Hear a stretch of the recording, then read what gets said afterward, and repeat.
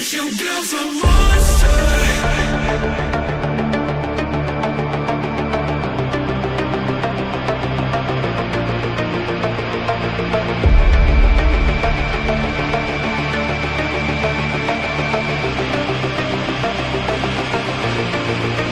You built a monster.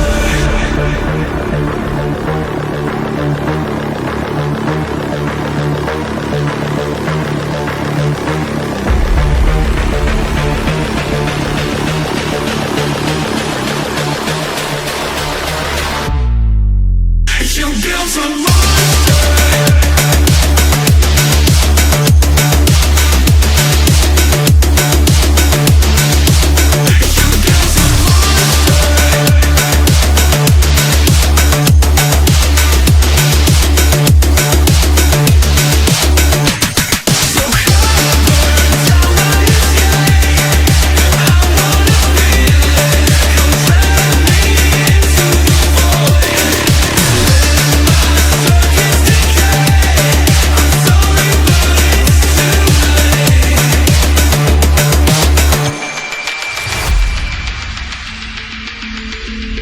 No breath, no heartbeat, just static remains.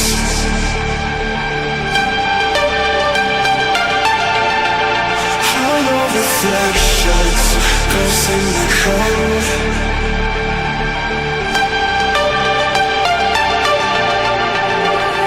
So come burn down my escape. I wanna feel it, come drag me into the void. Circuits decay. I'm sorry, but it's too late. You build a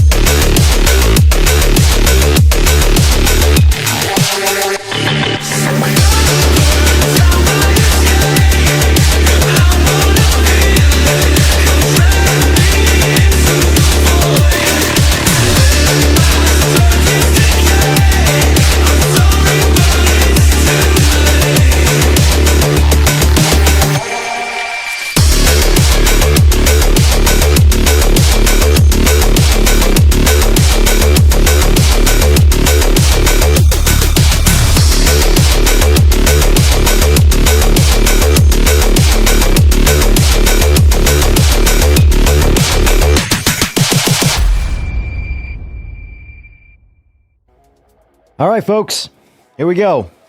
Patch 1503 for Project Motor Racing. One it looks like that we've been waiting for because it adds radar. The last time I played, I borderline rage quit because that was one of the issues that I was facing. Let me catch my breath here because I was just running around like a madman. But I'm looking forward to it. First, we're going to read the patch notes. Patch notes look pretty solid. Realistically, my complaints before 1503 were, from a feature standpoint, radar was the biggest missing thing. And the other thing was server instability for online. Those are my two main issues. It does look like they say they have addressed those issues. We'll see if the server ones are better. We'll see how radar works. And there's a lot of patch notes. So, I'm just, hold on one sec. There we go. Let's put this here. All right, let's get out of that Discord. Now, let's look at...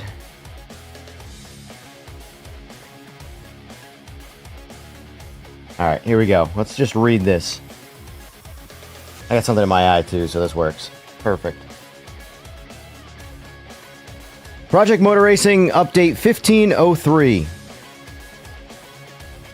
This patch introduces a community-requested feature, the radar system, along with several improvements across AI behavior, online components, penalty system, and visuals. The newly introduced radar system increases the awareness of your surroundings so you always know where your opponent's position relevant to your vehicle. Much like other HUD elements, the radar system can be repositioned to your liking via the HUD. I do like that. The HUD editor is pretty cool. Something I've definitely not said anything about in this game that I've always kind of liked since we got it. Along with track limits being reworked, the penalty detection system has received significant improvements across all circuits, meaning you will now receive a penalty notification shortly after exceeding track limits or gaining an unfair advantage. All right, details below. This is the nitty-gritty, the meat that matters. Also, chat. Hello, folks. Thanks for being here. Appreciate it. Added radar system functionality. We know about that. We just read about that. Fixes and improvements. Camera and visual settings. The FOV setting has been moved to the Preferences page. FOV is now split into two global options, external camera FOV and cockpit camera FOV. Very nice. The per-car cockpit FOV option has been removed. LOD draw distance tweaks to improve performance. I'm hoping, at least on PC, it doesn't really say what that's related to. I'm hoping we have more control of it because, again, I'm playing on a 5090. I wanted more draw distance. I want to be able to render even further away because I don't want to see any level of pop-in. So hopefully they balance that better to where the game consoles that say, or the hardware that needs it, you just overall have more control over it. Because I actually didn't think it was very bad on PS5 when I played it. Virtual rearview mirror can now be repositioned on the HUD editor or in the HUD editor. That's good. Career and progression. Players can no longer purchase vehicles that do not have an associated championship. Fixed various labeling and UI issues in career screens. Online, social. Social racing now offers the same registration flow as ranked. Register, choose vehicle, registered. Got it. We'll see what that's about. Online custom lobbies. This is where I spend most of my time in this game. I think this is where this game flourishes. Lobby settings can now be edited from within the lobby. Thank you.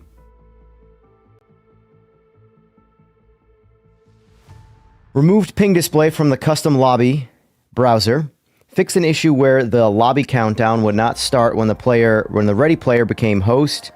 Lobbies are marked as private if friends only is enabled or a password is set. Fix an issue where players getting stuck loading onto track with another user. Wow. I'm just going to read that one again since English is my first language and I struggle to say it sometimes. Fixed an issue where players getting stuck loading into track when another user fails to load or gets stuck.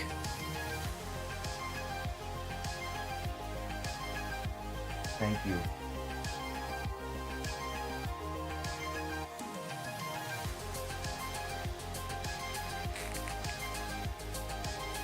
Added an in-game message to notify players when servers are undergoing maintenance. Good, good. AI improvements. Improved AI behavior when racing close to the player to reduce lockups and fallback behavior. Okay. Added new AI tweakers for in-lap and out-lap behavior, allowing overtakes. AI now allows overtakes by default during practice and qualifying sessions. Good, good. Increased default AI buffer sizes based on community feedback. So that sounds like they gave console bigger, overall more AI could be in the console lobbies. I believe it was 15 or 16 max before. Exposed AI debug options and text windows for modding support. BTF Wayne in chat. Calling patch 1.5 is diabolical and lame. I mean, I wouldn't say it's diabolical. I'd say it's lame, but diabolical is a bit emotional if you ask me. I will save some real-world problems for diabolical. Stability and performance. Added missing initialization and improved overall code robustness. Good, good. Vehicle actor updates to support threaded true-to-track processing, improved stability. Fixed a rare crash where true-to-track could fail randomly during a frame. I have not tried much with true-to-track, so we'll see how those are. That's like stuff I'm just sort of waiting to be polished over time. Not a, a deal breaker for me, but I understand why it needs to be fixed if there's problems. Integrated vehicle test library fixes addressing NAND-related issues. Fixed multiple crashes caused by null pointer access across physics, audio, HTTP, and threading systems. Improved thread safety and true-to-track, addressing crash reports on PS5. Good. PS5 and game console in general, like, I don't want to say they're priority because I'm on PC, but at the same time, they are a majority of your gamers. Consoles need to work correctly, always. PCs are where you can kind of get away with having problems because of the hardware variations. Consoles are the same. If you have a problem on a PS5, you could pick up any PS5 and have that same problem. It is not a one system or fixed to one individual person's system. It's across all of them. Fix an issue in command queue processing that could cause unintended fall through. Added missing thread safety in several systems to prevent rare crashes. Improve thread safety with read-write lock pool for culling grid. See, maybe they do that intentionally, but I like that they use more technical words because I don't know what the hell they're talking about, and it makes me feel like I'm not the smartest person in the room, so I like that. Multiple engine fixes and performance improvements. Good. I'll be testing all of this today. Audio. Removed excessive tarmac roll rumble to reduce high-speed audio fatigue. Guys, if also, too, if you don't mind liking the stream, because I want to try and get this stream out there to as many people as possible off rip, because it's a patch update, and these are relatively important, especially when I have to answer 872,000 of the same question later on, because this would answer all of that. Rebalanced collision audio. Ooh. Oh, you already know I'm going to be ramming the AI to see if we got rid of the good old-fashioned Fight Club / Streets of Rage audio from Impacts, because I hated that sound. It was borderline comical, but I hated it. Anyway, general audio stability improvements. Good, always good. The cheating issues needs to be sorted out with PMR. I haven't experienced any cheating personally. But I know with modding, that's almost like a welcome problem. That's the downside to modding. UI and menus. Increased text field sizes to prevent text clipping. Added a settings button to the main menu. Fixed labeling issues in menus and essential screens. Added the controller slider UI for brake and accelerator sensitivity dead zones and related controls. Vehicles. Porsche 962C. Fixed banner UV mapping. Got it. Audi R8 GT3 Evo 2 corrected dashboard RPM light intensity. Updated all driver models to use a separate helmet mesh to support helmet visibility toggling. Got it. Tracks and penalty detection. All new off-track and penalty system. Okay. Updated pit layouts, grids, and track boundaries where required. Improved track splines to enhance off-track and penalty detection across all circuits. Environment and art optimizations. Vegetation optimizations to improve performance across tracks. Fixed tree normal maps and bush placement on various tracks. Extensive visual and performance improvements to San Marino, including pit entry fixes and visual cleanup, material lighting and LOD improvements, collision wall and barrier adjustments, general LOD clipping and visual popping improvements. Very good. Popping improvements, I'm hoping, is a big thing. Input and miscellaneous. Input system updates and fixes. Fixed issues with some Logitech peripherals. Please, don't just let this be words on a piece of paper, or in this case, a digital piece of paper. Please let this be real, because if this works, this is going to please a lot of people. My buddy is one of the people that has a Logitech Pro on PS5, and he just cannot play the game. I have tested it. It was garbage. Now, how in-depth that problem was, I don't know, but I just know that using my Simagic wheelbase is phenomenal, and some of the best force feedback I have experienced. And Logitech, it's clueless. It's some of the worst force feedback. It basically, you can't center the wheel without it trying to throw you left or right, and the only way to make it go away is to turn down the force feedback, which essentially just makes your Logitech Pro feel like a G923. Pressure calculation fixes, general polish and cleanup across systems. Thank you for your support. We hope you continue to enjoy Project Motor Racing. All right. Let's get my beautiful face back on the screen. First thing I got to do is I have to turn on the, if I want to be able to see my frame rate. Steam overlay. FPS value. Let's go, leave that. We want to see GPU and CPU utilization always. All right. Let's close some of this.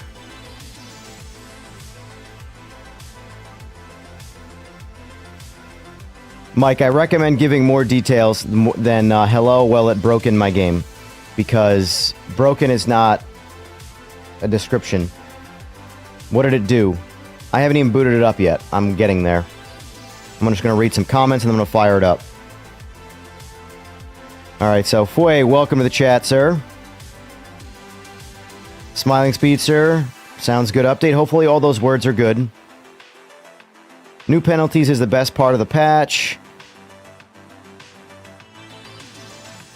I can see why you would say that. For me, I turn off penalties in custom lobbies. For me, the biggest thing was the lobbies always crashing and failing to get into. So those, I think, are going to be the most important right now. Let's see. Not sure if you're using DLS, but it's unfortunately broken in this patch. I was using DLSS. Feedback from using Logitech users is good so far. Have reinstall. It's time in Mariah Carey voice. Hyperspeed, slow-mo, speed back, and forward. Gotcha. Well, let's boot it up and see. I was a DLSS user, so hopefully DLSS wasn't broken, because it's worked fine so far. Yes, changing lobby settings is another huge one. DLSS swapper? I don't even know what that is.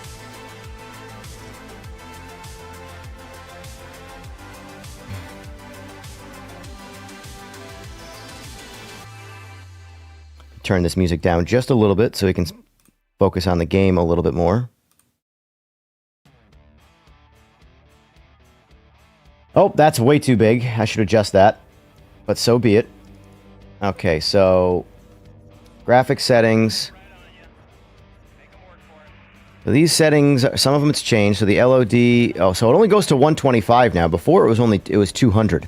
So 125 is the new max on LOD. You guys here, let me get my face off the screen. 125 is the new max for object draw distance. This was 200 before, so interesting. All right, depth of field is off. Well, let me go to audio and turn music off because I forgot that I did reinstall this game. Music. Let's get that off. Yeah, save. Okay, so all this is on. Yep, this should be all defaulted to high.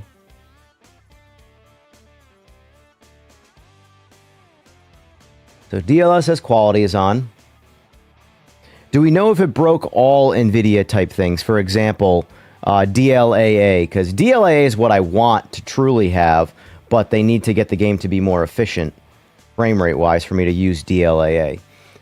I'm going to leave it where it was. Save, let's go back. Preferences, we got different FOVs now. I'll be curious if this works now, because they added Simagic support through their software, Simagic itself, SimPro, and it didn't work, the shift light anyway, so. All right, borderless, off, yup, yuppity yup. Controls, Simagic. Yup. All this is still the same, so that's okay. Let's see, so. Single player, race weekend. DLSS, all of them ran great for me. DLAA looked the best, it just was the biggest frame rate penalty. I'm seeing a lot of, maybe it's just on me. Let me switch up to a car I know offhand. The old Stanger Banger.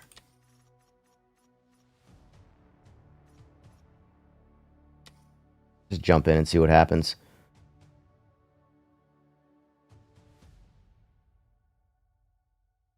Radar, yeah, for me, DLAA is, it might erase your comments for that, depending. DLAA, yep, it did, is Deep Learning Anti-Aliasing. It is an NVIDIA-specific upscaling.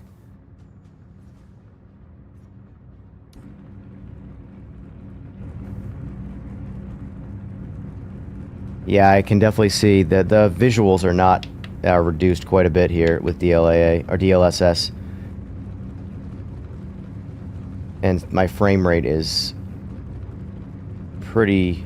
So let's get out of this.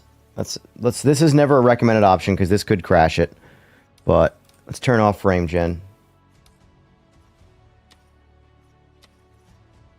Yeah, it looks like they might have broken DLSS. So the frame rate's the same.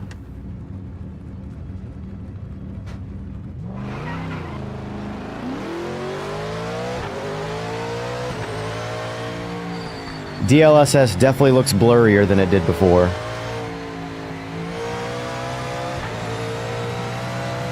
Yeah, there's a lot. They definitely made DLSS not look good. That's a bummer. Also, I don't know what that is. Is the minimap actually running fast now, though? While I'm here, let me just check that. Looks like the minimap has a faster polling rate. It's no longer 30 FPS. Yeah, I can tell you DLSS looks worse. So, like, substantially worse. So, let's turn off DLSS. That is a confirmed problem.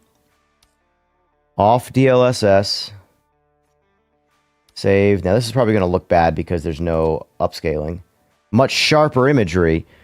Or not upscaling. There's no anti-aliasing on at all right now.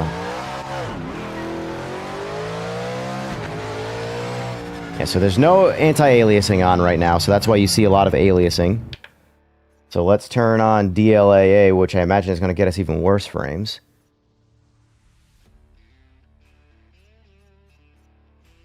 That's TAA. Let's see what TAA looks like first, before we move to DLAA. That's temporal anti-aliasing. Yeah, it doesn't look great either. It looks better than DLSS, though, which is a bummer because I'm a big DLSS fan. Frame rate is just not good either.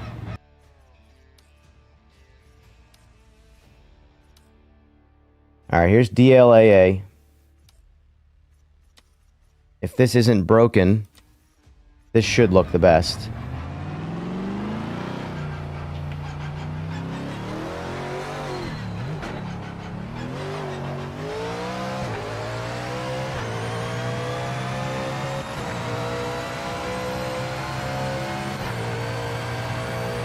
So it doesn't look broken, the DLAA option, but the downside of DLAA is that you get the worst frame rate, and you as of last patch or before, which I've noticed was very specific to this game, you can't run frame gen with DLAA, and you should be able to. Yeah, like it's grayed off. This should be a feature you have with DLAA. You shouldn't need to use upscaling to use frame gen.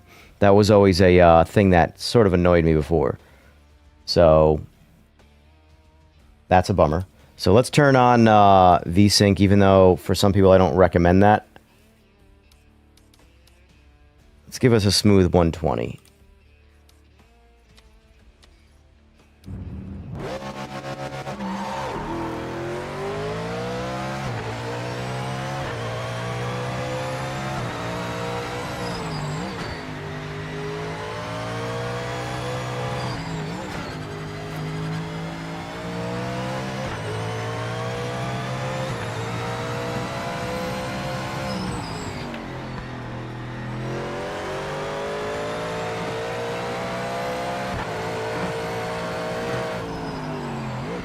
What's the mirror look like? Does it look better? Virtual mirror. It looks like the virtual mirror looks better. It could use some anti-aliasing, but it looks like the virtual mirror looks a little bit better than it did before.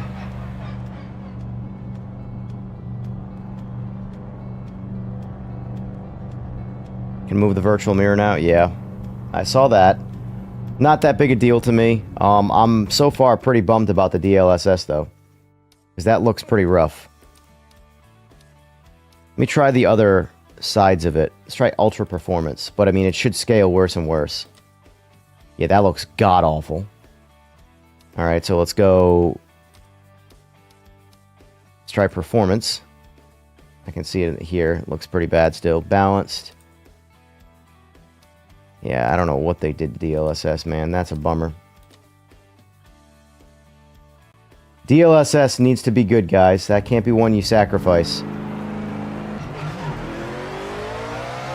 Because as of right now, it looks like I'm going to play this game with DLAA.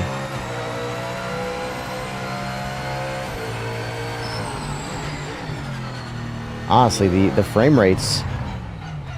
Yeah, we're not maxing out our GPU anymore. So they definitely broke DLSS, that's for sure. It's not efficient frame-wise, and it is... How did TAA get for frames? By the way, this is what these streams are like when you run through these things.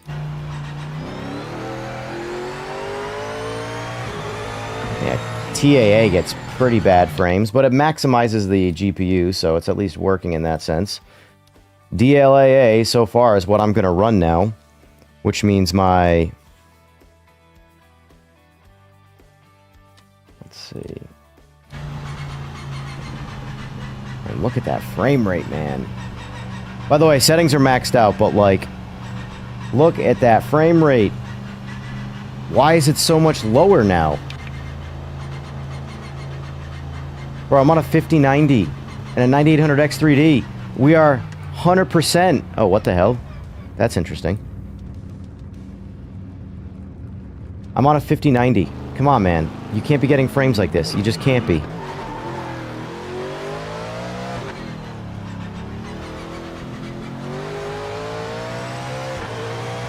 Let's try another track. No, DLSS Fogbound Turtle is definitely broken. It just looks ugly. It looks completely ugly now. Swapper lets you pick out... I'll have to chat with you about that when I'm done doing some of this. So right now, for now, I'll leave it on DLAA. Let's see how radar works. So let's set that... Let's not do Mosport, because I will say Mosport gets less frames than a lot of other tracks. Let's test out the track limits. 31. Let's fill the grid. Let's see how low we can get the frame rate right now. AI strength will go 50. Keep it dumb. Confirm. Let's see. Time will go noon. 5 laps. Race on. Okay, confirm. Let me swap my wheel too. Add it to the list. Yeah, I'm bummed because I was I'm a proponent of DLSS. I love my DLSS, and now it's ugly.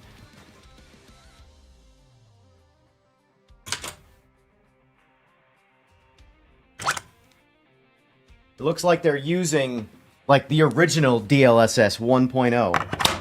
I don't know what happened there. Don't do Spa. We're gonna find out. If Spa's broken, that's exactly why I want to do it.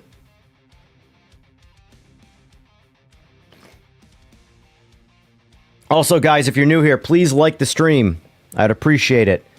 And possibly subscribe if you like watching these types of streams where we kind of break down the performance of new patches on your favorite racing games.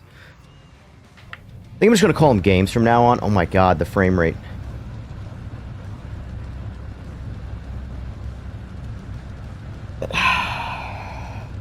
That's not good. Alright, let's try tires. This is why I always get weary on patch notes. Because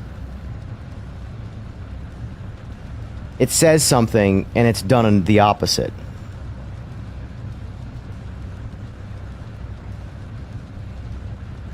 Oil Slick, I'm on a 5090. You can't buy better components.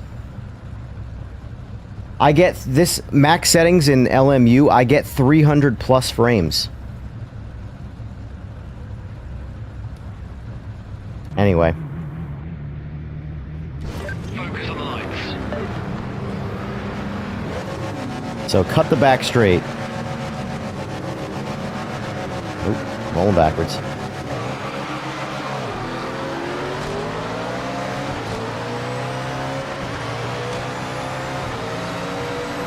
Let's try radar. Alright, we got some radar. I don't know, is it? Alright. Okay, radar's there. Seems like it works. So the backs... Oh, the back straight cut the corner. Got it.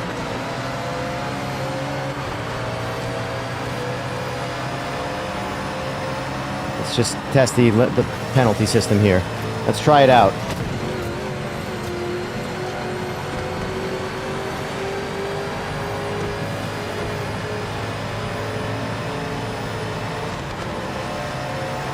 Well, that's interesting. Let's try this corner.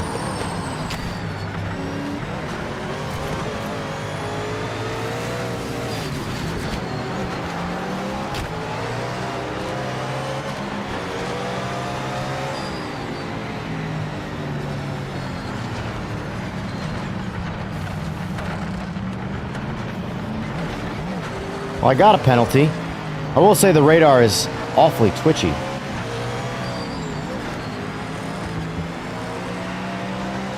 Whatever, it's at least radar.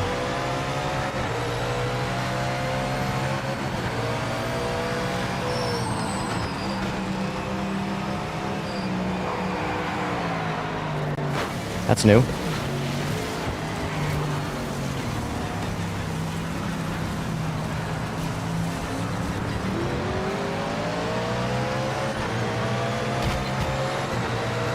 Okay.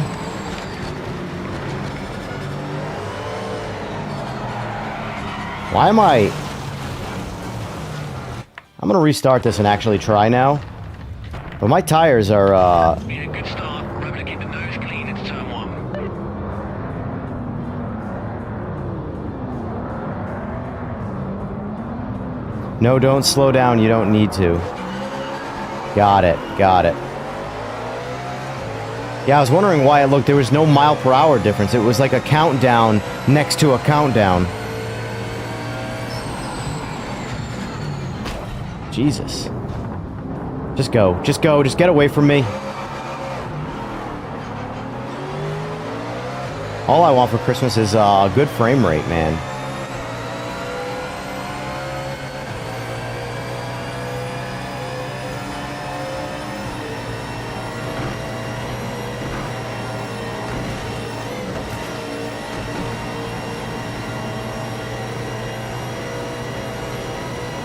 Testing them track limits out.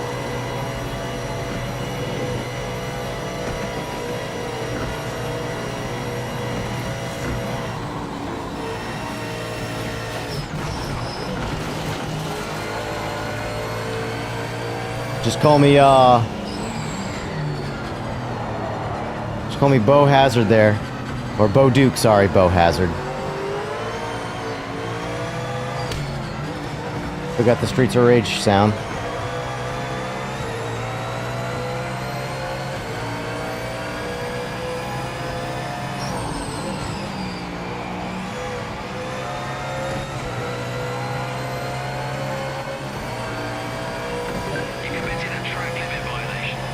I mean, I didn't let out right there, and it gave me the penalty, so whatever that's worth. I don't understand the messaging now.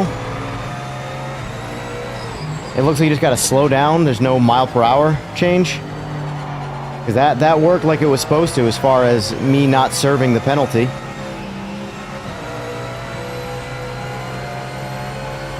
I'm sure there's a lot of people not understanding how things work going on. I can absolutely say so far, DLSS is broken. It looks substantially worse than it did previous patch. Radar is what I would call good enough. It's there. It looks like it needs a little bit more,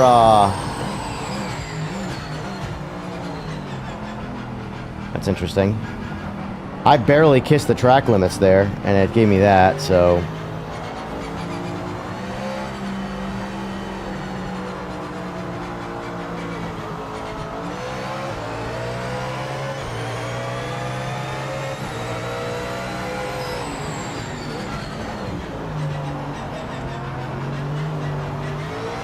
I mean, force feedback for me is still fantastic, though. Like, that's been great from day one. I'm very curious. I want to see if removing some things, like the virtual mirror and stuff, give me frames. I'm just curious if any frame rate is tied to that. What would that be under?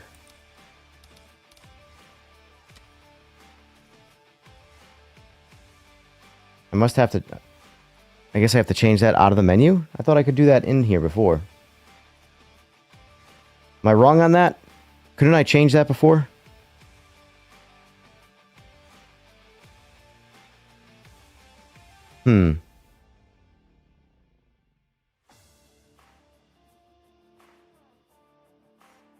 Interesting. Oh, right here. Duh. Cockpit settings. Right in front of my face. Not a problem, Hernando. Not a problem. If we can get some likes for the effort, I would appreciate it, folks. That would be awesome. I just want to see if it hurts my... or alleviates some frame rate here. So, map. Don't care about the map. Radar, yes, we want the radar on. Penalties. Virtual mirror off. Let's see if we gain any frames from turning those off. Not really, no.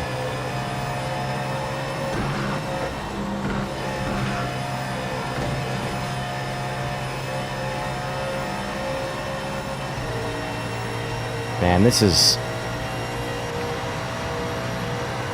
I don't understand how they managed to make the game look worse and lose frames. Come on, man. That's such a...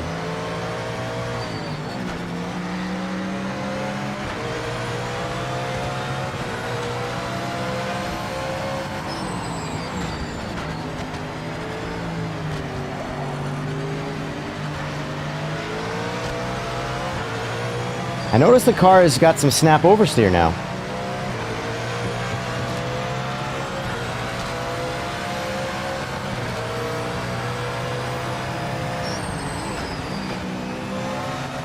Not a lot, but a little bit.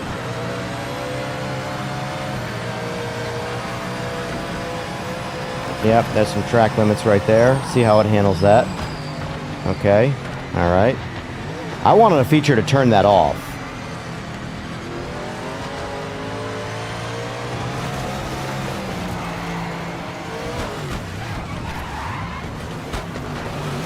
Alright. Seen enough for this so far. Let's move on to the next thing. Let's go, boys. Hit that like button, if you don't mind. I would appreciate it. That would be super cool. There's 100 of you watching and 22 total likes. Let's just eliminate the AI real quick and see how my frame rate goes up. We know that the AI, although in this particular case, it doesn't matter because it was utilizing 100% of the GPU. Hey, we got a sub. Thank you. Appreciate that. Andy Black, thank you. God, the frame rate is so bad. Yeah, because I didn't know how much it was going to change because we're utilizing 100% of the GPU. So even if the AI is CPU driven, we're at 100% GPU usage. That's always going to be our primary frame rate, unless we're not hitting 100% because of the CPU.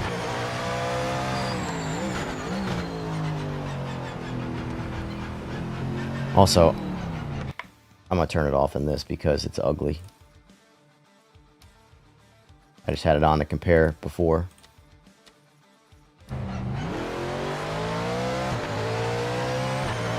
Hey man, we can't even get 120 frames.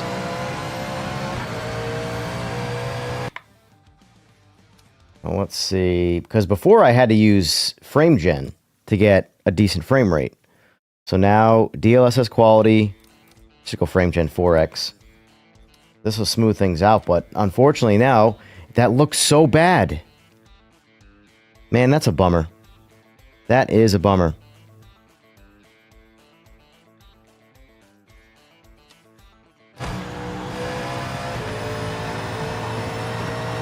Man, that looks so rough. This looks like it's rendering in, like it's upscaling to like 1080p. That's what this looks like right now.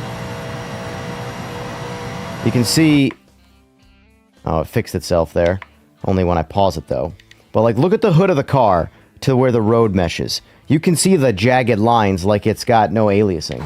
Like it's a low resolution. Okay, what did they do?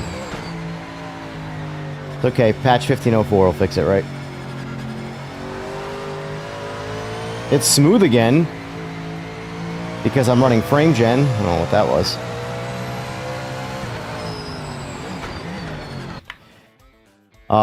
What latest drivers? NVIDIA drivers?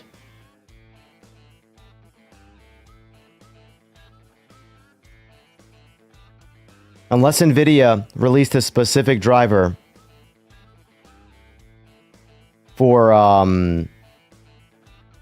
yeah, you won't be... Here's the thing, through the stream, guys, you're probably not going to be able to see the graphics difference because the stream has its own level of compression. You can't see anything. Just know that DLSS is absolute... I can see it in the menu here. I don't even need to, like, go into the game.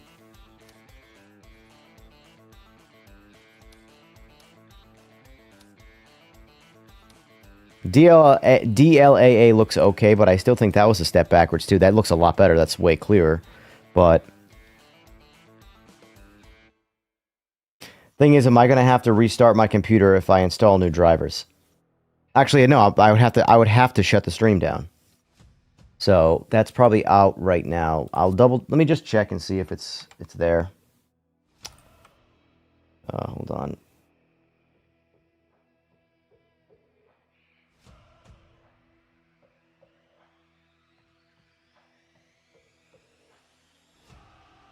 Yeah, I'll check NVIDIA's website, but I can almost guarantee you their drivers will not fix that problem.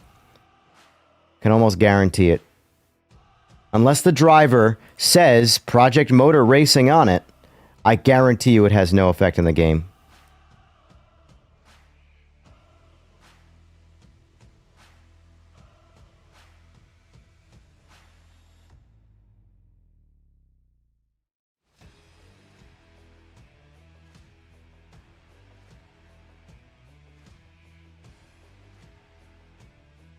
That's bright.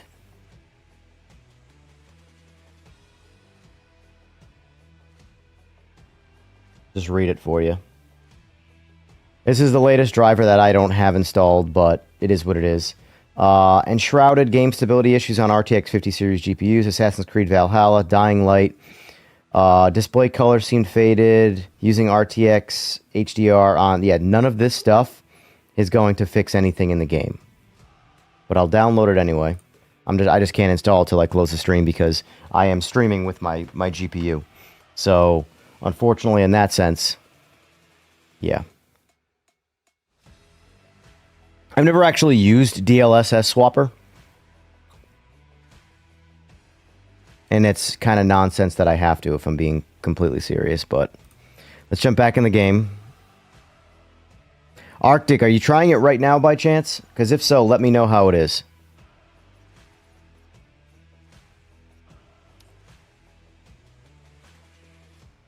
I'm actually going to tolerate the lower resolution for now.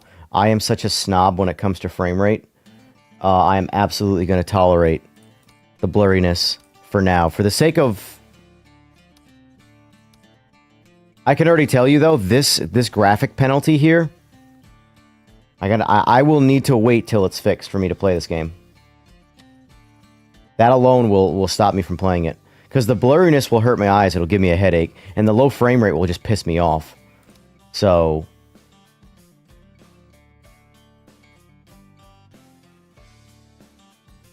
Alright, so... Custom lobby. Alright, shows controller... Oh, what is this now? It's a mouse and a controller. All right, so I'm gonna make a lobby, folks. If anybody wants to join, let's do it up. I'm gonna try a car I haven't driven in a minute, though. Car that was already selected, of course.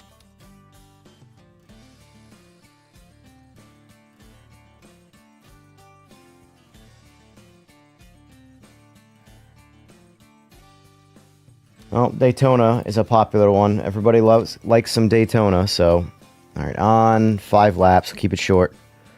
Noon time. Confirm. I'm going to turn... Honestly, I don't even care right now. Assists, forced on, so you have control over your own assists. I'm not trying to ruin anybody's day. Confirm. Create server.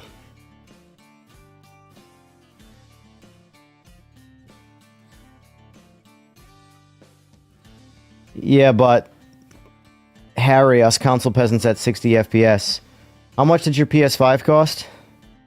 Or Xbox in this case, whichever. And how much did my 5090 cost? Which is just one component of my entire computer.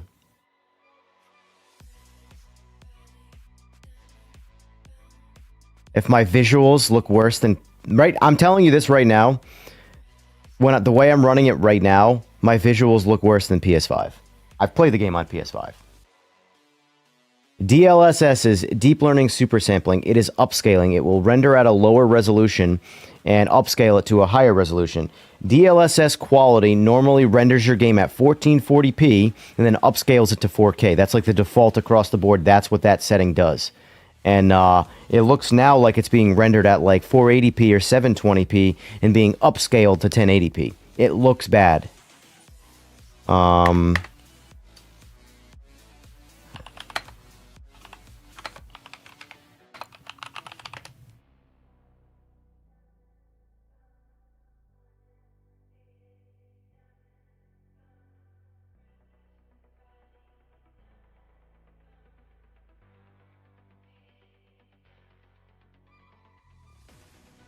So this is actually less than I paid, but not by a whole lot. By the way, folks.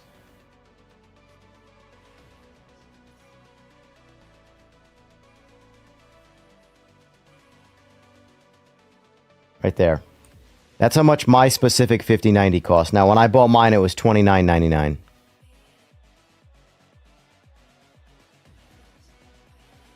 So, when I say I'm butthurt about the frame rate, there's a reason for it.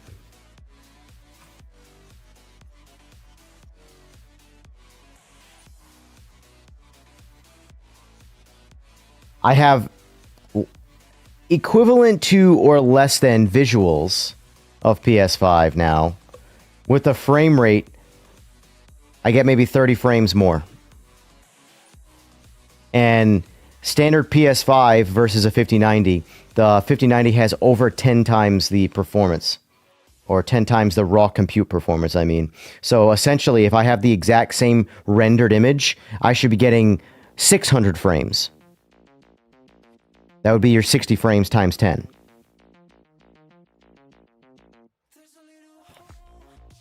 Anyway, it is what it is.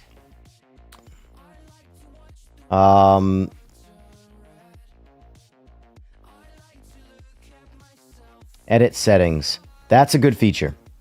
That's good. That was a big complaint because I'm someone who likes to host lobbies. And right here, edit settings. That's legit. That's good. That's a positive thing I can say about the patch. Right now we're trying to see if we went 2 steps forward, 1 step back, or 1 step forward, 2 steps back. I'm just going to ready us up. I've never actually used DLSS Swapper. Is it game specific? I've literally never used it. I assume it's its own app. And you can swap it per... I'm hoping it's... Because I don't want to edit something across the board. Because my computer is disgustingly stable. I edit with my computer. I stream with my computer. And I game with my computer. And I usually do all of those at the same time. Maybe not necessarily edit and game. But I'm either gaming and streaming. Or streaming and editing. I'm leveraging the graphics card like crazy. So if I have to do a bunch of like backdoor tweaks that'll affect the computer globally, then I'm not going to do it. I'm just going to wait until they fix it on their end. Radar's good, though. He has a bad internet connection. That's fine, though. It's per game? Gotcha. I'll look into it, then. Performance is technically, like, the same. Visuals got worse because DLSS is broken. And I use the hell out of DLSS. DLSS works really well, especially for games that aren't optimized, such as this.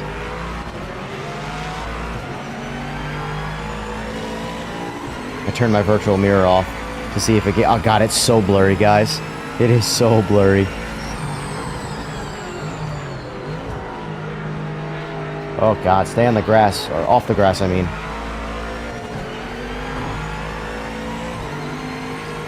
How does it look on PS5, guys? For all you PS5 folks out there.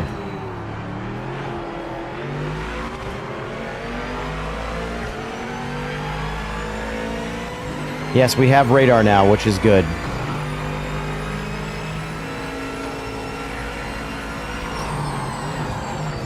What's funny is that I was talking to one of the mods, one of the developers in private on Discord, and they said they've had problems with DLSS. And I'm like, oh, DLSS has worked great for me. Well, I opened my mouth and I jinxed that conversation. Because now it doesn't work good. Yeah, I'm getting the same performance I was before frame rate wise, because like this is why I like frame gen. So frame gen does rob some overall power, but you can see my FPS is my real frame rate. In frame gen, I'm running 4x frame gen right now. So I'm seeing up to 400 and something frames. I'm a big fan of frame gen. People hate it, but I don't care if the frames are real or fake. It's perceived as smooth to me, so what do I care? But unfortunately, now the entire image is a blur fest.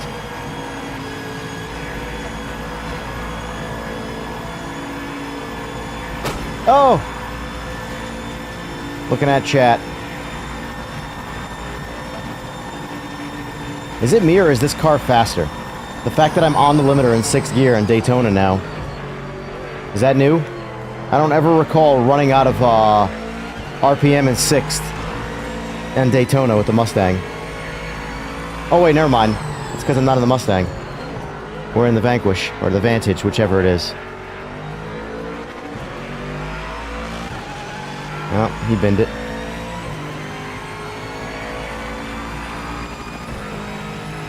Real question is, it looks like since the relative time splits aren't very aggressive, I'm gonna go ahead and say everybody got in the lobby, which is good.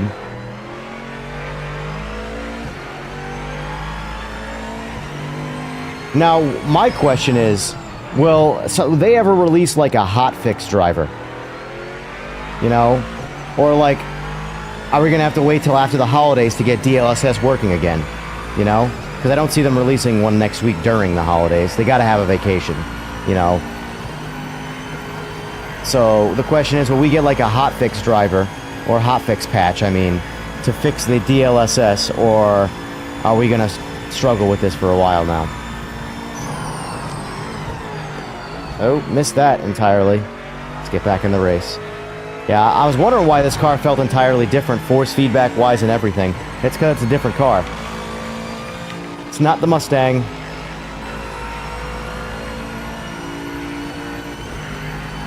It's pretty cool to see it run out of gear right here, though. Mustang doesn't do that, so I wonder if this car is any faster or if this car is just geared with a shorter top speed. I'm going to have to pay attention, so... We're on the limiter at 169. I'm wondering what the Mustang tops out at. Oh.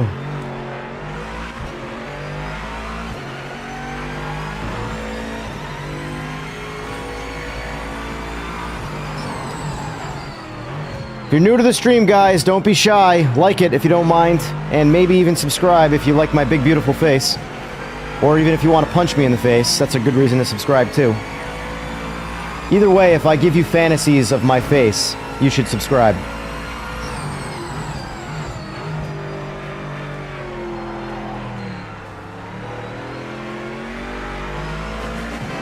Hey! Somebody either wants to look at my face or punch it. Appreciate that, thank you.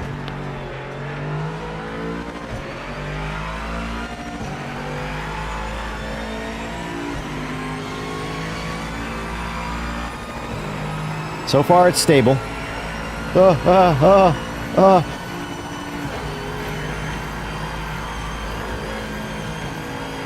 Someone posted a bug report including FS3 as well. Yeah, so it looks like they broke all upscaling.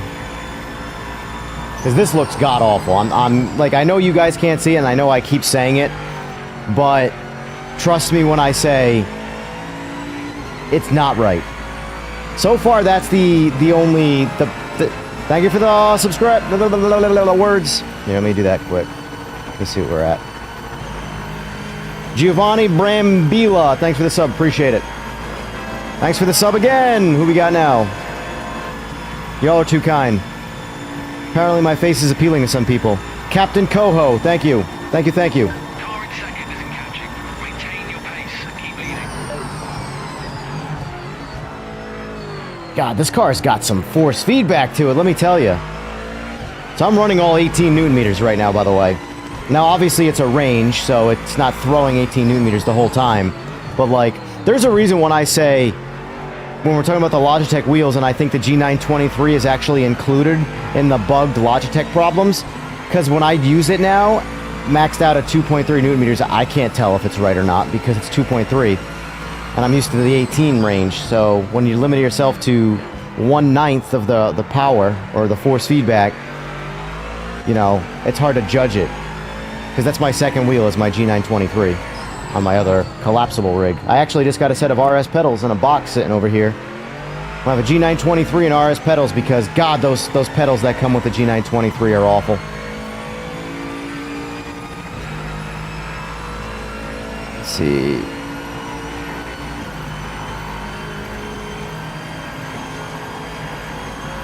Oh, Jesus. Trying to re-chat. Not too concerned about the split here. I should probably do that, though, huh? Let's get through this race, and then I'll read some chat. Thank you for all the subs, folks. I really appreciate it. Really appreciate it. This is one of our stream games that we cover. We want it to be good. We're not one of the haters out there, although the game does warrant some criticism for sure. I want this. So for my plan is this, iRacing and Forza Horizon 6 and Rennsport, and this will share some space together. Because Rennsport's also a, like I've called it in the past, a wild card for fun. There's a lot of potential in Rennsport. They're just lacking content. Whereas this game has a lot of content and lacks a lot of polish, Rennsport has a lot of polish and lacks a lot of content. So whoever gets to 100% completion first, that's the race that matters. At the end of the day, you want the consumer to win, not the developer. You don't want the developer to suffer. They got to go to work, they got to feed their families, but, you know, at the end of the day, competition, just like in any other space, is always best for the consumer. You always want the consumer to win.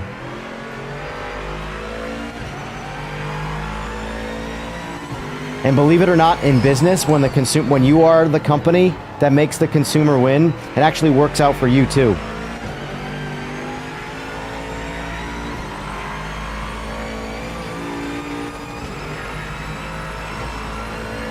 PMR will beat Rennsport in terms of what? Because in my opinion, Rennsport has the best driving physics right now. They just don't have enough game underneath it.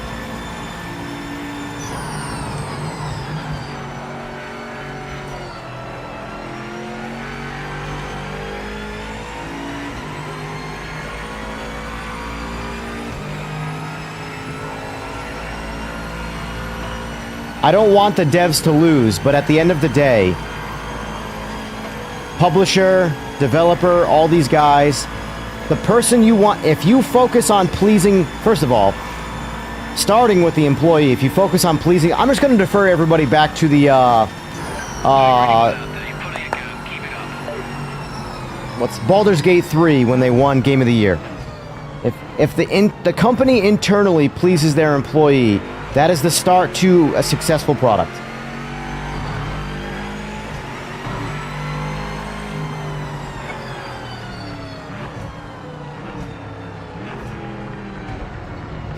You can confirm DLSS frame gen swapper is working, looks good. Alright, so, True Nighthawk, are you in my Discord, or can you just send me the link to it? Or actually, you should be able to post a link inside the chat here. I'm not sure. Because I honestly can't look at this. Just to, you know, maybe I'm a prima donna in that sense there, but this looks, I'm telling you, this looks like it looks worse than PS5, because I've played it on PS5. It looks worse than PS5 right now. I can run DLAA and it looks better, but there goes all my fake frames.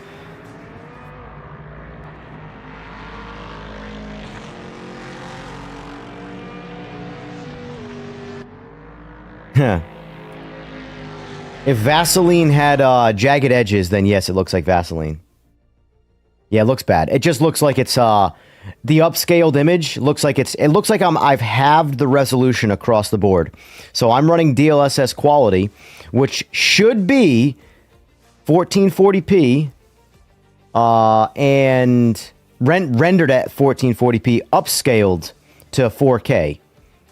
So it doesn't quite look as good as a rendered 4K, but it's pretty close. Whereas right now it looks like it's being rendered at like 480p and upscaled to 1080p.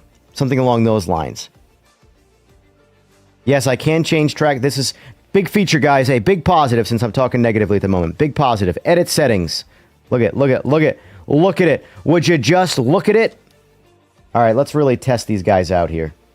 Let's see what they're capable of. Confirm. Can I change classes? Oh, yeah, you can change classes. Okay, that's a big W right there. That's a big W. We're going to stick to GT3, though, because everybody loves them. I'm going to go back to my Mustang.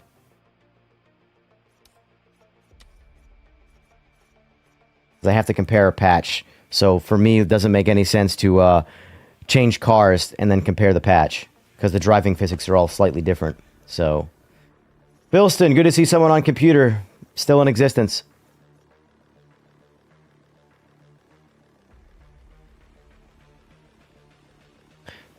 Happy with what you purchased? I mean, so far, the patch has been all positive with the exception of the upscaling being broken. And I don't know, even though, here's the thing though, console uses FSR. FSR can be broken on PC and not broken on console. You can have PC-specific bugs with the same features.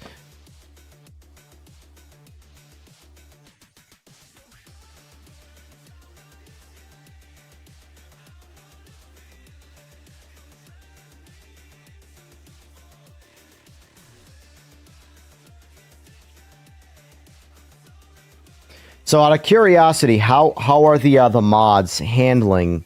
All right, here we go. There's like 9 people in there, so let's see if this if we all get in. This is the next test. The biggest thing is the host has to make it in. If you're hosting a lobby, you have to make it into your own server. All right. So far, I'm in, but we're waiting on one person. All right, I see 6, 7.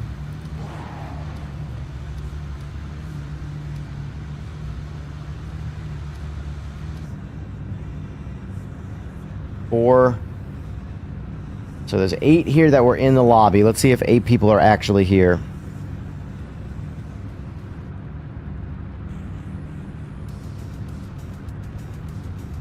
So far, everything is better except this DLSS bug, which someone like me who's a prima donna is crippling.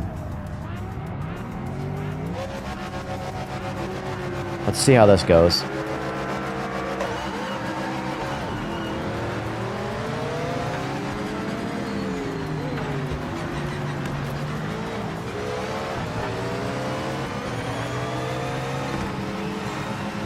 Really appreciating that radar. I just got to break the habit now using the mirror.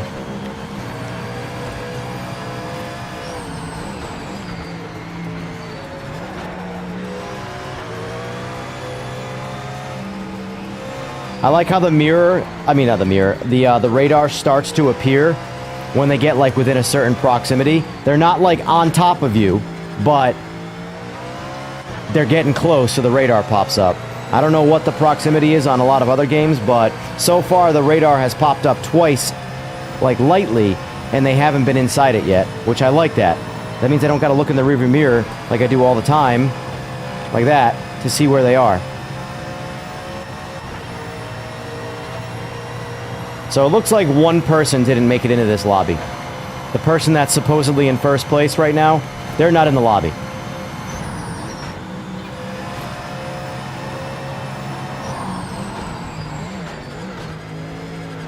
I'll mess with the DLS swapper when I'm off stream.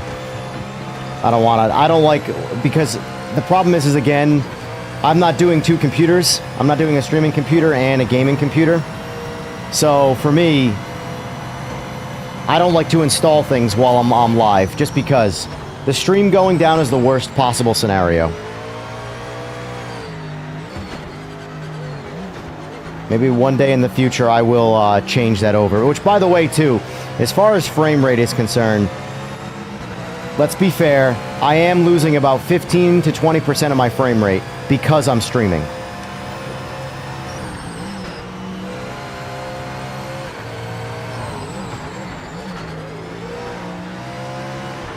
It's good to see someone handling the Nordschleife behind me.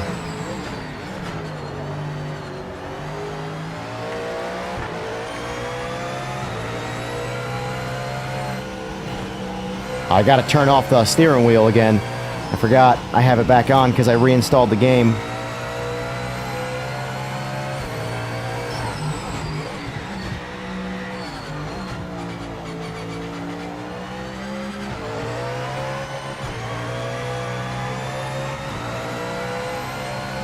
Mr. Sora, welcome back. Yes, long time no see. Would you get in the lobby so I can... no, I'm just kidding. I don't want to start already. So far, patch is all positive except DLSS. Potentially other... I don't use FSR, so I can't touch on FSR. I do use the hell out of DLSS, and... Yeah. I'm sure you already know. And yes, so I can wreck you again. And by wreck you, I mean beat you by like a minute and a half.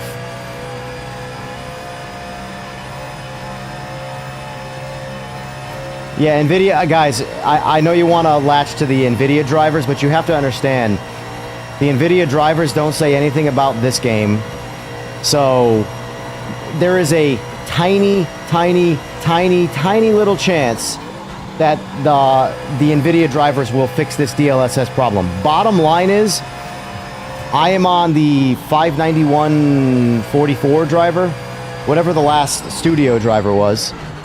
And the game was fine before the patch. After the patch, after the game itself updated, there is a DLSS problem.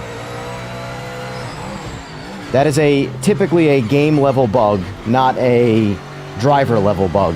Now, if you install a new driver and it creates a problem, then you could say it's the driver.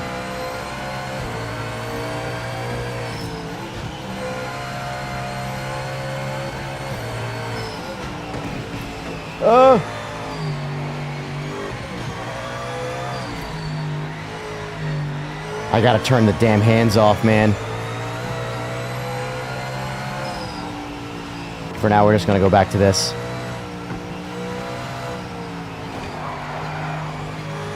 Little drift action.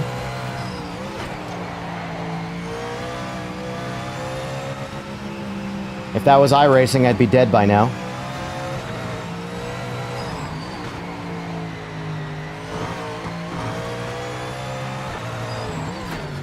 Hey Sora, I'm just curious. Now I know you're not allowed to say things, and I get that. But do you know if you guys would ever release a hotfix patch to fix a patch? Is that a thing? I only say that because so far everything has been implemented. This sort of feels like a two-step forward, one-step back type patch where... Because like for me, the DLSS is pretty rough now, and I had a really good DLSS experience in this. As you can see, I have frame gen on right now. But right now, the DLSS upscaling is pretty broken compared to what it was. Supposedly, the DLSS swapper may or may not work. I'm not trying that out on stream. But I would rather wait for it to be fixed at the source level rather than have to do it myself on the back end. But anyway, my question is that something that if they found an immediate problem after a patch, and by they I mean you and team, would you guys release a hotfix patch like next day or something like that to refix the problem? Or is it just going to get something that's put into the next patch cycle with enough changes? You know what I'm saying?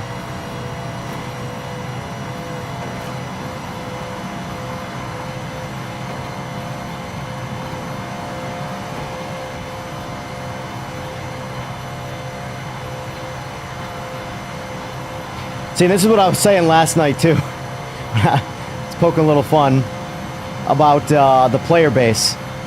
That's how you know there's not a lot of people right now playing the game, and they're waiting for patches and stuff. Because so far, I've been online in 2 races right now, and I've won both of them. And I am a very average player.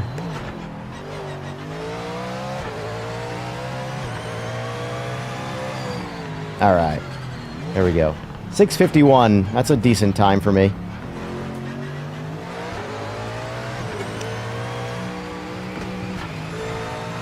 Appreciated Oil is still going to be working on improving until 100% solid, but we fixed a couple core issues that it could be better, even though it's not fully where we want it to be. As far as hotfix, I feel like it's definitely possible. That's good. That's good. Because, like, for me, like, I am one of those people where, like, there's a lot of problems that people experience that are bullshit. It's on their end. But I can tell you, objectively speaking, that this patch I can't speak to FSR because it doesn't do anything for me. But I have an NVIDIA graphics card, and DLSS is broken. I was told about it before I went live, and then when I went live, I confirmed it is bad. DLAA even looks like it looks like the entire process is no longer working correctly. Because, like, you can't see on the stream right now, but it's pretty low resolution. So I was using DLSS quality before with FrameGen, so, you know, rendered at 1440p, upscaled to 4K. Now it looks like it's probably being rendered at like 480 or 720p and upscaled to 1080p on the quality setting. And it can downscale, meaning if I run it at ultra performance, it looks like, oh my god, I'm back in the 90s playing video games. Anyway, not trying to. Radar works good. So far, these edit features, this is so clutch. So next time, Sora, when you're in my lobby, I don't have to keep kicking you out to change the settings. That's a very nice feature. So far, the online experience has been solid. Perfect. Perfect. So what you're saying is I should be nice, Sora. I shouldn't tell the devs that they're a bunch of idiots who don't know what they're doing and they should just hire a professional. Don't say anything like that. I'm just kidding. Now, so far, the only, everything is positive with the exception of the DLSS. That's the one step backwards so far. Online lobbies are definitely better in the sense of the editing feature is huge. That to me is, I'm just kidding, Sora. As long as you keep letting me win, you'll be in my good graces. But the editing feature for the online lobby, that's legit. That was much appreciated. The radar is much appreciated. Now, I haven't stressed the lobbies yet in terms of the internet, but so far so good. I haven't had any real problems yet. No sponsored by PMR stream for you, buddy? Yeah. As they say, I'm the referee in all boxing. I'm fair, but I'm firm. So, all right. Speaking of which, let me change up the vehicle. Oh wait, that's not mine. I gotta change the. I gotta edit settings. Here we go. All right. Sorry for all you guys that love GT3, but those aren't the cool cars. Let's do the real cool cars. 787B.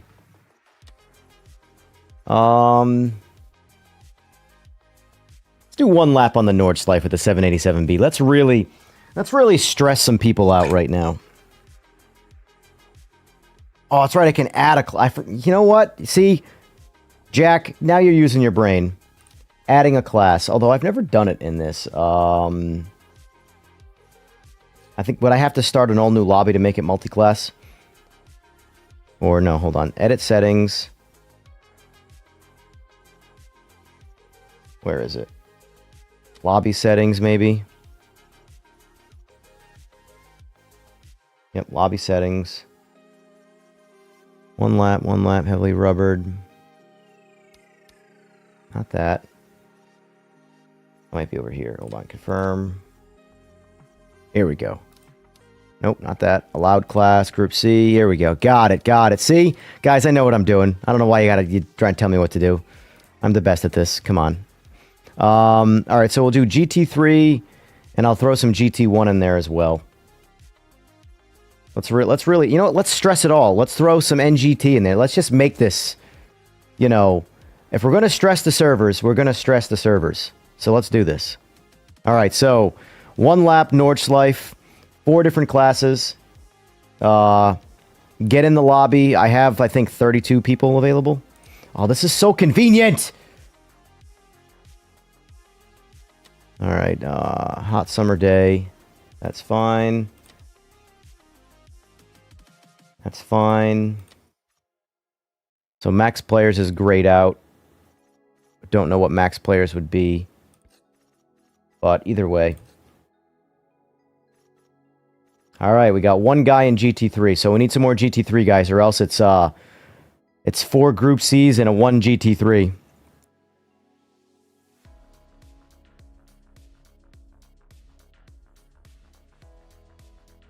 Short version of the update. So far, the obvious positives. So I can only touch on, like, if there were problems before that I wasn't experiencing, I can't touch on those because, like, for example, for me personally, this game has had some of the best force feedback I've ever had in any game. So I can't tell you if force feedback is better or worse. It's not worse. So for me, it's the same, which is good or great, whichever. So the real question is the Logitech stuff. That's because, like, a buddy of mine has the Logitech Pro on PS5, and I can tell you, having a Simagic base on PC, and used his Logitech Pro, it was objectively broken on the Logitech. So there was actually a problem, and I mentioned to someone in the Discord, the PlayStation guy or whatever his actual name was. I told him, like, I know he's trying, but, like, just stop with the settings and wait for a patch, because it's not a settings problem. It's a game, be it with a disconnect between the Logitech firmware and the game software, or just the game software, or just the game or the wheel firmware. Either way, there is a problem at a coding level that is not on you with sliders. So just stop stressing yourself out.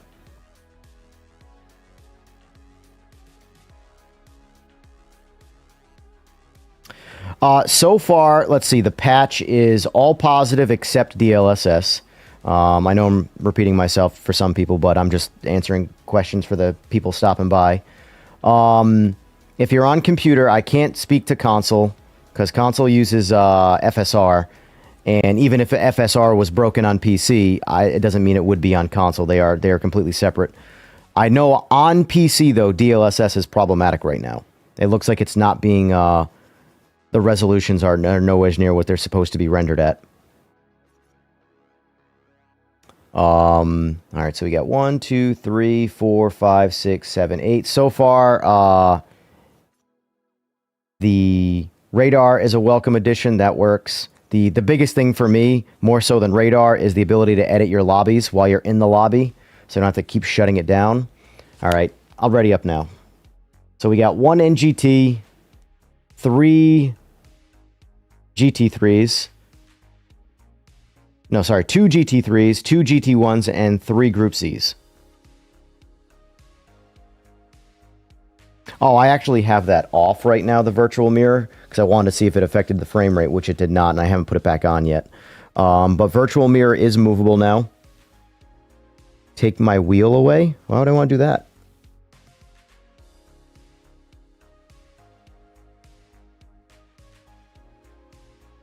Am I doing a late night stream tonight? Maybe. I might supplement next week, because obviously next week is, Christmas week or what, I don't know what week, but Christmas. So I will be streaming next Monday. I will be for sure streaming Friday, and I will be streaming Saturday. So I might just stream tonight as well. Oh, yes, thank you. That's right. Damn it. I missed my opportunity. Take away my wheel with my hands. Yes, I agree. I forgot to turn that off. Because I uninstalled the game and reinstalled the game before the patch, just to give a nice... Oh, thank you for the sub. I gotta wait for players. Asdrubal. I know I butchered that, but thank you for the sub.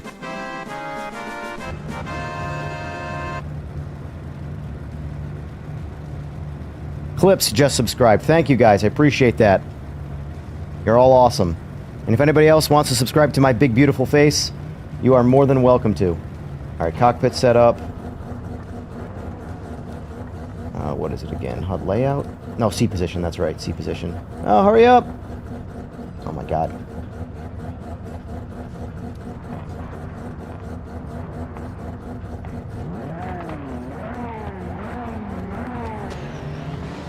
All right, we got it. Dylan Gerber got kicked. Okay. Well, we're still experiencing some getting kicked. The biggest, for me, complaint, though, is, do I get kicked out of my own lobby? That's the number one. That just, to me, can't happen. Like, if I'm the host, I should always have the absolute number one priority for connection.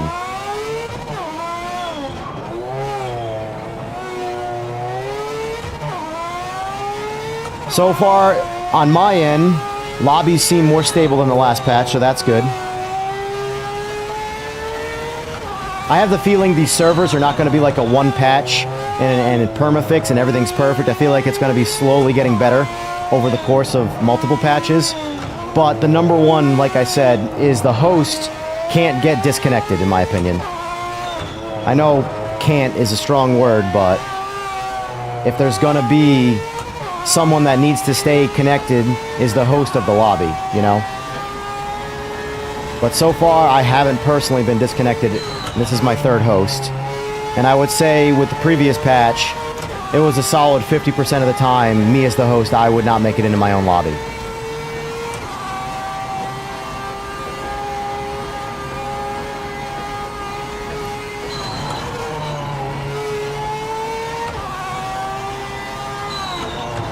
Every time I drive this car in this game, I no longer care about any potential problems with the game.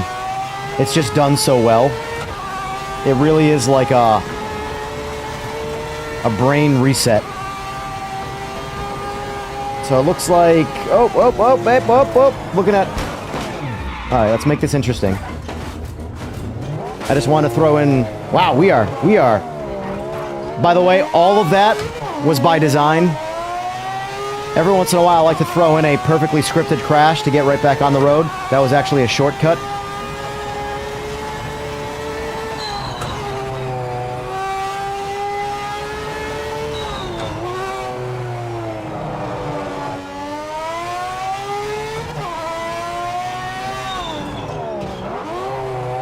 Nope, grabbed the wrong gear.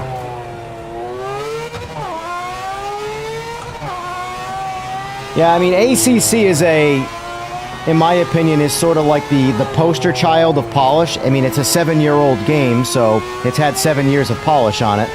But ACC's problem has been my problem with ACCs from day one. Very, very limited in what you want to do. The experience of just what they have is really good, but variety is not that game's specialty. And I am a big fan of variety.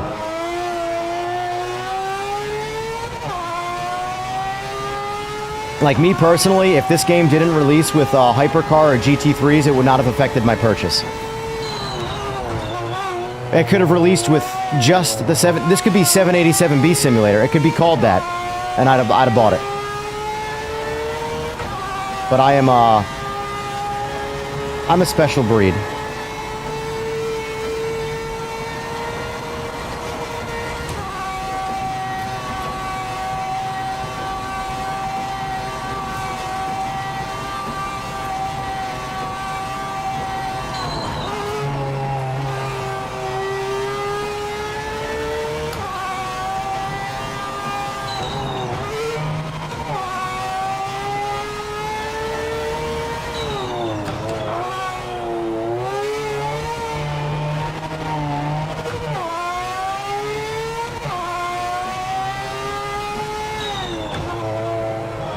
Also, is it me or did they turn down the... It might just be because it's the Nürburgring. I don't know.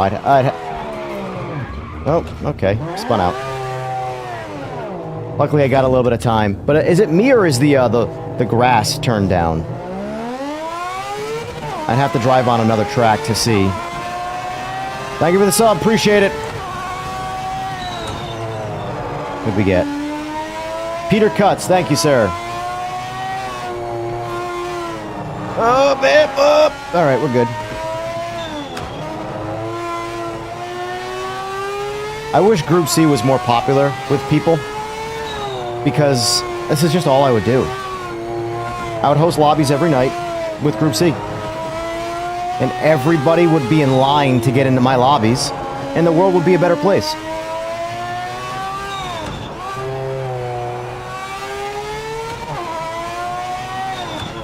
But everybody wants to get into a hypercar and a GT3 and be like everybody else because it's cool. Thank you for the sub, Raphael Hen. Sorry if I butchered that. Multitasking here.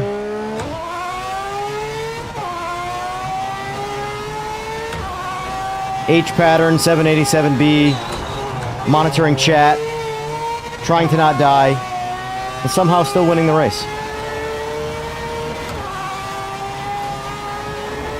It's because I'm the host. I have that host level ping.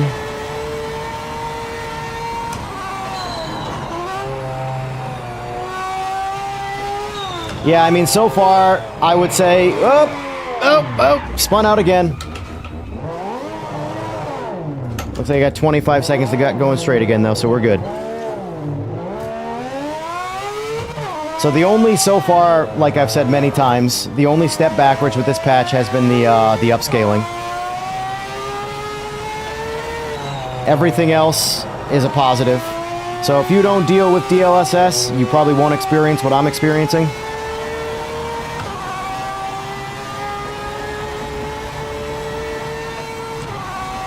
So if they, me personally, obviously they're going to do whatever they think is best.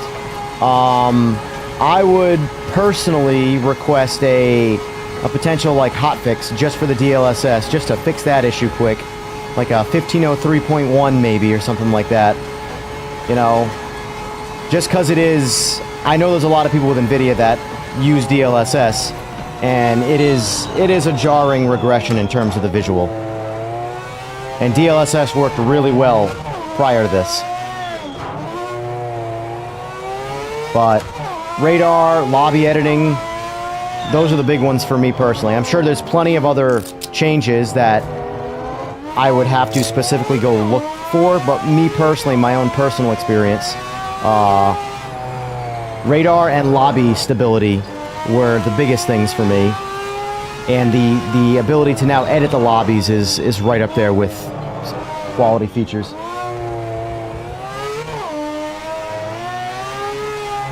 All right, let me catch up on chat here. I got my microphones in my face. My wheels. There we go. Let's just do that.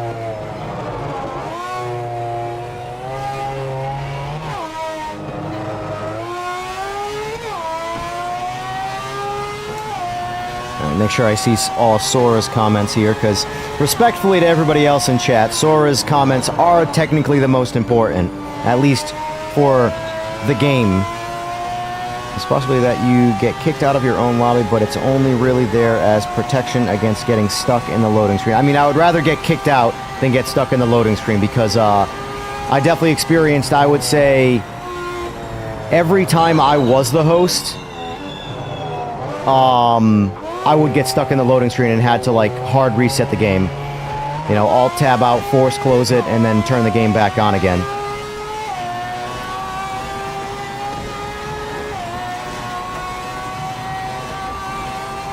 No, you cannot drive this car in ACC. That was, I don't know if anybody watched the comparison video of that I put up a couple days ago, where my buddy jumped in my rig and drove all 4 games. We did the complimentary 787B, because that's one of his favorite cars as well. And all of a sudden, PMR went from arguably 4th place on his ranking to 1st place because of the fun factor of driving the car and getting the full experience. So, because we were keeping it strictly GT3 comparisons before, against some of the juggernauts, you know. ACC, which is his personal favorite. LMU, which is, in my opinion, the ACC replacement, and then Rensport, which has just overall good sort of GT3 driving, but like I said, it's missing a lot of content, but I think it's a promising 2026 for PMR and Rensport, more so than the other one. The other ones are already successful, in my opinion. Anyway, let's see. Comments. This car sounds so cool. It's the greatest sounding car. NA 4-rotor.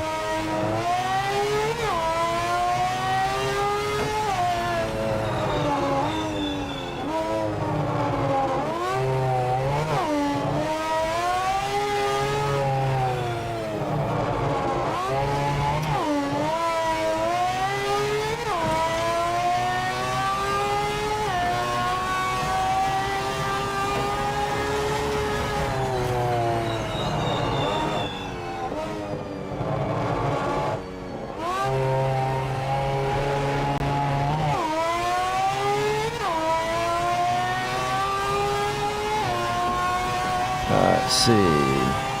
I'm just reading some of the comments, guys, here, waiting for the lobby to finish. Don't mind me.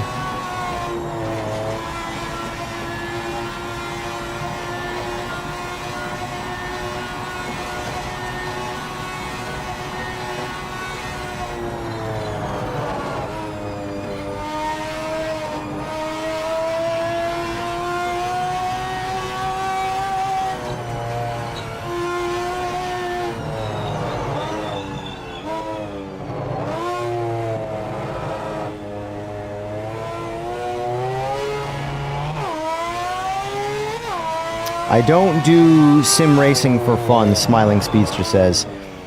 Well, I think that's you're doing yourself a disservice there, because at the end of the day, sim racing isn't real.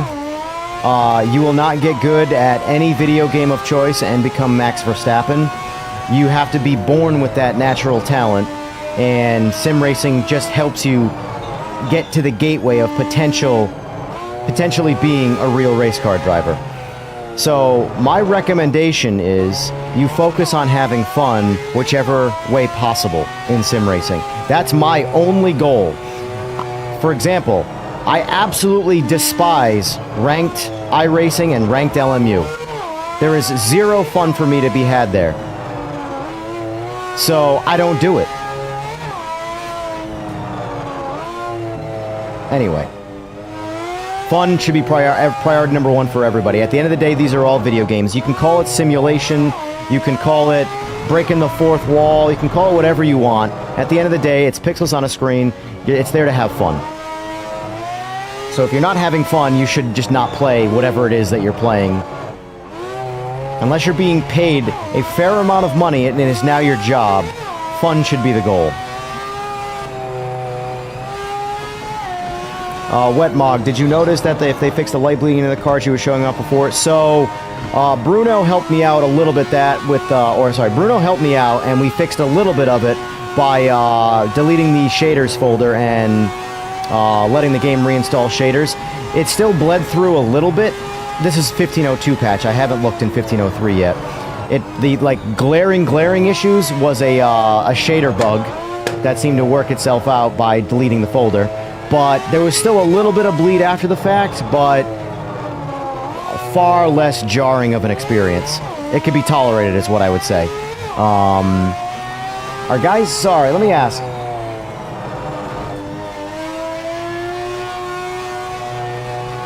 Sorry, if you're still in here, is there a way to say... I don't know... We got two DQ'd guys, and I think this guy... I think it might be the guy in the Panos that's still making a run. Because someone is still active, making a run here,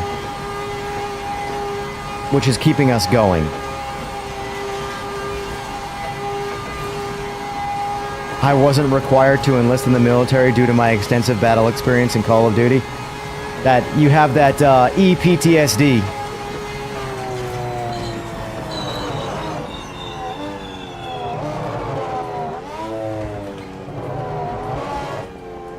It looks like it's a TSR Vampire that might be still out there, maybe?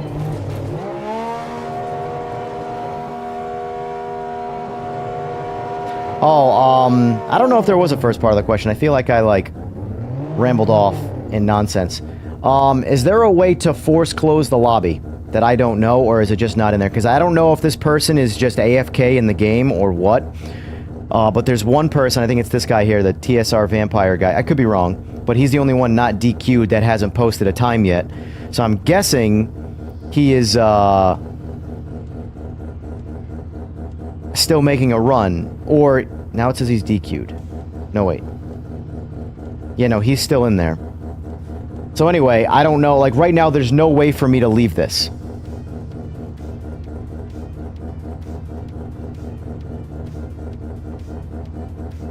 Because, in the sense of what would be the method of getting out of this lobby if this person is in the race, but he's AFK, he's just sitting on the side of the road. Wait, I hear a car. I don't know if that's someone coming into the pit or what.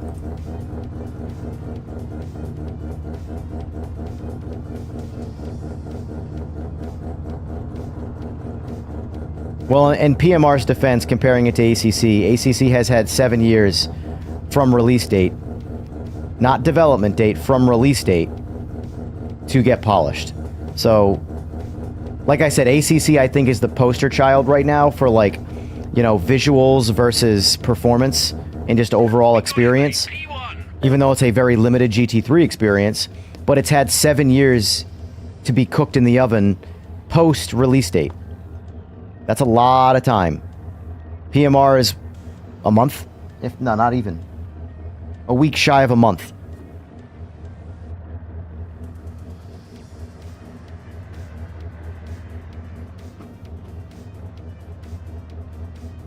I would say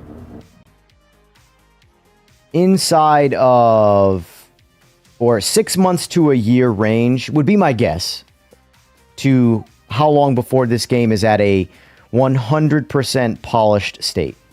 Because between adding features, priorities, stuff like that, overall fixes, you know,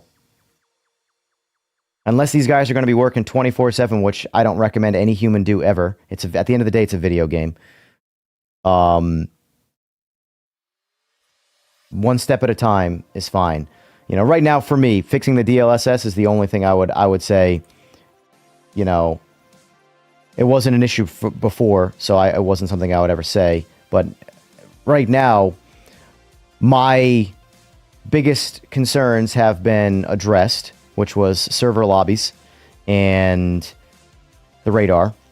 Because for me, like the ranked play, although I'm not big into rank, so grain of salt. But for me, if I'm gonna play ranked, I need a radar. Or I need something to know where people are, you know?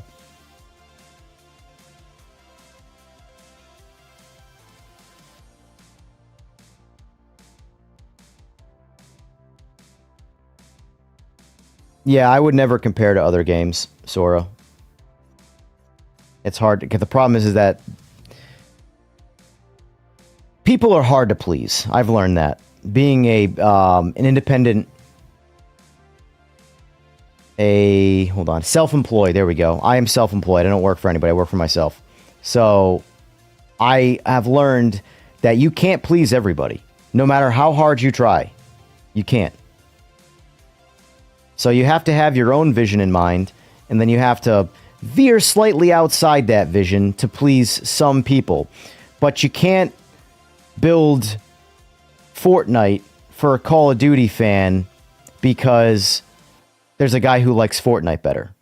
You know? If that makes sense. I'm sure you guys understand that, but for the people listening who aren't in that industry, at the end of the day, PMR is not going to be for... If you aim to please everybody, you will ultimately please nobody. And thank you for the sub, T-Hammer. I appreciate that. Thank you. All right, let's do... So far, we haven't got booted from a lobby. We're trying to get to that point. So let me change the lobby around again. I know people are probably sick of the Nord's life. Let's do Spa. Spa's solid. I'm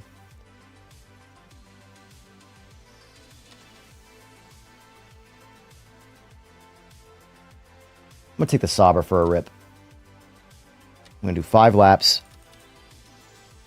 Save.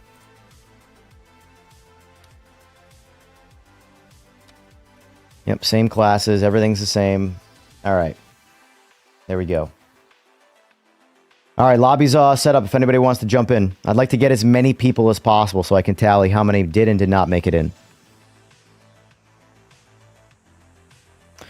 It's my nice meter for me, but for me, this is a sport. I don't anymore need real world racing. For me, immersion is obviously strong. So for me, this is a true competition, not just simulation. That's fine. There's nothing wrong with that. But I don't think you should remove fun from your experience. Fun should be right up there with the competitive side of the sport, you know? Esports are a thing, so at the end of the day, regardless of what you think about first-person shooters or racing sims or whatever, esports confirms they are actually a sport, you know? Even if it is sitting on your ass, you know?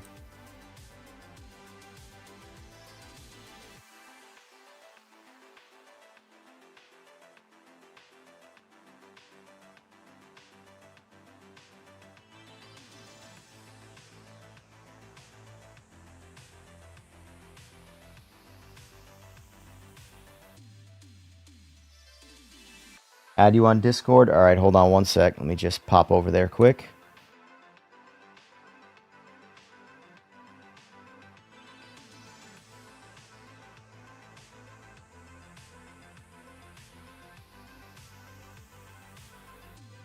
Alright, True Nighthawk, you are officially in the Discord. You can post any links or whatever you want to post in there. Just try and post them related to the content. There's a PMR section. Just try and post them always specifically to the, you know, the addressable content.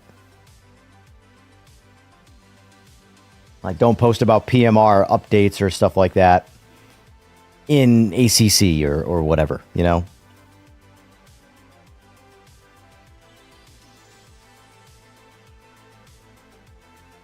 Yeah, Wetmog, you absolutely need a headset. Honestly, I think from an immersion standpoint, I have a full surround sound system here all the way around me, and I can turn that up to 11 and not get the same sort of immersion sound feeling as a good headset.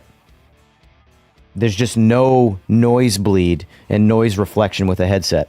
No matter how good your sound system is, unless you're in like a, what is it, a hyperanechoic chamber or whatever it is, whatever stops all reverb, you're never going to get an immersive sound.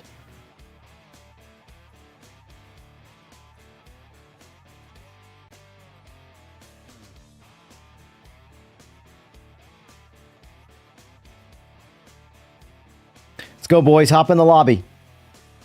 We want to stress this out as much as we can. We're on Spa. It's multi-class. We got Group C, GT3, GT1, and NGT. 5 laps. No penalties. No damage. I can turn penalties on if you want, but I'm not going to turn damage on because for these custom lobbies where we're just trying to have a good time, I'm not trying to punish you from getting into contact, you know, and damaging your car. I just want it to be a good time. We did that last night on iRacing. I put up lobbies with no damage, you know. Oh, Sora, I meant to say this too, for a recommendation, because I'm all about the custom lobbies and being able to turn off some of the features that, like, say, damage and stuff. Is there a potentiality of a checkbox to turn off tire temp and tire wear? So essentially, turn off that slider or turn off that checkbox, and now your tires are at peak grip. From peak temperature or whatever temperature is peak grip, they're just at optimum grip with no wear. You know, that way a lot of the casual guys can spend some time focusing on just say racing instead of worrying about necessarily their tires. Now I understand tires are a big part of managing racing, but for the sake of casual fun, same way I turn off damage so people don't get penalized for hitting the wall and stuff. That would be a suggestion of mine as a checkbox to just turn that off. So your tires are no longer a factor. You have peak grip, whatever the coded best scenario grip is, that's what you have full time. That would be a suggestion. Me personally. Maybe everybody else would be like, that guy's an idiot. He sucks. It's a skill issue. He needs to get better at video games if he wants to play. But that would be a, like, one of those quality of life. All right, we got a good amount of people in here. We got what? 1, 2, 3, 4, 5, 6, 7, 8, 9, 10, 11, 12, 13, 14, 15. That's good.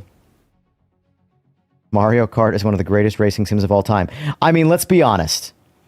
I don't know about the word sim, but racing game, I mean, I would put Mario Kart as the standard. Fun is what I care about. Like, just like Call of Duty will never defeat GoldenEye.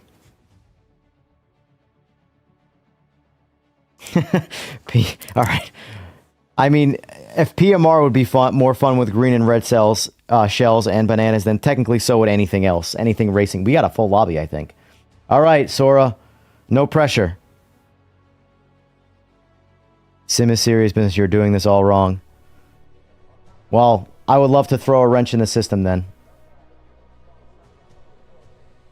Perfect Dark better than GoldenEye, sir? Sir? Now, Perfect Dark is good. But being better than GoldenEye, I think you may or may not have lost some credibility right there. All I'm saying. And that is my most polite way possible saying that. So far, we're at 17 of 19. So even if we get 17 in, and we lose 2, that is some big progress. I am in, so respectfully to everybody else, that's all I care about. I am personally in my own lobby.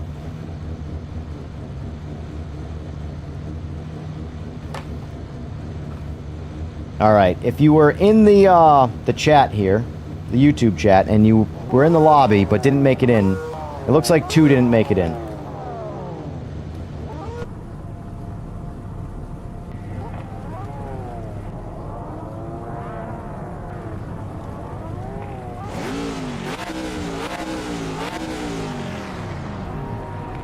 Alright, Sora, looks like you've been hard at work. Because that's hands down the biggest lobby that I've had so far. And only 2 dropped out. And I wasn't one of them, the most important one. The Sabres. For me, it's a tough call, which I like better, the 787B or the Sabre. They're 2 of my personal favorite all-time race cars, so...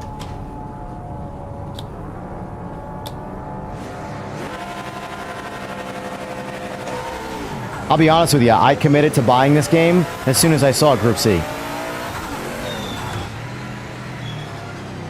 I let out of that way too soon.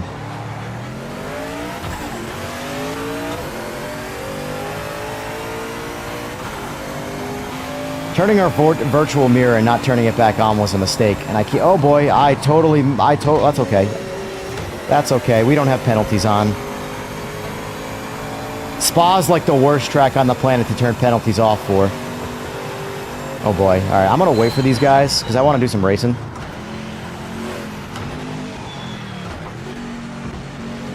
Alright.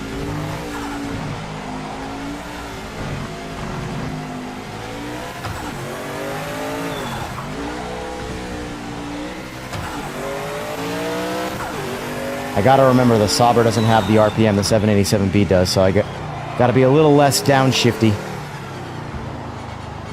Go, somebody get in front of me. Go, go, go, go. I wanna get these guys to get in front of me here. I can do a little racing. Alright, that's good enough.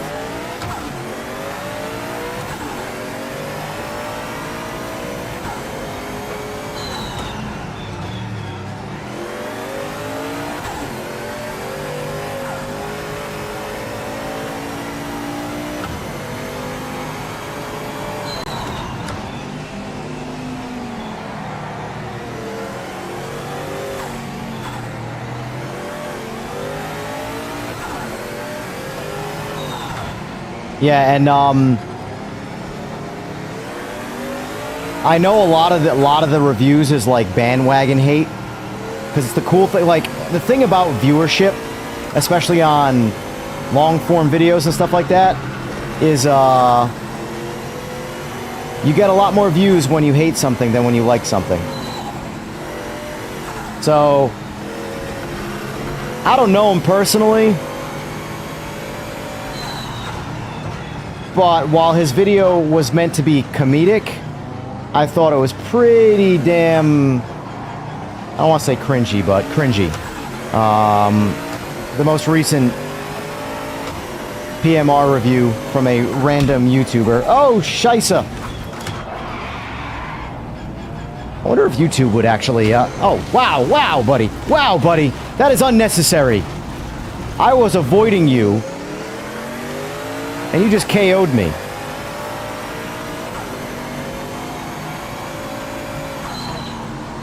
Yeah, that's right. Remember who daddy is, Mr. GT3 car.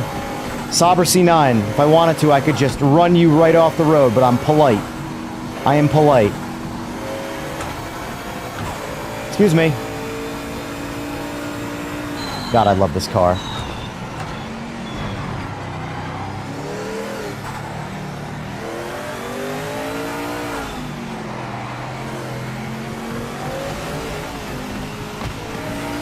Oh, no! Oh, I wish I had my mirror, because that radar was an awesome collision from those two guys. Oh, man. That radar made me happy. If anybody's curious, go back and look at the radar. The GT3 car tried to, I don't know what he tried to do. But, he smoked the other Group C car, the Nissan that spun out. Trying to pass me. when I was offering my crash condolences.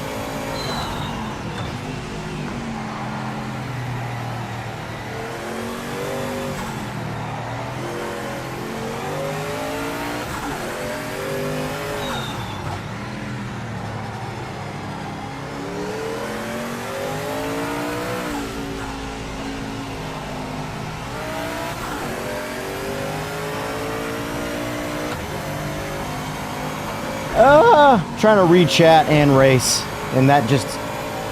car like this requires all of your attention to get down the road. Yeah. There was some extreme ghosting. I mean, this is all related to the DLSS problem right now. But when the car starts to get, like, kind of farther away, the ghosting, it literally looks like a ghost. I hope that's a quick fix. Because my DLSS worked phenomenal.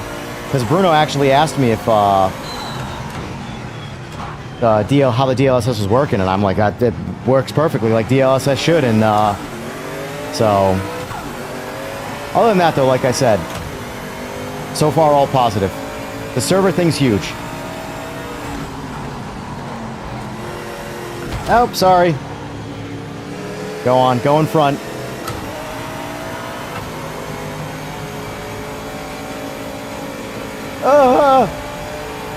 Listen, I'm gonna combine movies here and say that Ricky Bobby ain't got shit on me.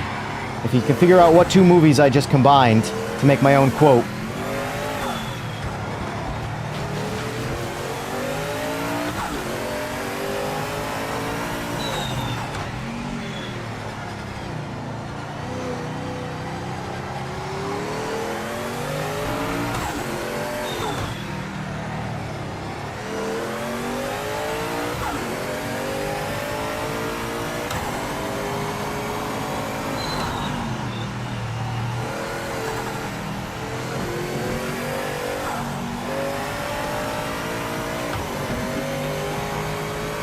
I'll give you a hint. I'll combine the names of the two movies. It would be either Training Nights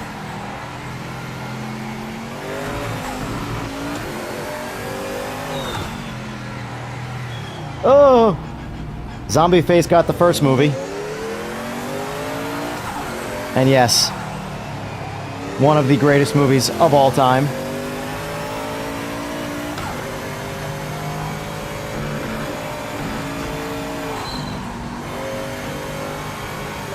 That's actually a good thing. Let me drive over the curbs a little bit and see about transparency. I've noticed that part's weird. I don't know if that's a radar bug, guys. So a car must have spun out over there before, and every time I've passed an area where there's no car, the radar pops up showing me a car sideways. And there's no car there.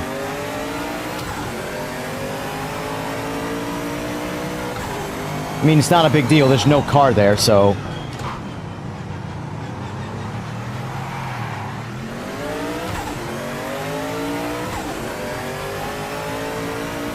Alright, let's go, Bozo. That's his name. I'm not calling him that. That's his actual name.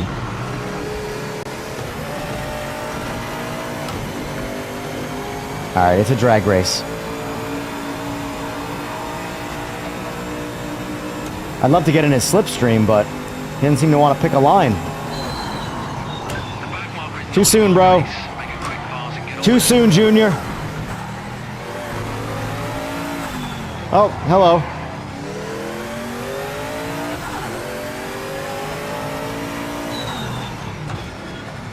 You say... Orby1, I'm not even going to respond to that comment, sir. I'll let chat handle that.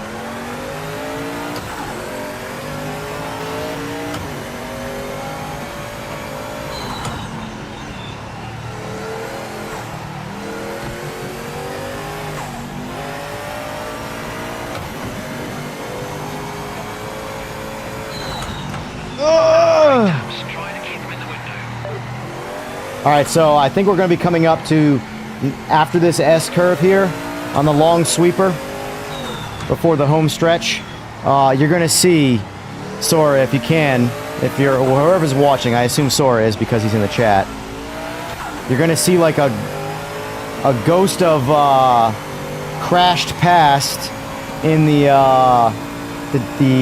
radar. Watch. Coming right around this turn right here. Right there. See, I just drove through the car. That's not there. But the radar registers it as it's there.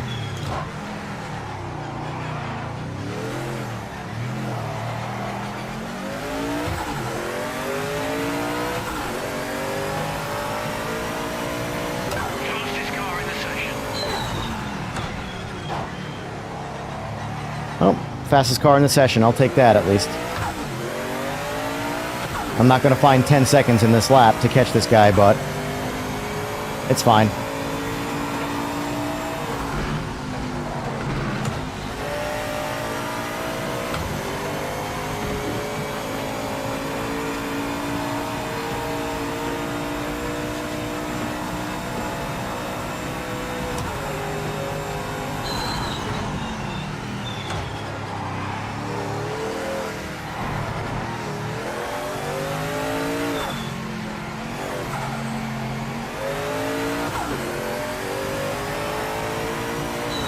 Has anybody read into or tried a Logitech Pro wheel on PS5 yet with this game? That would be one of my biggest, hopefully it's fixes that had no effect on me personally, but again, a buddy of mine was one of them, and having tried it myself, I could say that it genuinely was problematic. It was not a user setting or something like that. Because the only way we were able to get the Logitech Pro to even feel remotely controllable is essentially by killing the force feedback altogether. And then at that point, what's the point of having an 11 Newton meter wheel, you know? I have an 18 Newton meter wheel, and it's maxed out, and it feels amazing. It does what I want it to do, you know? And if I hit a wall, it generates the 18, and I feel it.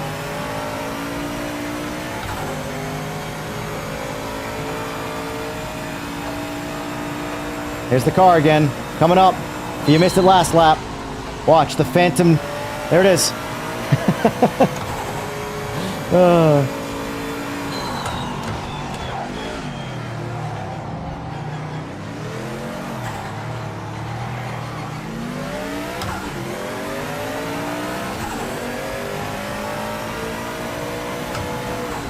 Good job, boys. Good job.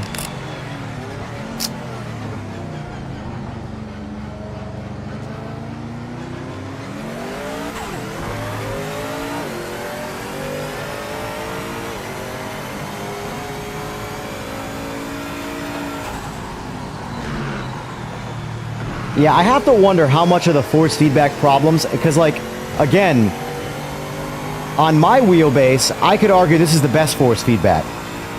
If I get used to Project Motor Racing's force feedback and I jump in any other game, I find flaws that I don't like. LMU has a low speed, like, slight braking, loss of force feedback. I feel like it got better in their 1.2 version, but it's still missing. It feels like the best way I can explain the force feedback with their braking in LMU is when you activate even a little bit of ABS, it feels like you don't have ABS on and you've just completely locked the tires up because all your force feedback goes away, you know. But anyway,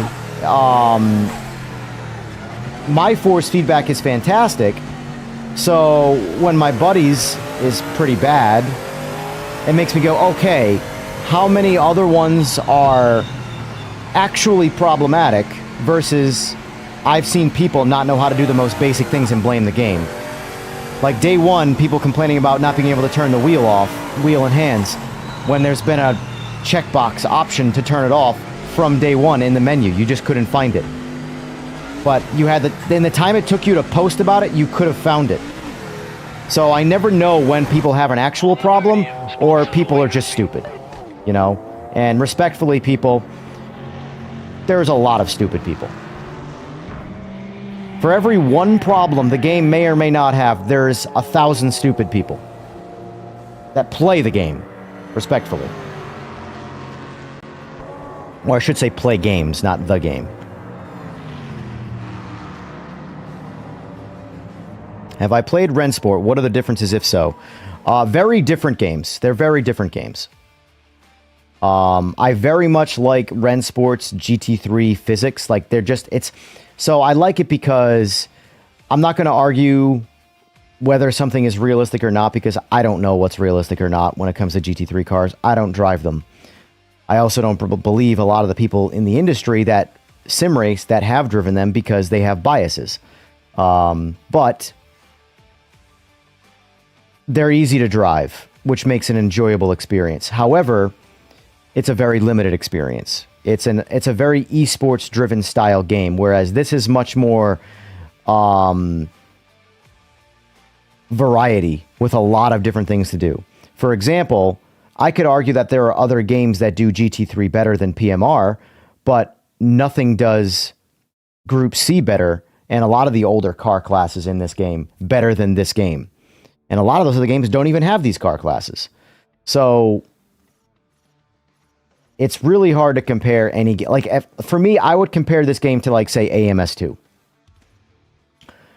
And this feels like a new version of AMS2 that's still sort of being developed, whereas AMS2 is, finished, essentially. It's been out for a while. But it's also only PC. So essentially, this is modernizing with their own little twist AMS2 and bringing it to console players as well as PC players. So it's really hard to compare every game, especially when the games are just different, But overall, for me personally, Group C alone makes this game have a purpose, You have about 6 years in GT3 online experience. Well, excuse me, Max.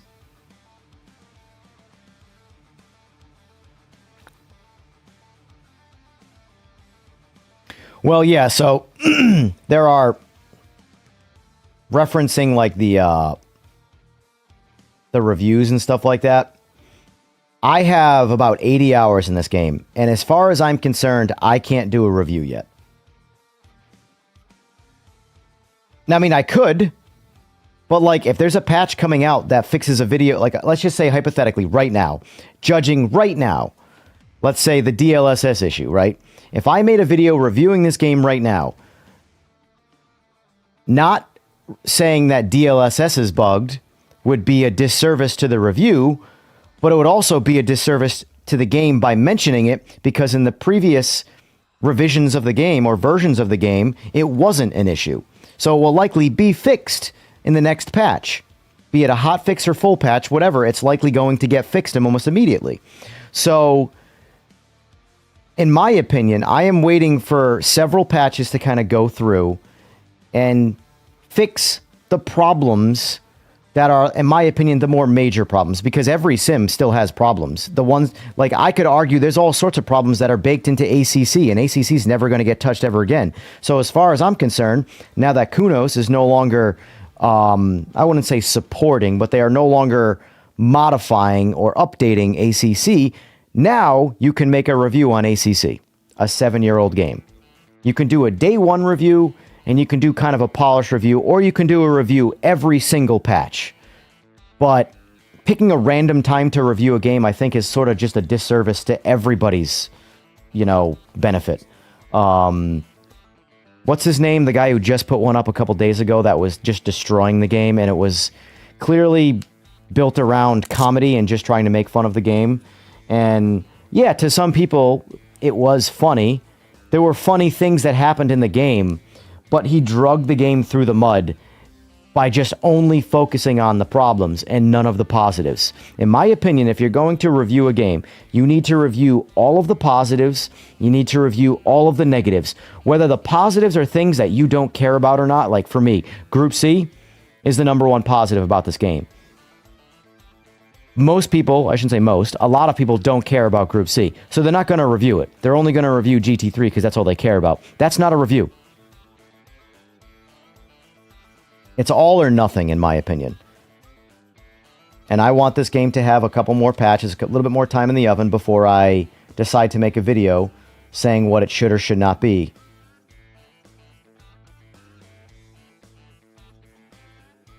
Sao Paulo, Spielberg. Let's do a good old Daytona again. Multiclass, Daytona. I'm not going to make any other changes.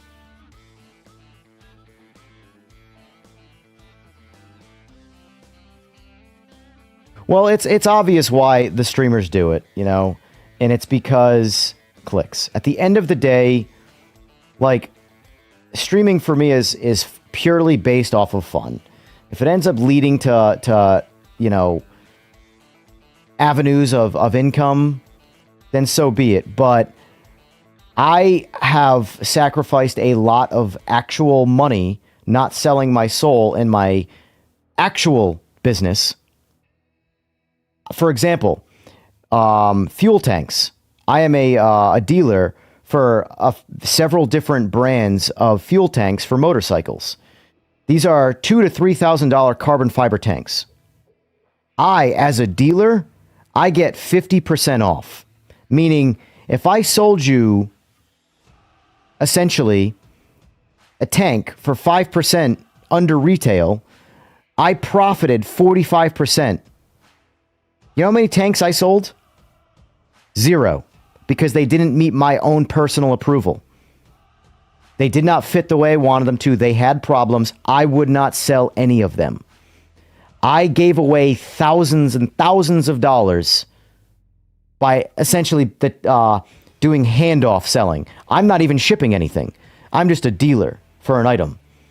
I literally go check out on their cart, the manufacturer's cart, using my dealer code and ship it to the person who purchased it. And I sold 0 of them because the quality did not meet my own personal whatever. Because I believe your opinion of something and approval carries weight.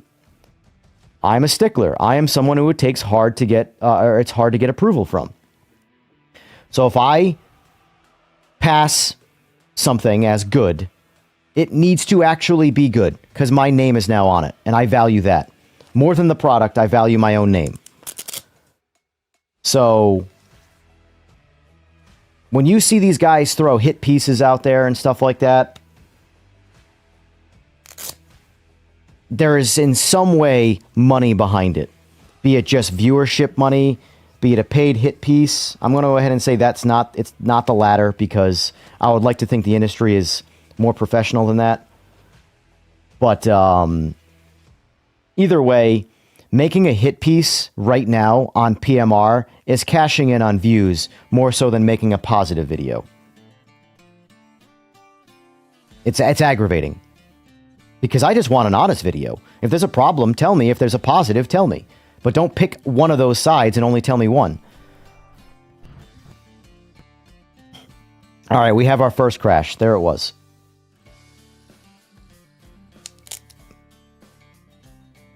So that was lobby 5? 4 or 5? Either way, it was the first crash so far. 50% off tanks. Who wants a half a tank? Right. No, if it was I know you know what I mean, but if it was a $2,000 tank, I could buy it for myself for $1,000.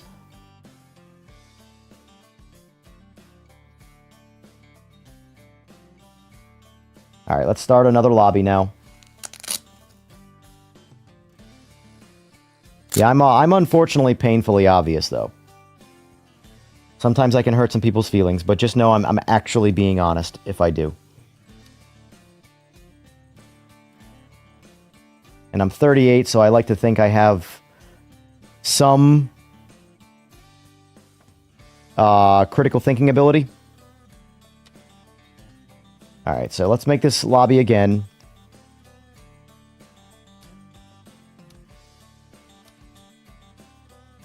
Has anybody tried the LMDH cars? I personally don't care about them. I never use them. But I think I'll add them for the sake of it's something for people to try if they want to try it.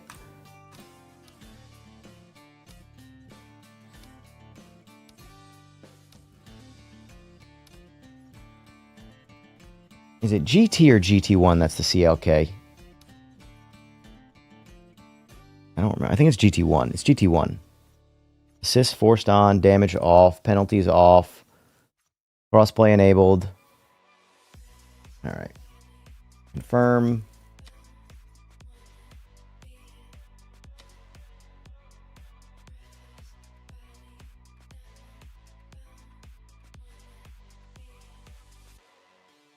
They really need to fix AI. I mean, I don't think the AI is that bad. And I play all of the Sims. I have every one of them.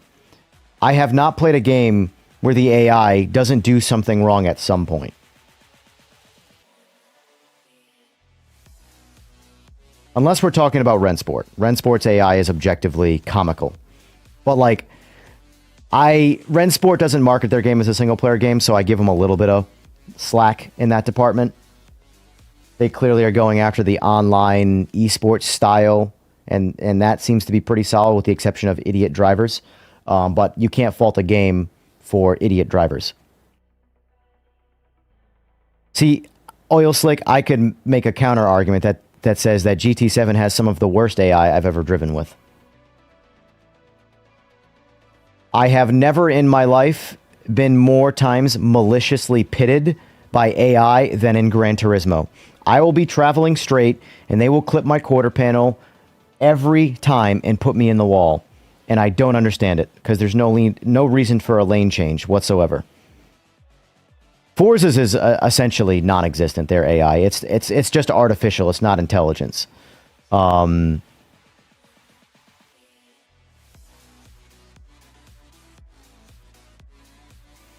So, all right, Paul, I'm going to quickly touch on the Ian Bell thing, because I've never heard of the name Ian Bell until this game. Y'all are fixating way too hard on a CEO. Way too hard. I, for example, absolutely love Teslas. The technology, the company, they're next level. I in no way attach Tesla to Elon Musk. I don't really like Elon Musk, but that part doesn't matter. The point of this is that I can detach a CEO from a company. Do you have any idea how many people work in a company? You know, imagine, it's going back down the CEO path, the CEO of United Health, who was, you know, unalived. Imagine putting that person, regardless, first of all, I don't think anybody deserves that, but imagine putting that person in the same bubble as the person who's picking up 70 phone calls a day working in customer service, getting yelled at all day long by total strangers, affected by things that they can't control.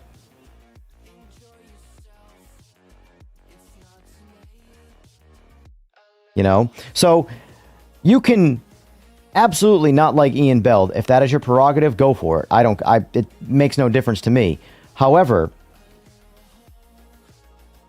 relegating the game to someone's name, I just think is bad business. It's bad taste. You know? How many of you in jobs that you have all worked have had jobs where you didn't like your boss or didn't agree with your boss? But you worked them anyway, and you worked hard, and you did the best you could do. You know? I used to work on submarines. We had some really, really, really, really unintelligent bosses. It's actually pretty scary that submarines, you know, sink when they should sink and float when they should float. It's actually very scary. But anyway, the point is that the bosses didn't do the work. They were trying to lead their teams as best they could, but at the end of the day, if it wasn't for the talent of the team, you know, the boss wouldn't have had success. And it works the other way around too.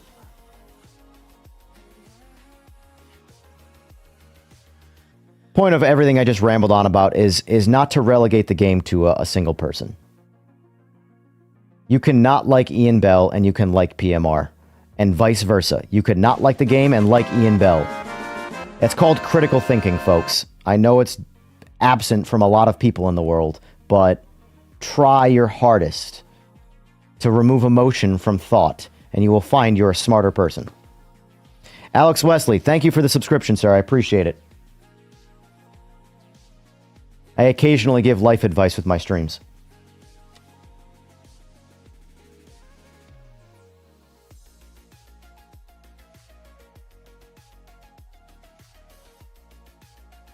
I don't need to do that. I don't need to look at the history of Ian Bell to play Project Motor Racing and determine if I like playing the game or not. Like, think about what you're telling. You're telling me to look into the history of an individual who I have never met, never will meet, never had a conversation with. I don't have Twitter or X or Y or Z.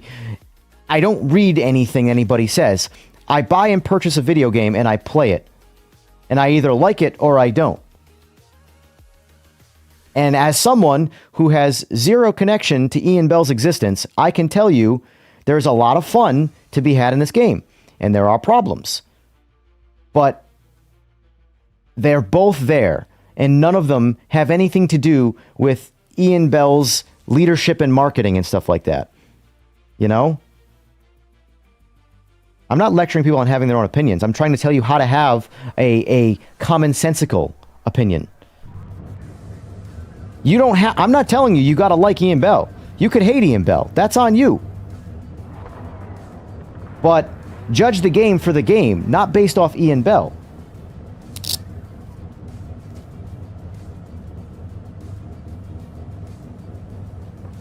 I have talked to Sora, who is a developer for this game, far more, which would technically only be one time to be far more, than I have Ian Bell.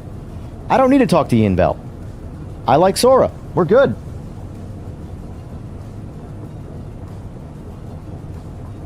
And there might be developers at Stray 4 who I don't like. But I'm not going to judge Sora off Ian Bell. That's my point.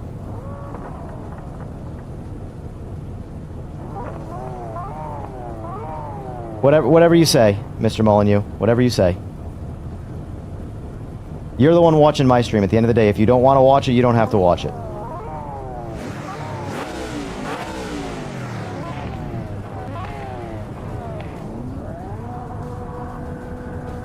Also, I'm pretty sure I've been alive a lot longer than any Ian Bell game, but that's besides the point. Let's do some racing.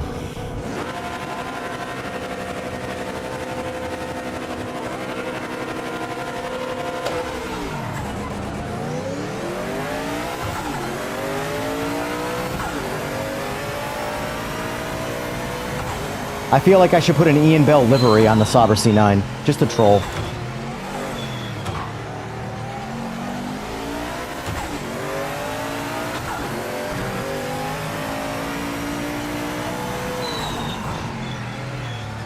I don't know why people so emotionally attach themselves to video games, too. That's always been a strange one to me. At the end of the day, it's a video game.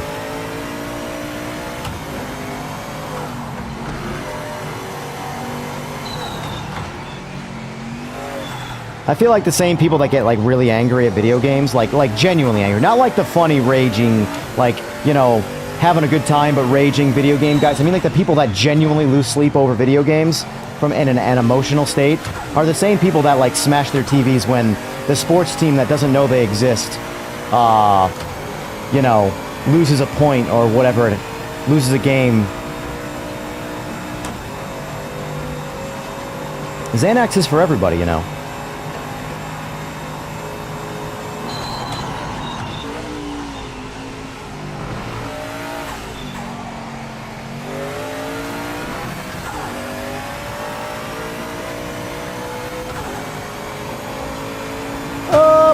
That's a wall.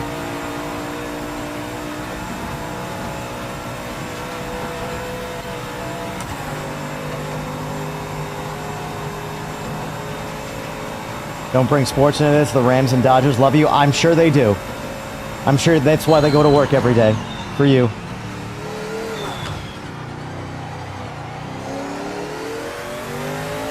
I'm just saying, it's the same thing.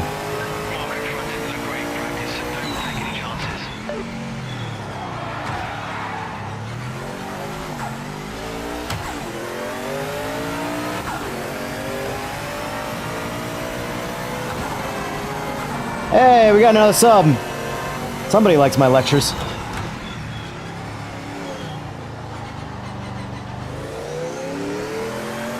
Paul Keaton, thanks for the sub. Appreciate it.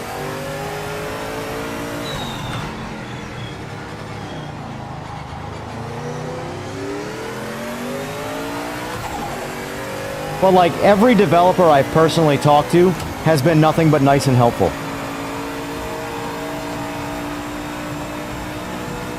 So,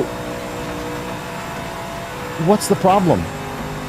Yeah, there were clearly mistakes in marketing with this game. Okay.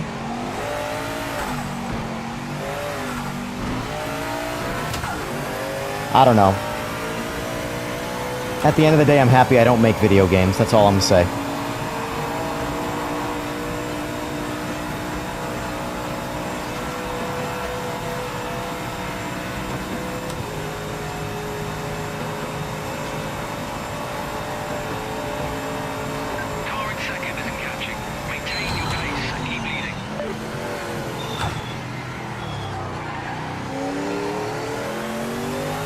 Like I said, even a perfect video game will never please everybody. Alright, so also too, like, let's look at that now because I did see it right there. It looks like Daytona is the #1 place this happens to. Is if you notice, watch. When I go up, and it mostly seems to be the left side. See how the transparency is almost like, or it's almost like it's transparent, I should say? Where the rumble strip, the yellow rumble strip shines through the car, see? Either way, whatever, I've gotten used to it, so it's not that big a deal, but it's there, you know?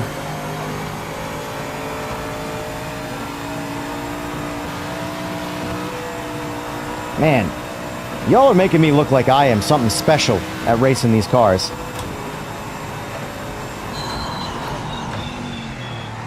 Did anybody watch the video I posted today? I'd be raging over online ranked races. That's who you're racing right now.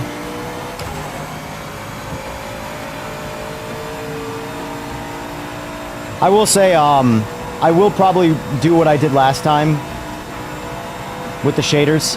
Uninstall the game now, because like I uninstalled the game last night, reinstalled it. I can't remember what I was testing.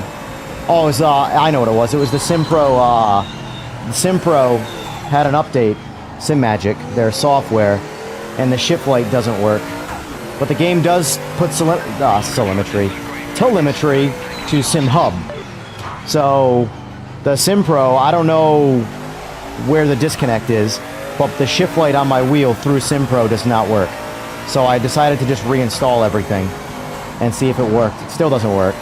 But now that the patch came out, I want to reinstall the game and reinstall the shaders.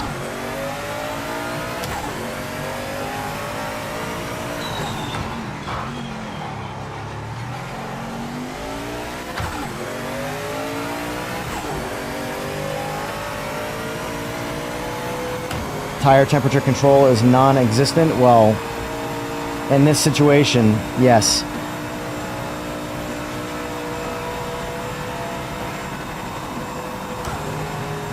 I can tell you in real life that on my bikes, I wanted my tires starting the race at 100 degrees Fahrenheit.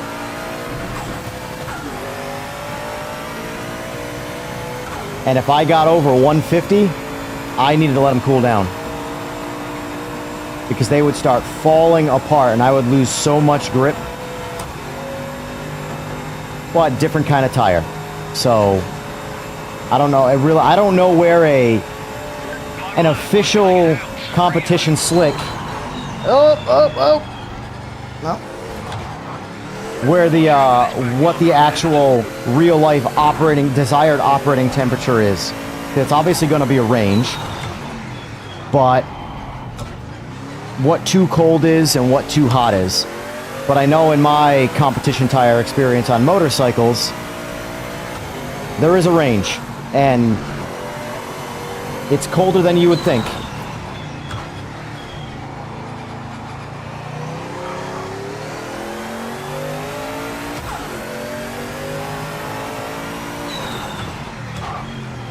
But I mean, regardless of what the tire temps say, I go by what the car does. You know? So right now my front tires are, well, one of them anyway, is almost 250 degrees. Until it becomes an actual problem where I cannot drive the car, that tire's fine. And right now this car is doing what I want it to do, you know? But these cars naturally are out of control. That was me totally missing the braking zone, it's fine.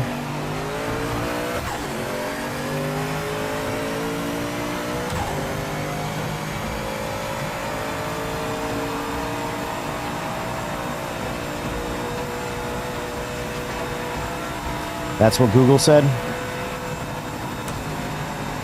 I would be very curious to know, because it's going to be different depending on the compound. There is no, like, one number for all compounds.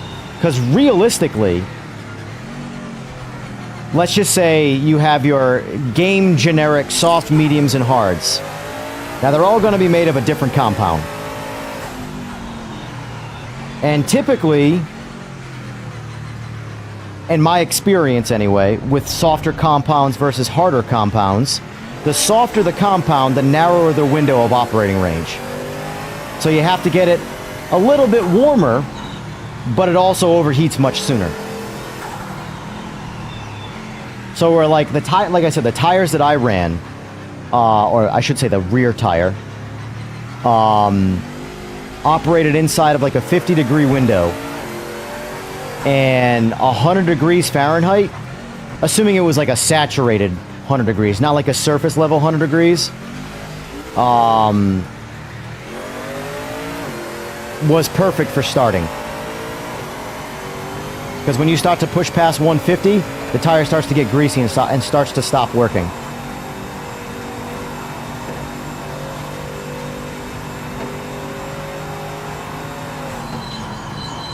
A hard tire, a harder compound, will have a wider range of temperature that it works in, but it will just never have, the peak grip will never compare to a more aggressive compound.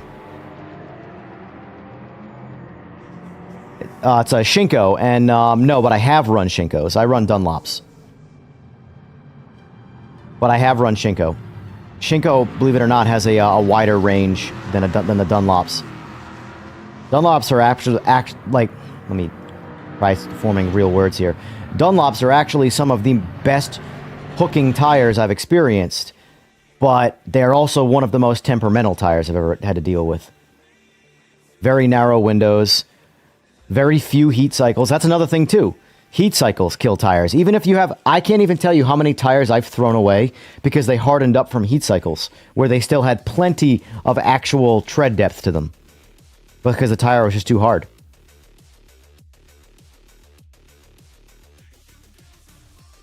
Yeah, well, the biggest reason Shinkos were popular is because they're cheap. They work and they're cheap. All right, let me read some of these comments here. See if I upset anybody else.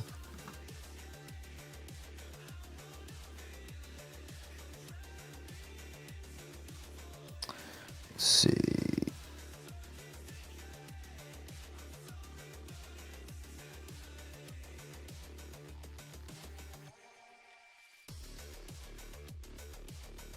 Hi, I'm just a random guy. I've been having a lot of fun with PMR, even with just a controller at the moment. Group 5 and GT4 are really fun to race. So, sir, I can tell you that you're not allowed to have any fun. You're not allowed to have your own opinion. You should ask for a refund, sell your soul, and maybe go stare at a wall. And tell everybody that you're much happier in that situation. I'm just kidding. Don't do any of that. Enjoy the game. If you're having fun, enjoy the game. If you're not having fun, don't play the game. That's the reality of the situation.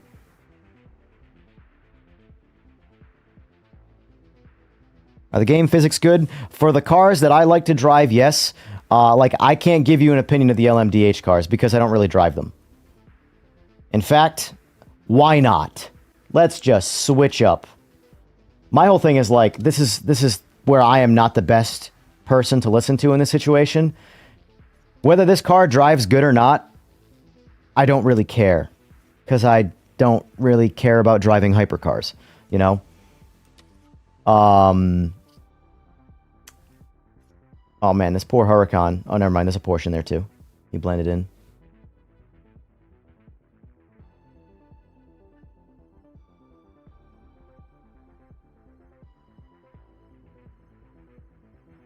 Like, go to a car dealership, the mechanics will tell you a way different story about a car than a salesperson. Agreed. Every business operates like that. If you can't see through that, you know. Let's like, any future plans for brake ducts, settings, and setup? Yeah, that is a, if I were in Straightforward's studio, I would be like, maybe. That's the best answer I can give you right now, maybe, because I know I'm not thinking about that.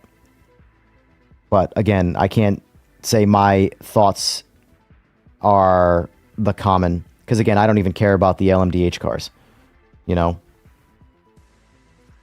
Let's go, boys. Get in this lobby here. Come on, come on. We got to stress this out. 90C is what you've been told.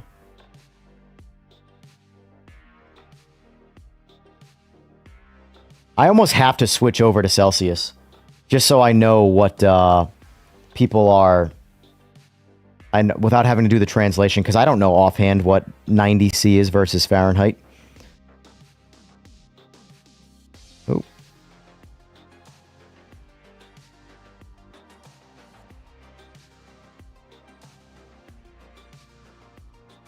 Yeah, I was talking about real tires in real life, Saki.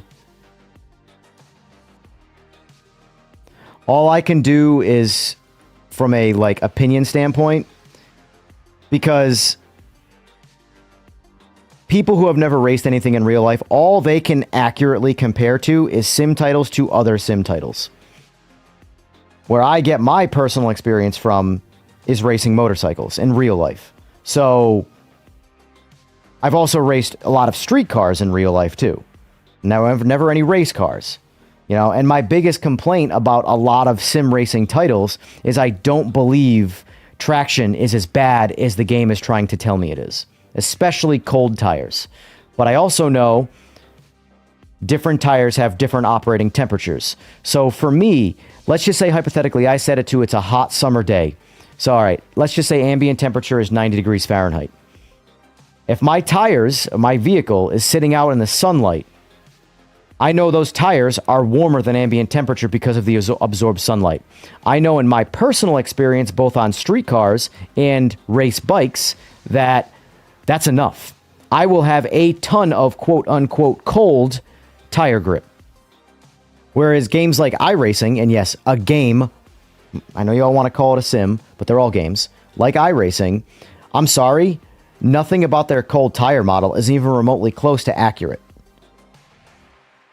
I feel like they put me on a winter tire to start my outlap. That just doesn't feel right.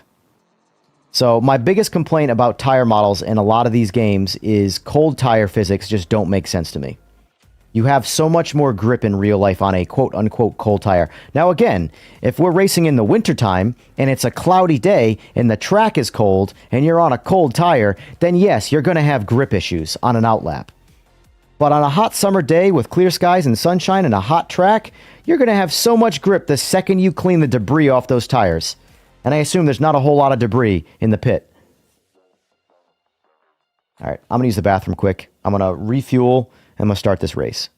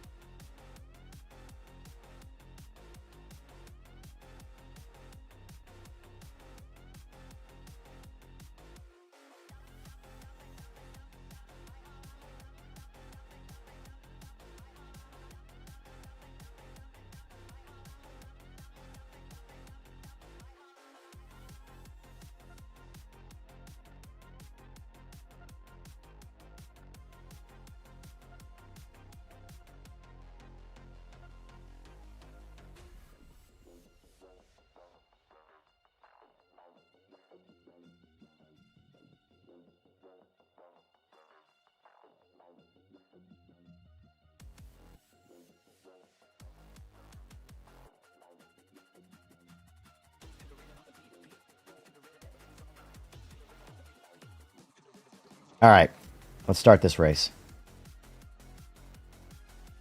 Yeah, with iRacing, I don't feel like I need to be so slow on colds. Oh, Alex, you must have swore. Try not to swear in the chat just because it will delete all of your comments. No, you don't have to apologize to me. It's just, it's there for bots. Because every once in a while I'll get like, you know, bot trained with just a bunch of, you know, saying not so good things.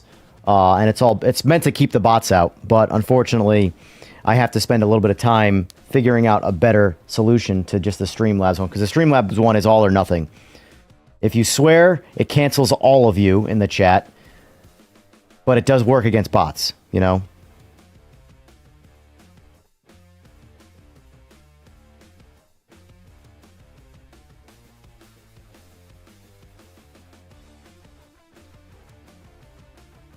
You Fogbound Turtle, you still have a lot more grip on a... Like, for example, to reference iRacing, I played last night. I used the 296 GT3 Ferrari. My tire, on a 125-degree Fahrenheit temperature tire on a 90-degree sunny day, with TC at maximum, level 12. I mean, zero grip. Going around a very slight bend at about half throttle would spin me out. Doing a couple laps, getting those tires up to 180 degrees, turning off TC, I could be wide open throttle in that same turn. I can tell you, based off of my real life experience, whatever that's worth, that is not accurate. The hot tire model makes sense. The cold tire model does not. You do not, your tire at 125 degrees Fahrenheit is not gripless to the point where even at maximum TC can't save the car. That's just one of those things where I look you straight in the face and say, I'm sorry, I don't believe you.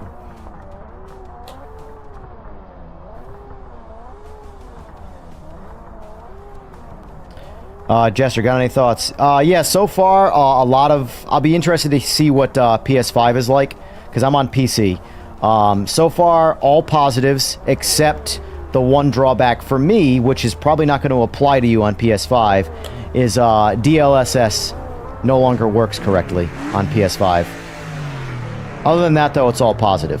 So,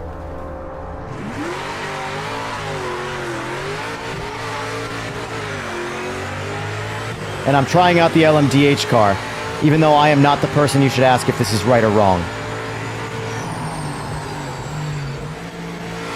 Because I don't know how to drive them. I don't drive them in any game.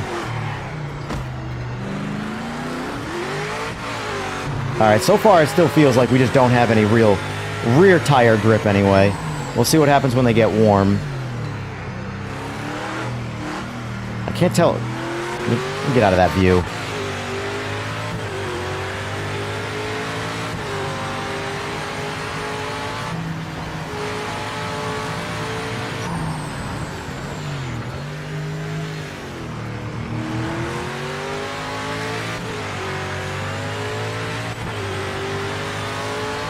Stay out of second gear.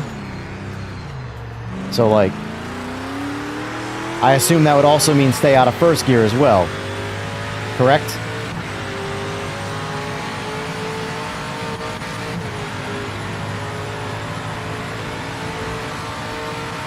Radar works well. Oh, yeah, well.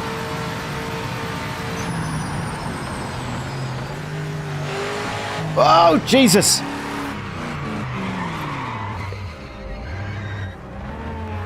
Well, that was actually a really cool view. I'm glad I saw that.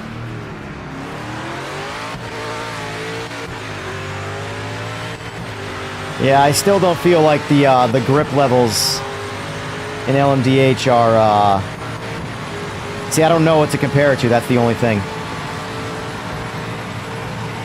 Because I don't use these cars. But I don't feel like I have much grip.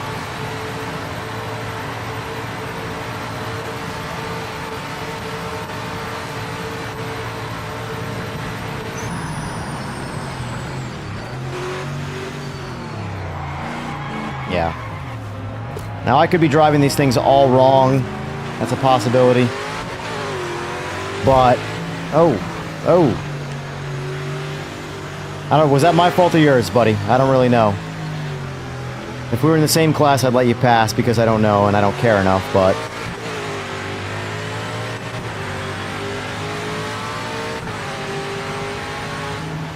Well...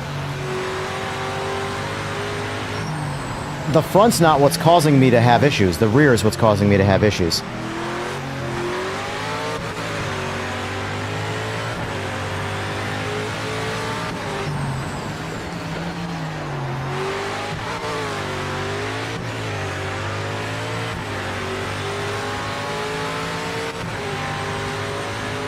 But, like, my whole thing is, like, Group C's faster. It's more fun. Why do I ever want to drive this car? It's even less realistic when you're comparing it in terms of, like, say, a street car. So for, like, you know, relatable cars, GT3 is at least relatable because they're, like, you know, it's like World Superbike and motorcycles. They're built off of realistic cars. LMDH, it's all prototype stuff. I'd rather use the old prototypes. They're way better. Both in-game and real life.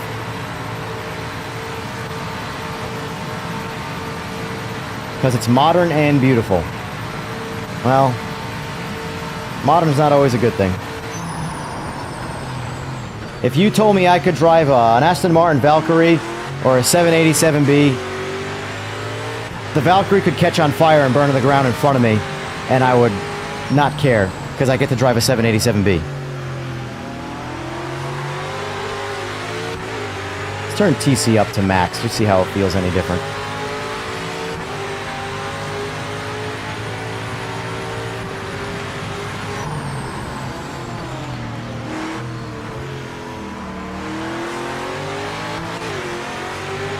I will say, though, the Cadillac sounds good. That's why I use it. That's the only reason I choose the Cadillac over any other car, is because of its sound. I'm a sucker for sound. I will say TC did help. So far, maxing out the TC makes the car much more drivable than the default TC. At least on Daytona, which is a notoriously slick track, you know?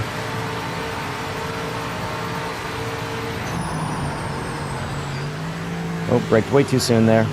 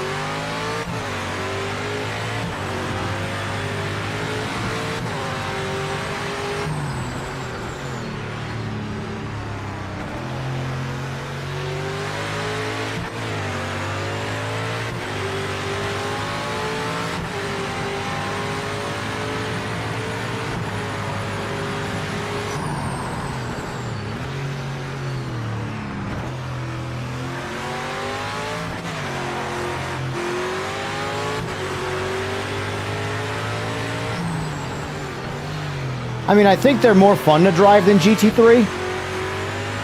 But I also think... well, no, that's a lie. GT4 is more boring than GT3. But I also think the GT cars, the relatable ones, the GT3s, the GT4s, in general are just relatively boring. But here's what you have to understand about me. The more efficient the car is, the better at, like, handling... So that was fun, having to save that. When you have to do less driving, it's less fun to me. I want the entire time I'm racing it to be a workout. That's why I like Group C.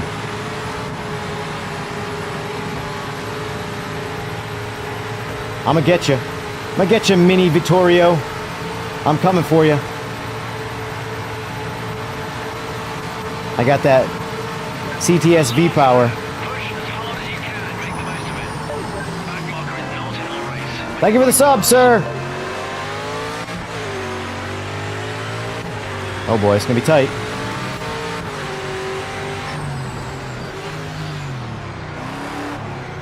So I do notice the car has that braking oversteer issue. Maybe fix that with some brake bias. Thank you for the sub, whoever that was, by the way. I appreciate that. I didn't see who it was.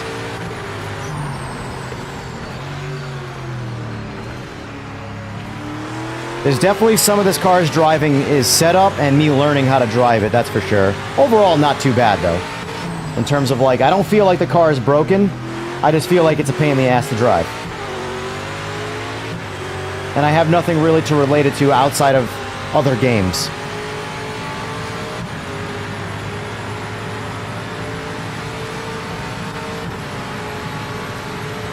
All I know is that turn there, holy force feedback. Like, yeah, this is a car you gotta hold on to.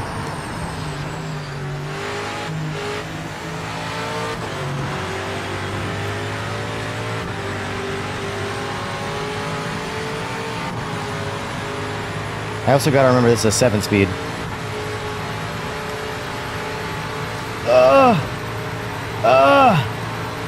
Good race, sir, good race.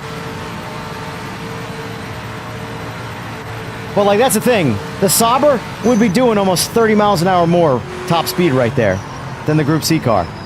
I mean, than the, than the Cadillac.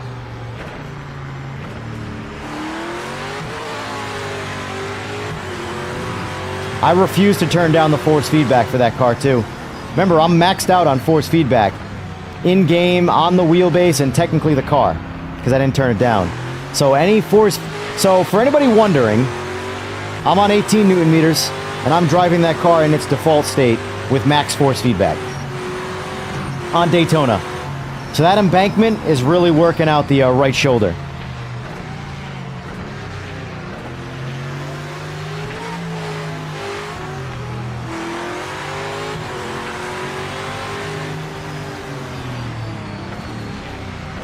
A lot of drivers commented on how challenging IMSA, LMDH cars were to drive, especially braking, hydraulic, brake-by-wire. Got it.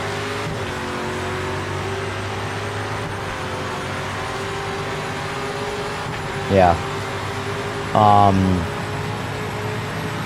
No, I don't mind it. Like, I always go by, is the car fun to drive? For me.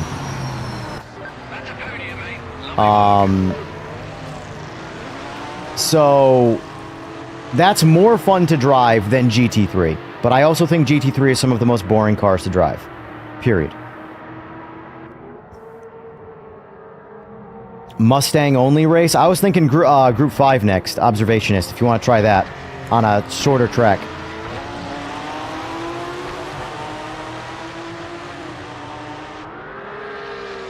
I don't have much time in the Porsche Cup car.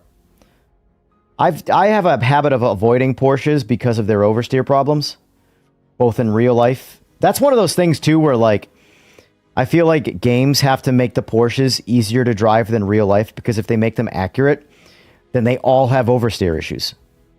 That is a real-life Porsche problem. Paul Walker is a testament to Porsche's oversteer problems. They all like to be on throttle. Like, every Porsche... I don't know if it's designed this way or it's an incompetence thing or whatever the case is, but in real life, a Porsche does not want to be unloaded on a turn. You never want to be on full decel on a turn, no matter how fast you're going, because it wants to lift the ass up and kick the tires out. You always want to have it loaded up. And that translates to games, so every Porsche in every game is just an oversteer animal. But it's technically accurate. Nope.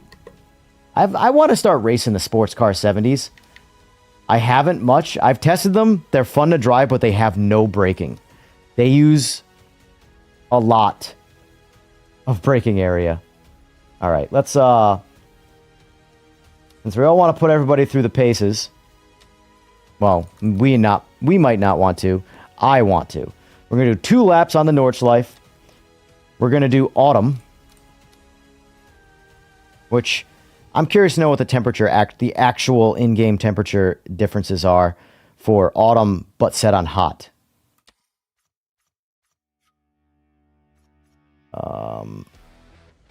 Did I do pre-tire warm? I don't remember.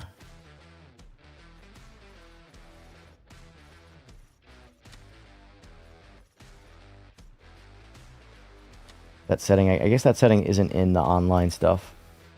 For your tires pre-warmed. Oh shoot, I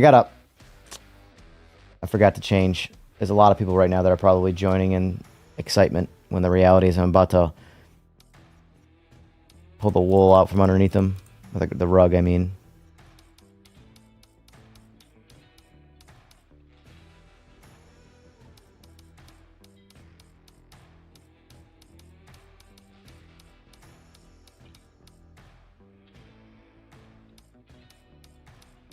Am I slow in the brain right now? Is it just not getting to 0?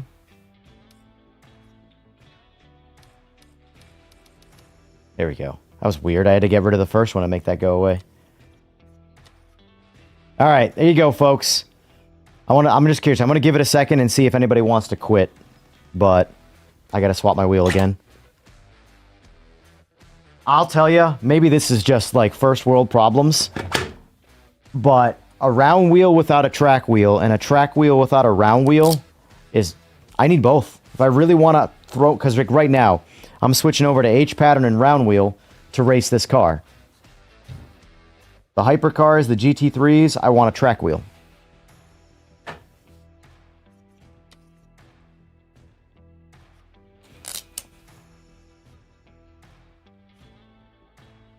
The BMW Group 5 car is my second favorite Group 5 car, next to the Capri. I noticed there's still different cars in here, though. Did I not save the... Yeah, multiclass is off. Oh, well. We'll see what happens to these guys. If they get kicked... If they stick around,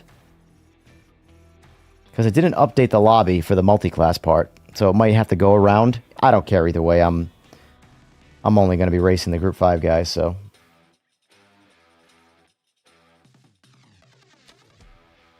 I must have unreadied me. Son of a bee.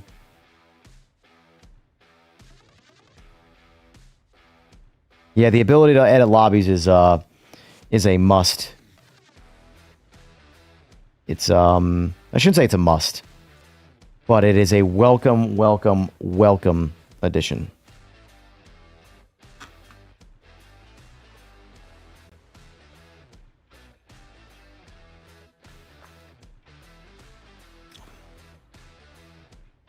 I'll be curious to see if, the, multi-class guys make it in.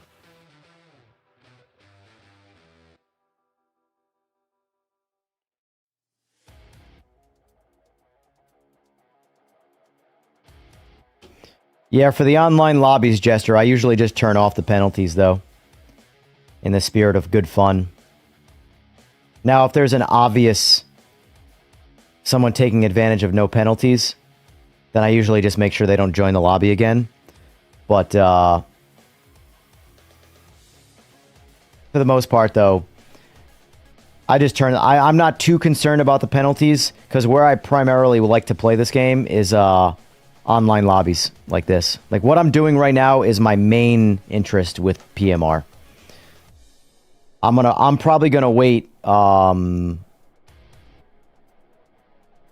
couple months to do career and other modes just to have them flush that, because like I look at it like career modes and stuff are something that like single player stuff is like I want the best possible experience. Like, even, like, day one single-player games that come out. Like, I don't know, your Ghosts of Tsushima, Ghosts of Yote. As much as I want to play them on day one, I always, like... Are they ghosted?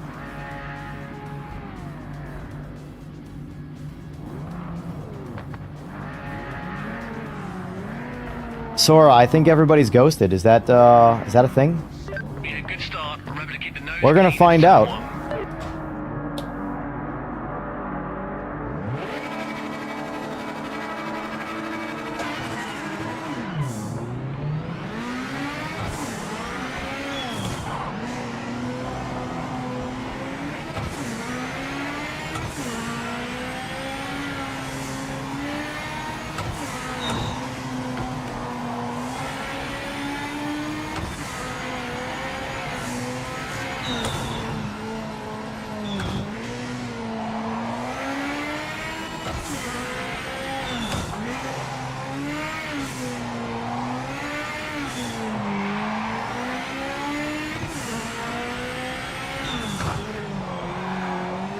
So, also too, if you're into these cars, you have to drive them like they're rally cars.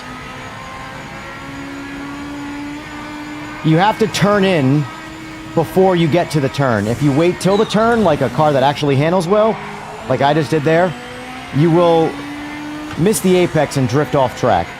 You really kind of gotta just sort of preemptively turn. You gotta know the track very well to drive these cars.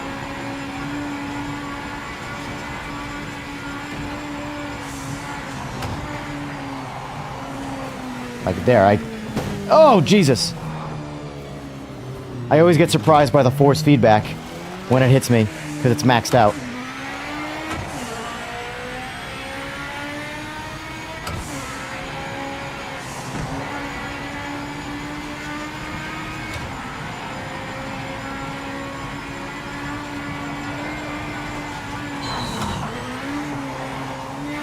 And doing this with an H pattern, I'm just saying, if you guys have access to an H pattern, use it.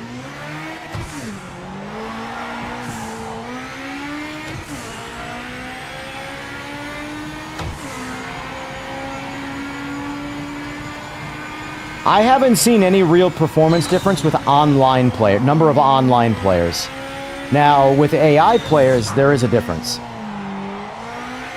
But online, I haven't really seen any performance penalty.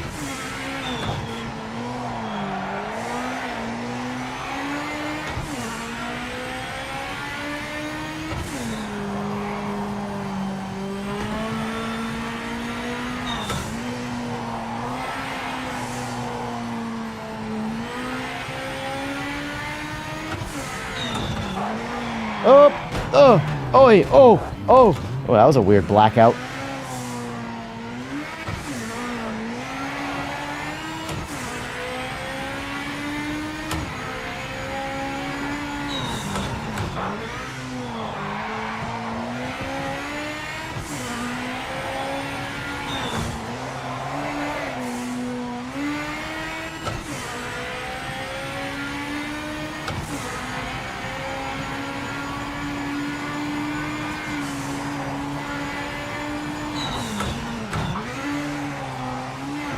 Oh, Jesus.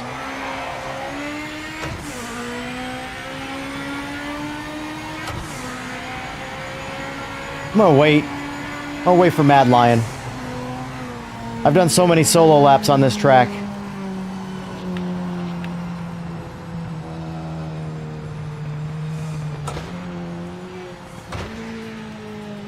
I really like the game, but for some reason I get big frame stutters with the 9800XV 5090. Tried all FSR, DLS options, and turned down most graphic settings. Still happening.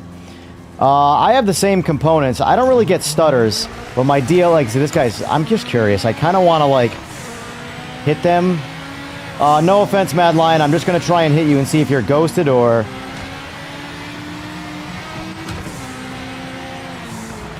if I could drive. Jesus. I want to see if they're actually ghosted or if it's just a graphical bug. I don't know what's going on, but I can't get back on the damn track.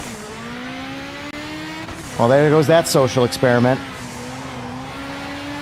Now they are way too far in front of me.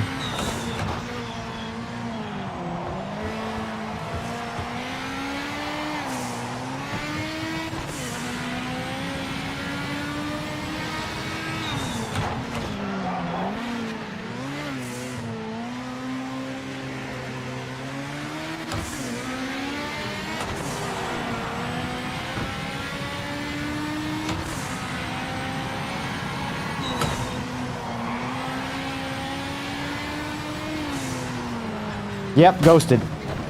Interesting. They are actually ghosted. Look at that. That's a new one. I've never seen that bug before. I wonder if that has anything to do with the multiclass.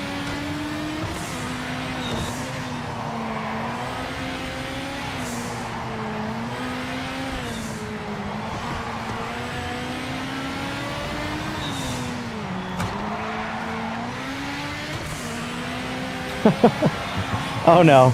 Alright, I'm gonna let them... Oh, Jesus. I'm gonna retire from now. I'm gonna spectate and I'm gonna talk to chat.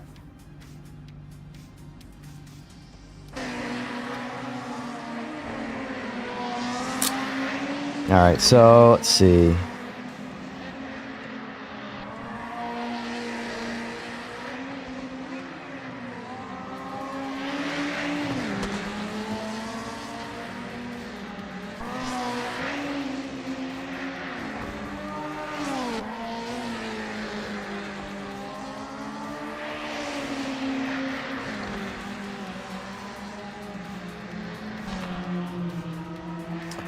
What's the, has anybody tried Logitech yet? Specifically the Pro on PS5. I'm curious to know what feedback is like on that. Because I gotta tell my buddy what he should expect. If he should expect the patch having fixed his experience or if it's still there.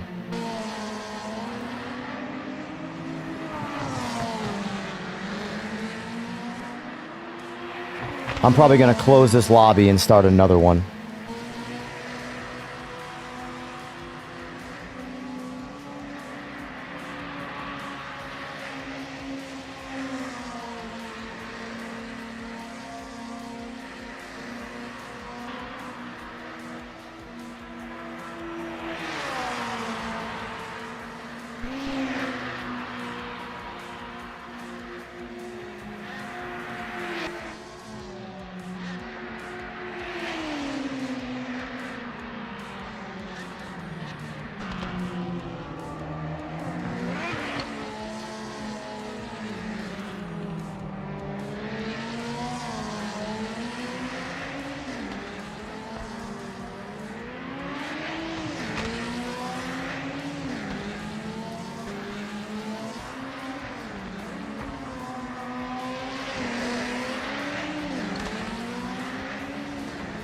I just saw someone in the Discord.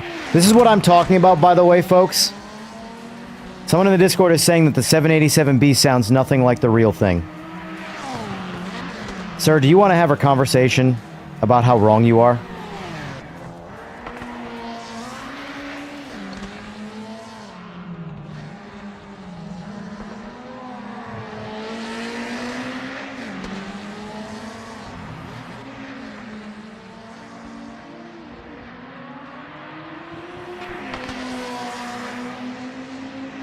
Like, not subjective, objective. You are wrong.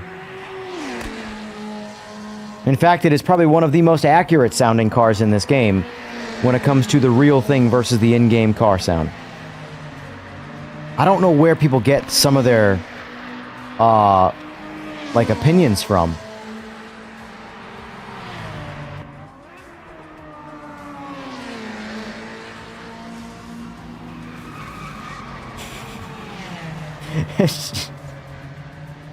It's funny to see them ghosted. How does PMR compare to Rensport? They are different games.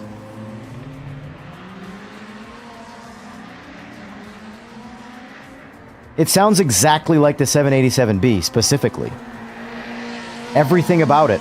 I've literally taken in-game sound comparisons to the actual recorded sound of that car on a track. It is 1 for 1. If they change, if they like, here's the thing. If the developers give in to like the Group C things in terms of like advice, where like they change the sound here, they might change the handling here. In my opinion, they're gonna ruin Group C. My best advice, don't touch Group C. Group C's perfect. It's hands down perfect. Don't change it. It's so good. If you don't like the way they drive, if you don't like the way they sound, then you just don't like Group C. Go get in a hypercar. And be boring.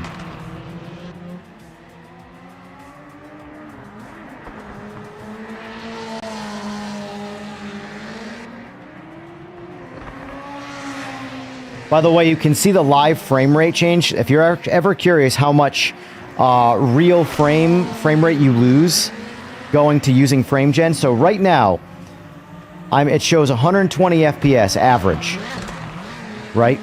Because now it says FPS. It's because I clicked off this screen. When I click on this screen, FrameGen's going to turn back on, and you're going to see this lose about 30 frames. Watch. FG, 384, and now look at our frame rate. So we lost 25 frames, roughly. So we're giving up making 20 to 25 real frames to make, for every one real frame, 3 fake frames. But watch when I click on my other monitor, and FrameGen turns off. Now FrameGen is off, and now we're getting a native 120 frames.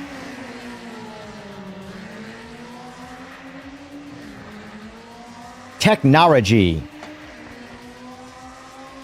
Click back on this. Boom, FrameGen turns back on.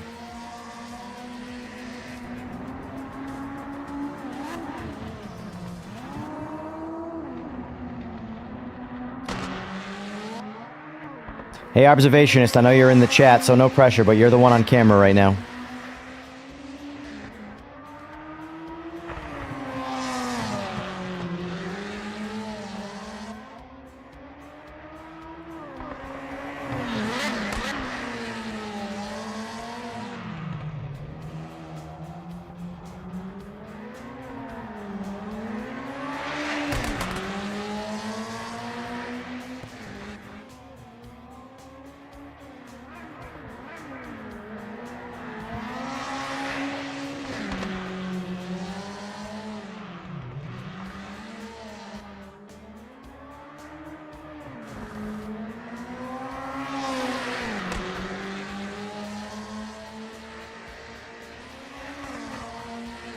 God, the Discord is so toxic. I would hate to make video games. I really would. Like...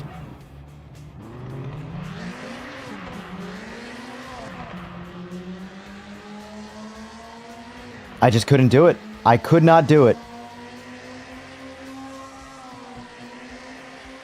People are so demanding.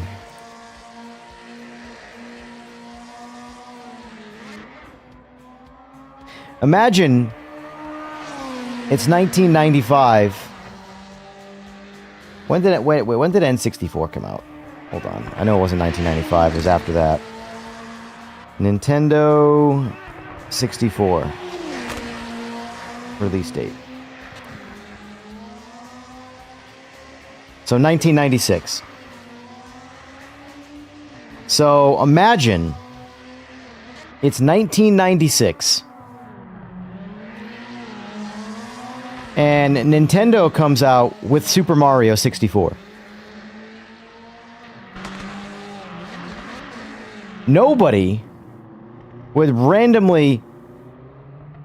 I guess you would have to make a phone call or send a letter to the developers of Super Mario telling them that they should do this, they should do this, they should do this. You just bought it for the fixed retail price and you played what you got until the next game came out, and you were happy to do that. Now it's like the entitlement is wild. I couldn't do it. I would want no part of being in the industry. That's for damn sure.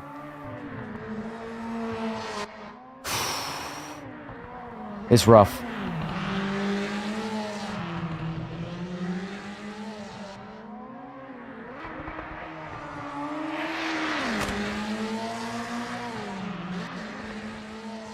Glad to hear it, Andre. Glad to hear it.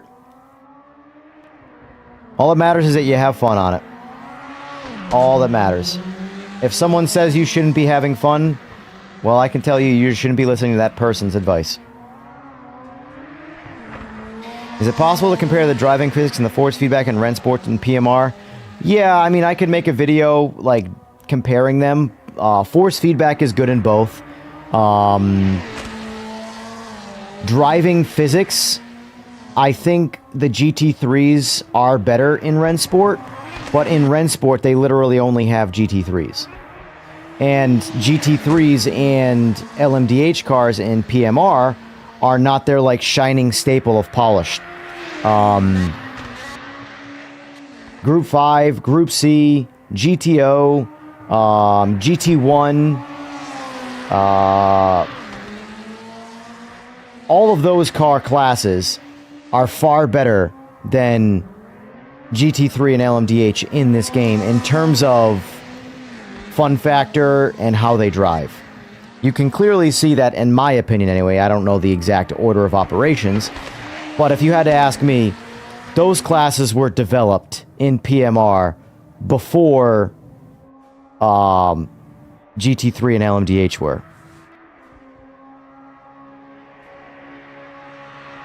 First time driving Group C fun? That was Group 5, but yeah, no, that's a lot of fun, Mad Lion. Yeah, I was trying to see if you were ghosted, like actually ghosted, because on my screen everybody's ghosted. And then I crashed, and then I exited out to watch.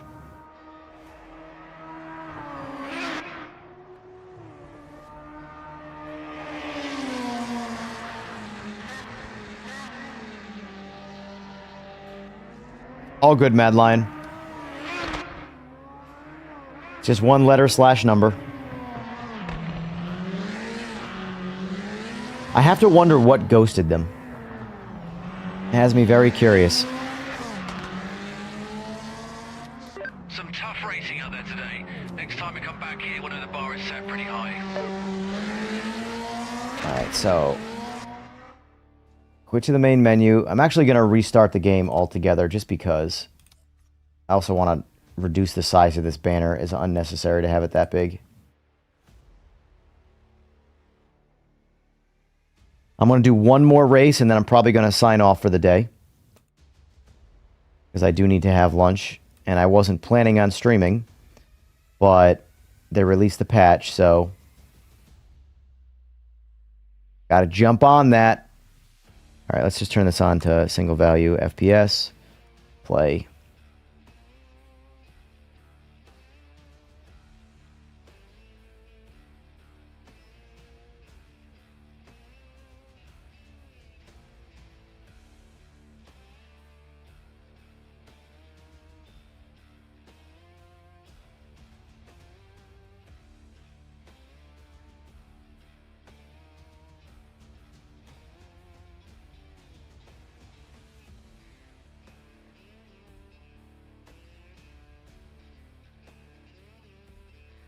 So it seems like there's a lot of positive feedback about the game in the Discord. Obviously, there's a lot of entitlement as well, but we're going to ignore that.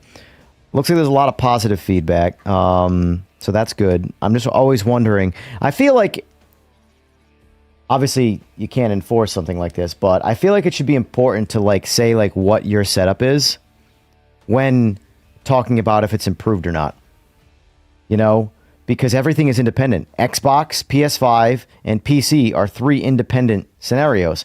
What controller you're using, what wheel you're using, what controller or wheel you're using with what system.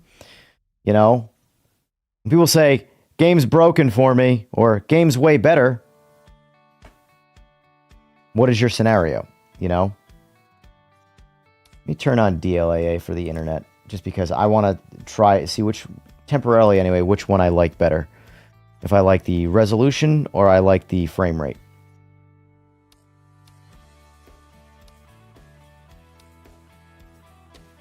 Oh, the clarity. So much better.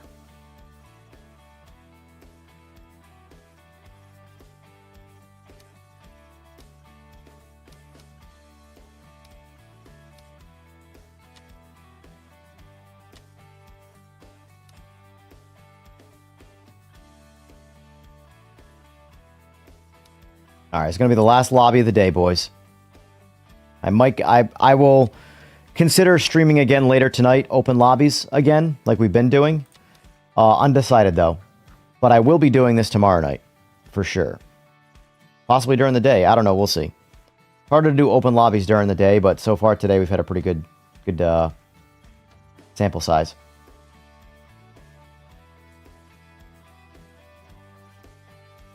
I don't know what to do. That's the only thing. Let's do the old Mosport here. Why not? And let's go... I don't drive these cars enough.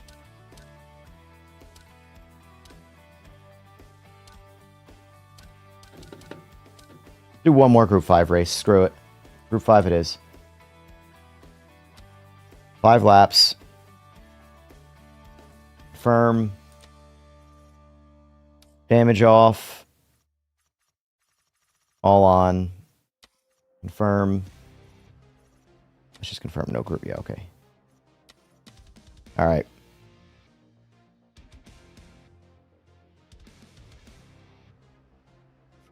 New lobby's up.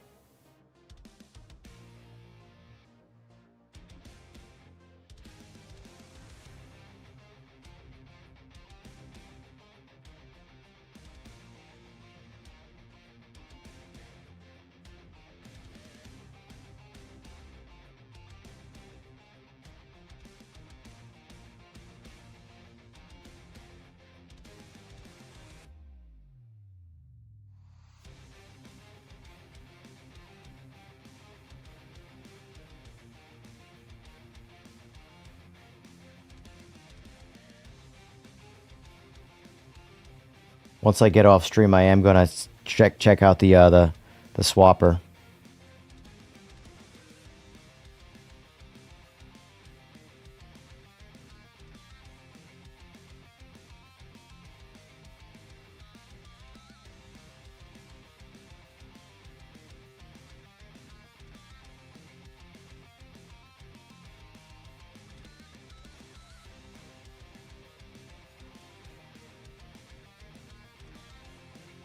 All I know is that, like, to the people that, like, are in the Discord and you are, just be happy the devs are in there actually talking to you, because they're not obligated to do that.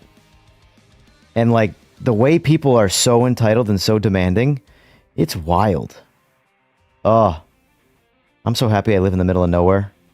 People are rough.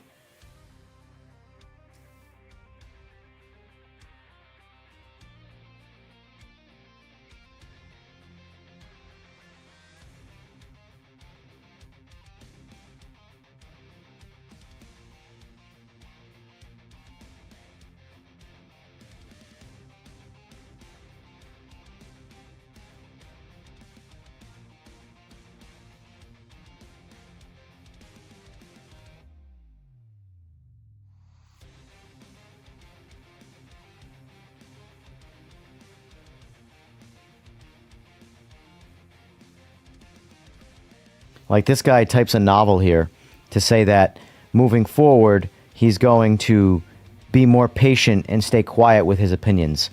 You didn't have to type a novel to say that. You could have just said nothing. Like, Mylanta.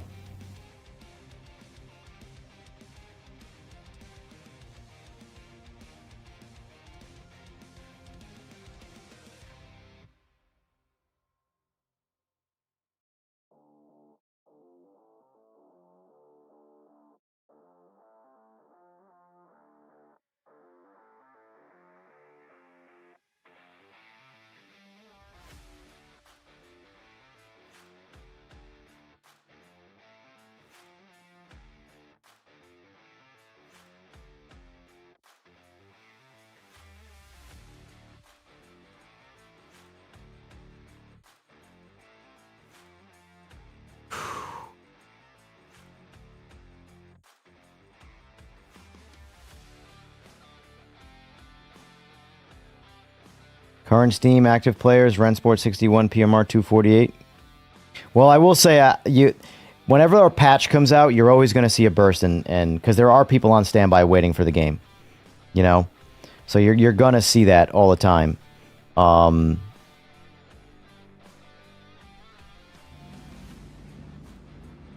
and slow. FSR probably is broken because DLSS is now.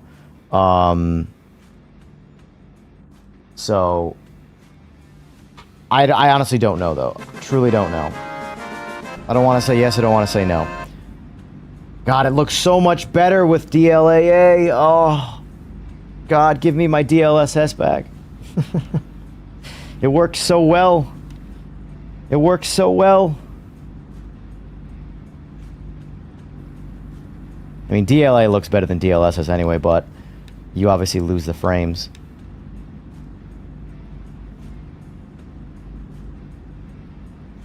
Update my video stream, because of course YouTube is way behind as always.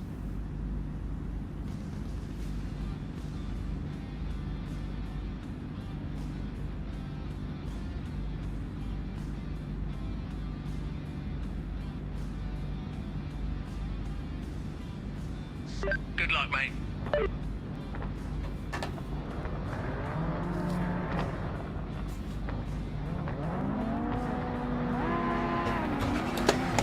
I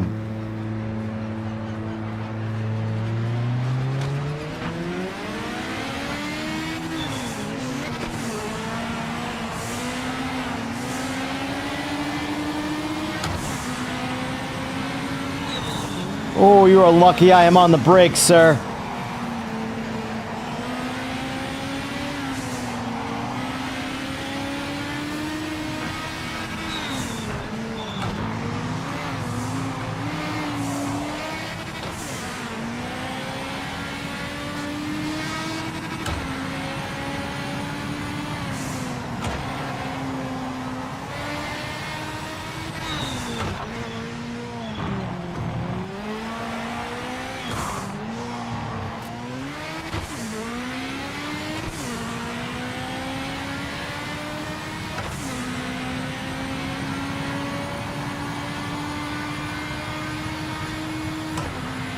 I will say when I close the stream down, I'm going to run this track again to see what I get for a frame rate, because it will go up, and that'll be my like real actual frame rate, because streaming pulls about 15 to 20% of my frames. I usually average about 150.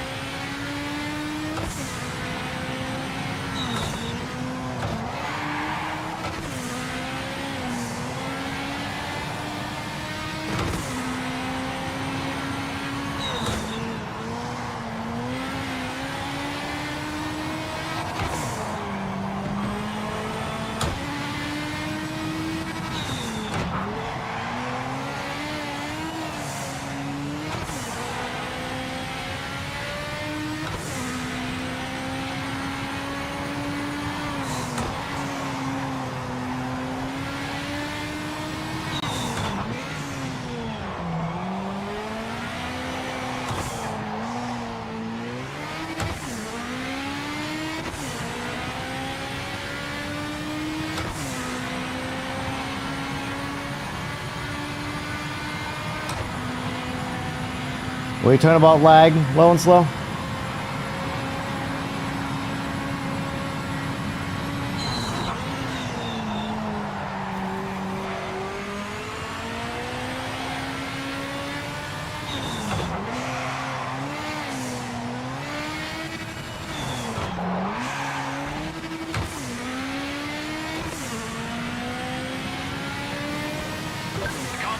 Hello, Knight. Oh my god.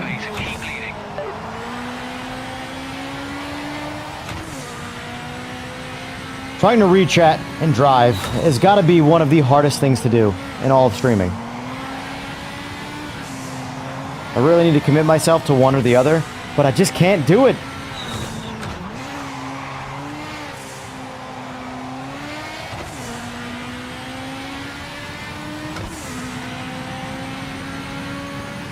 Are you seeing lag in the stream you talking about, or... Oh, you're in my lobby, I just realized. I'm not seeing any, like, internet lag, so that's probably your internet.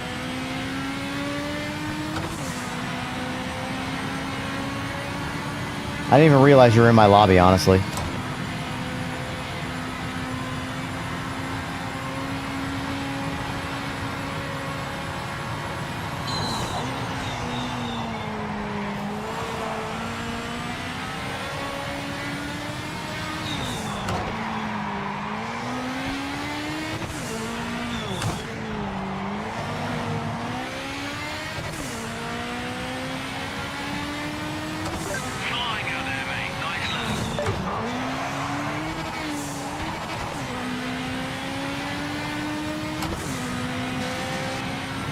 Ah, he's in the Porsche, that's why. Porsche's got some horsepower. Doesn't handle very well. But she got some horsepower.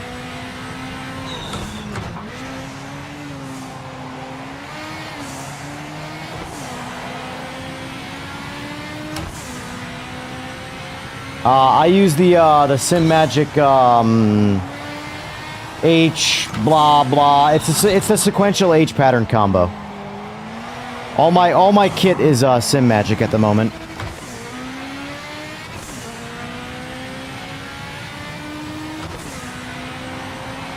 Low and slow. Are you going to be on later tonight? Because if so, I'll do another 11 o'clock stream tonight. Now that the game is, because honestly, I can tolerate this, these frames. I say, what a prima donna. I can tolerate 110 FPS.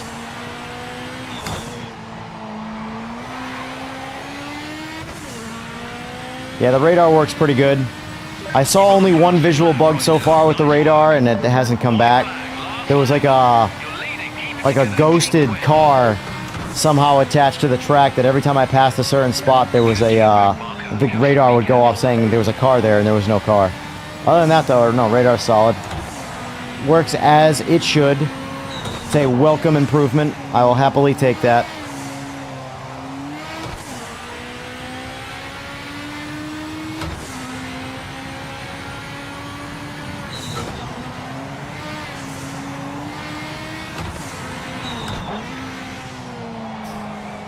Ironically, this track, too, is one of the tracks where I get less frames.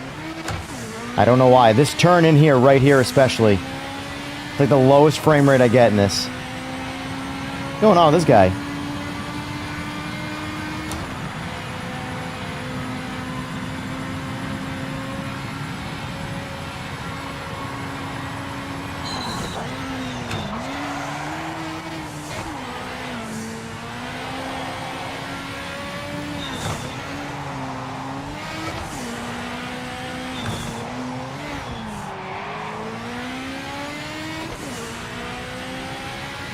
Good race, sir. Good race.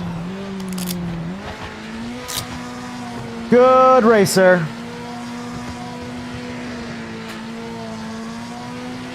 Hey! Ooh! Ha! 25 new subs from this stream. I appreciate you all. Thank you very much. I would say it's definitely worth giving a chance. If you're on Steam, on computer, I would definitely give it a chance because it's so easy to get a refund if, worst case, it didn't meet your standards. Console, I don't have enough experience on console. I played it once on console. I thought it was fine on console. But the amount of people complaining about it on console has me questioning everything I consider to be rational.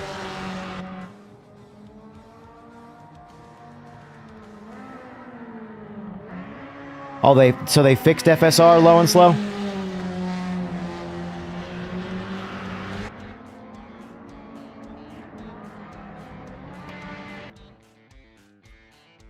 No, they're not full, but that was actually my last race for this particular stream. Because I need to get off and eat lunch, and I actually wasn't planning on streaming. Alright, so low and slow. You're saying it's better on controller and the FSR is fixed? Is that what you're actually saying? There's a good amount of lobbies up, so that's good. People are playing it. It's weird. If you were to look at, like, say, yesterday, the stream, the Steam concurrent players, the game was very low. But my streams are still the highest they can be when I stream this game, which tells me everyone is waiting for this game. There's a lot, or I should say, there's a lot of people that are waiting for it. So, in that regard, that's good.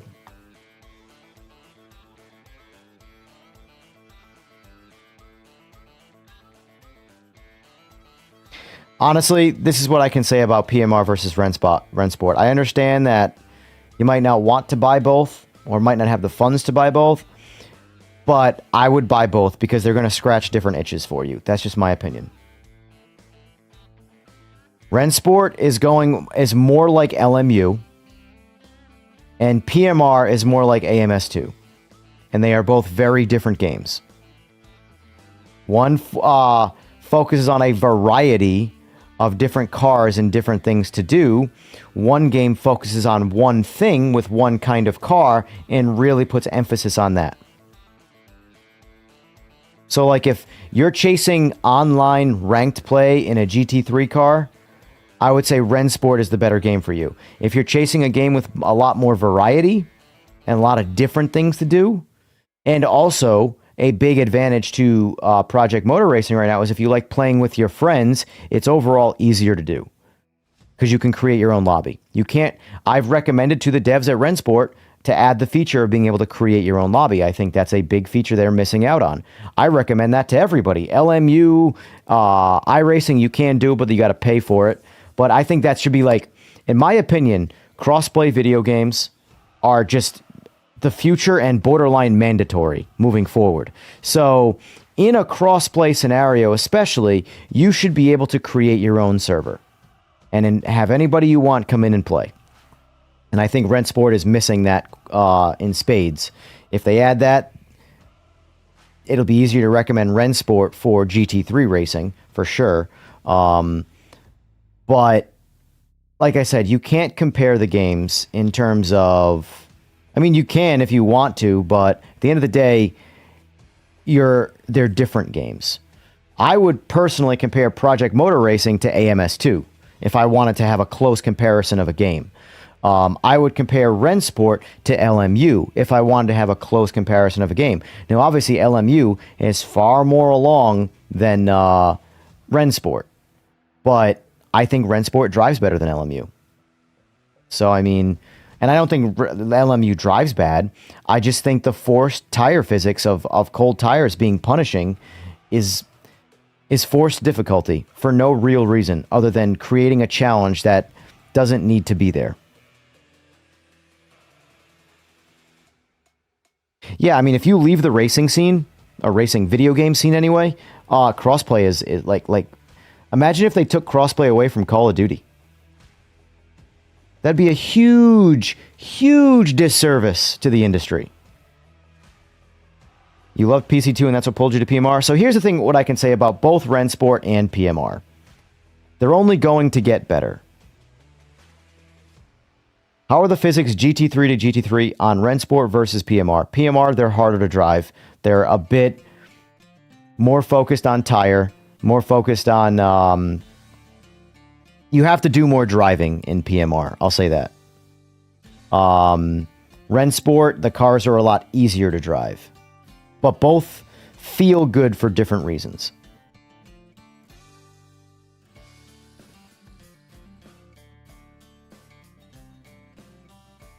Both are fun. But I think where PMR truly thrives is its variety.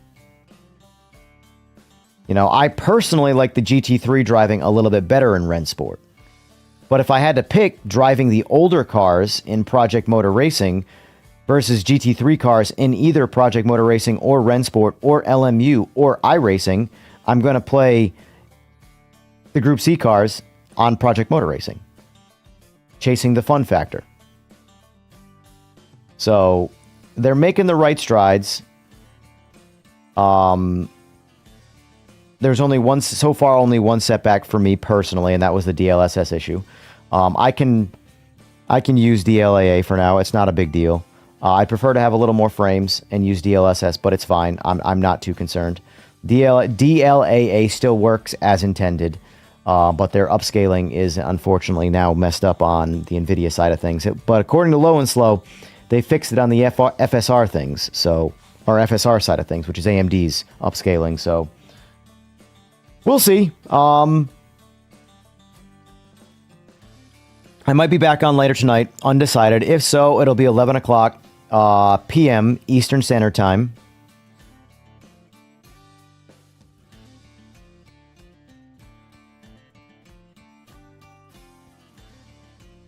I know we can use it, but if I'm going to use FSR, then I'm just going to use DLAA because I think DLSS looks better than FSR, and blurry images to me is some of the hardest stuff to race through. I can't stand blur. I'll do a, screw it. So bug with FSR now is if you pick it in the post processing selection, doesn't save it, and then click FSR3, it doesn't save it when you go back to menu stuff. Well, I will say when it comes to all graphic settings, you should always change them out of game. Always change them out of game, because I know some like super AAA polished games that crash on PC when you change the graphic settings while in the game itself.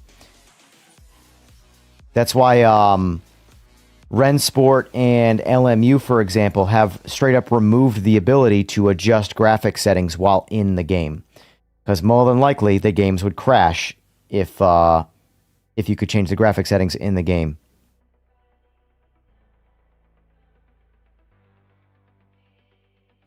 Yeah, DLAA is not a frame frame increaser. It's an anti-aliasing, deep learning anti-aliasing. So when you see my frame rate with DLAA, which is what that last race was, that is 4K resolution, rendered 4K resolution with NVIDIA's anti-aliasing, which is way better than TAA or any of the other sourced anti-aliasing.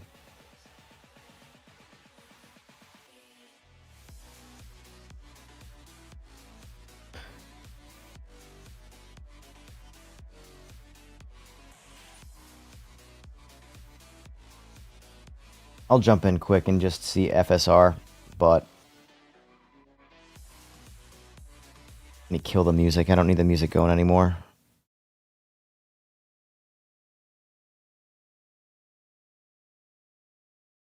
Yeah, like I said, I get a fair amount more frames when I'm not streaming.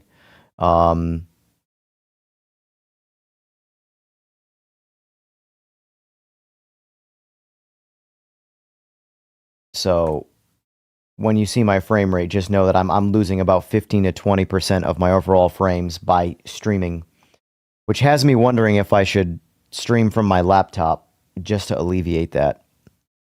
It's really not a big deal, and in all honesty, the frame loss is absolutely worth the convenience of doing it all from one computer. The downside, though, is if you are playing something that's unstable and it crashes your computer, you lose your stream. All right, so real quick, settings, graphics settings, FSR3 is what we want. We're not going to use super resolution. We're just going to try FSR3 for now.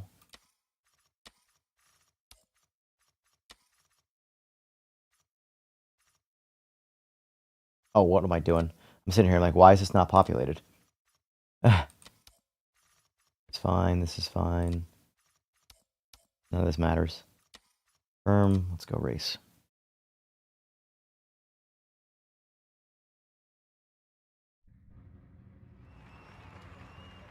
Oh, I already don't like it.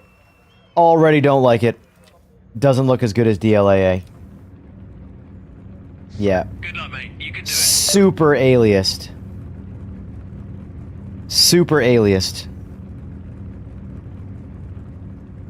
The total crash count was just the one. Just the one. Yeah, that's a no-go from me. I am going to turn on the mirror, though. That's got to go back on. So... yeah, AMD guys, the biggest thing you're missing out with NVIDIA isn't even the extra horsepower of the ability to get a 5090 or whatever. It's DLSS and all of the software advantages. FSR just does not work like DLAA. It really doesn't. Not C position, that's the wrong one. Remember on day one. Oh, you can't even turn the wheel off in this stupid game.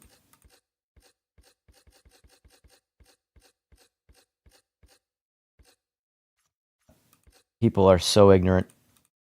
The fact that people made posts about that, when that's all you had to do. What I just did is all you had to do. Seat position, and it's a checkbox, on, off. But hey, whatever you got to do to feel like you were heard. Oh wait, that whole time I wasn't showing anything. All right, before I go back then, since I'm an idiot. Anyway. It's all super aliased.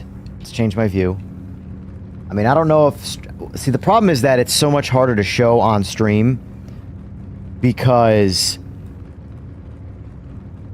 Which I didn't know you could do this, by the way, with the mouse. I just did it on this stream. I was like, oh, look at that. I can look around with the mouse. Anyway, it's very aliased. That's all you gotta know. Take my word for it. Settings. Oh, also, too, what are we getting for frames just sitting here? So we're getting about 130 frames just sitting here with FSR 3. Let's go over... Oh, maybe it didn't take. Maybe you're right on that. Save.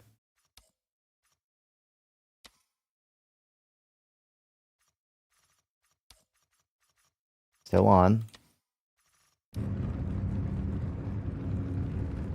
Let's go back in the menu and see if it's on. No, it's off. That's not anti-aliasing. That's filtering. It's different.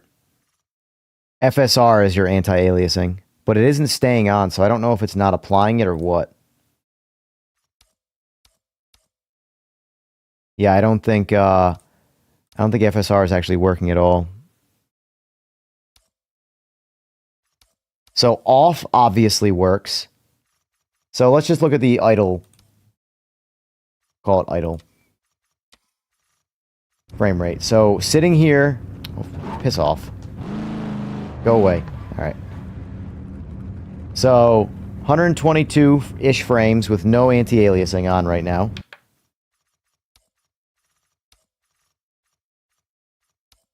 TAA, which is temporal anti-aliasing.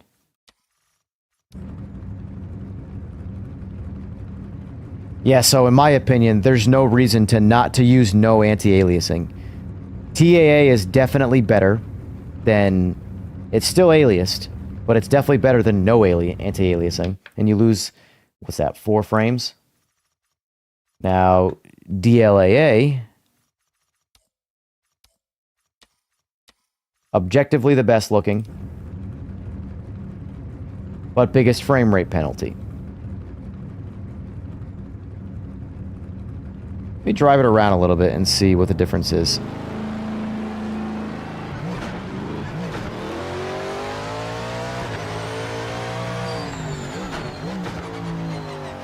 I will say TAA was a lot, that was a big flicker right there. I want to see if that shows up on stream.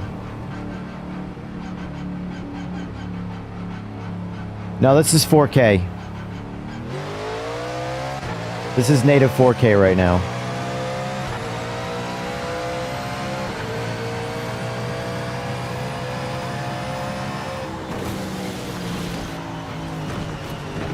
Not focusing on where I'm going, just focusing on the frame rate.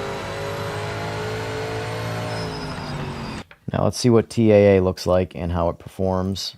So I might go TAA, honestly. TAA just looks a lot sharper.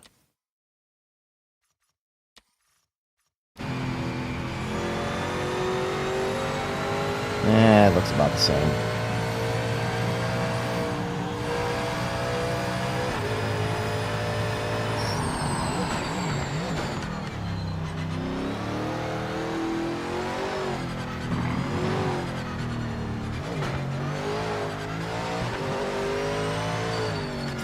I would say for, as of right now, if you're a AMD user, I would go TAA.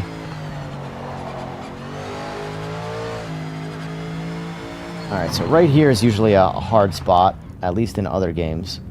So 118, roughly 120. Yep, there you go.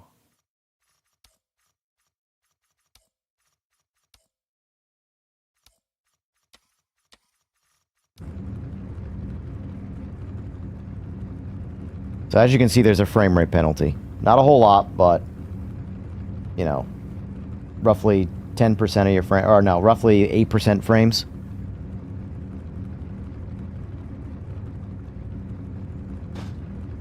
But my go-to for this game is DLSS quality, with frame gen. So I can get, because my goal, because I have a 144 hertz panel right now. So if my frame rate is under 144, I'm missing visible frames. If I get 400 frames, I don't care, but it is what it is. I mean, listen, this is more than playable, but I want my 144 frames, you know?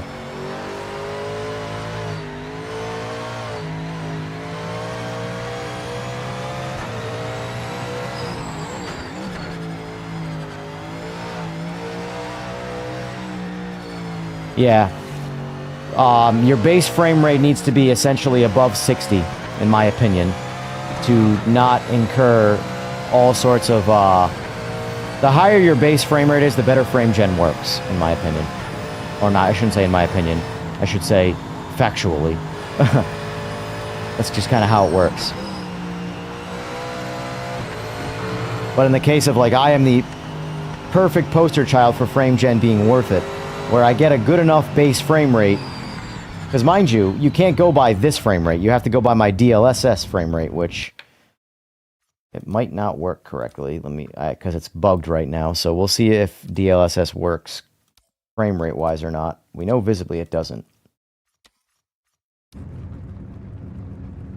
Yeah, so I have a frame rate limiter on right now. So what's my actual frame rate?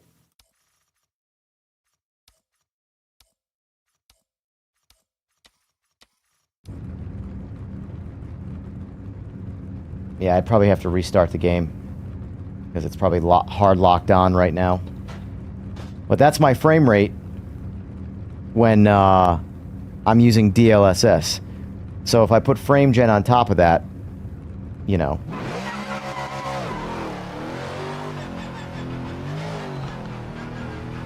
I mean, realistically, this frame rate would be fine without frame gen. But now now I'm kind of forced to use DLAA.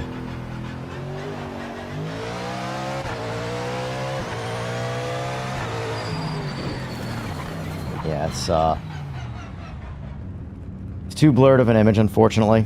But anyway, you get the idea. You get where I'm going with this. Let me change that back to DLAA first. That way the next boot up. I always recommend restarting your game too after messing around with these settings, especially when games are newer titles. You never know what kind of bugs you might put into that particular playthrough until you restart the game.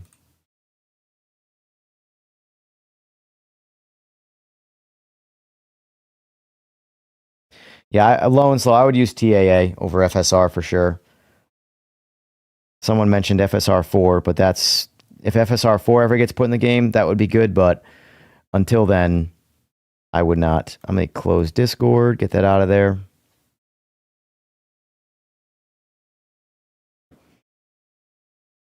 Yeah, Wetma, give it a shot. DLSS, I can tell you, is visibly worse now.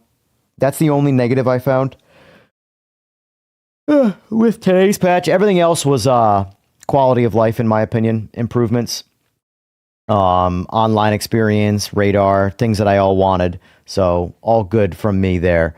They just, in my opinion, I hope they do like a hotfix patch. I'm going to look into the swapper, but I really don't feel like doing that, if I'm being completely honest with you. I would prefer they just fix it on their end. But overall, solid. The patch was progress, and that is the most important thing, you know?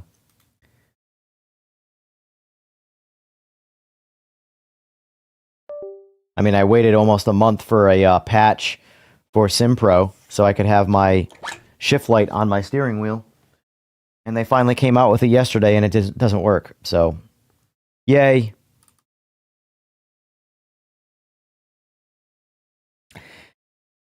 Anyway, folks, all right, so I'm getting off here now. I need a little bit of a break.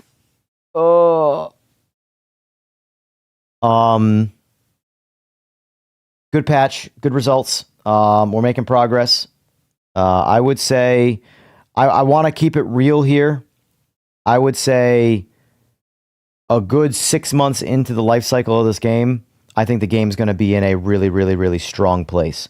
Hopefully, it pulls people back in to get people playing it, because that's ultimately what's going to keep the game alive in the long run. So, like, I think regardless, based off how the devs are operating, we're going to get a really, really good game by the time they're done supporting it. But the reality of the situation is, I don't think there would be anything past year one support if people don't come back to the game and start playing the game. That's going to be the determining factor for that. But I think regardless of whether it goes past year one or not, I think by that time, this is going to be a game that's great to play and hold on to in the coming years. Like, people are still grinding. Like, ACC, look up the numbers. Everybody's playing ACC still. And the game is arguably dead, in quotes, by the whole endlessly supporting games forever and ever standard. If you want to truly, this is the reality of the situation. If you want to play one racing game forever, it's iRacing. As of right now, anyway. Maybe some other games will follow suit, but, you know, look at how predatory iRacing's business model is. $15 for a track, $12 for a car, and there's hundreds of each. You could spend $3,000 in iRacing. So stop complaining about the $70 this game cost. They do not compare.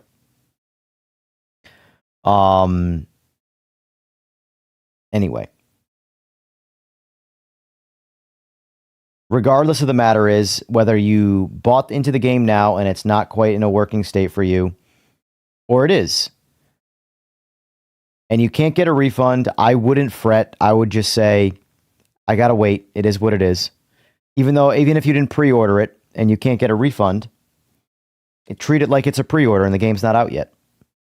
And when the game is polished to your specific standard, then start playing it. I think you'll have a fun time. There's a lot of fun to be had here. There's still bugs, still problems. That's going to, like I said, you're not going to see one or two patches and all of a sudden the problems are fixed and it's a perfect game. That's going to take a little bit of time. So I look forward to, I would say by summertime, I think this game's going to be a grind for a lot of people. I think it's going to be a lot of fun. It's already fun. You don't have to wait the 6 months to have fun. But I think the massive over expectation of a lot of people and the massive overhype that, into defense of the people, the massive overhype that they, marketed with the game, I think 6 months will be there, and I think that's going to be a really good time. However, I think if you're having fun with this game, keep playing it, keep having fun. Don't walk away from it. It's not a girlfriend that cheated on you. Calm down, it's a video game. Enjoy it. Thank you for the sub, Werner Smith. I appreciate that. Yeah, exactly. If you want iRacing, just play iRacing. I have iRacing. I also play iRacing. Or iRace, if you want to sound, bougie. But whether I play iRacing or not, PMR has a place right next to it to be played. So overall, show the devs a little bit of positivity. They're not your slaves at the end of the day. They're employees. They're making a game. Go easy. Criticize. Critique. But chill out with the entitlement. The Discord is I read the Discord. I don't even want to post in the Discord because I feel like I'm part of that toxic fan base nonsense, even if I say something positive. Because I will say, because I'm a very direct person in my delivery, so if I have a critique, I will just say the critique. I won't beat around the bush. Same goes for positivity. I don't fluff it with LOLs and all this stuff. I just say what I got to say and move on. So seeing all the things that are being said in there, I'm just like, I'll just save my words for if I am able to be in a one-on-one conversation with a dev. Because, let's see.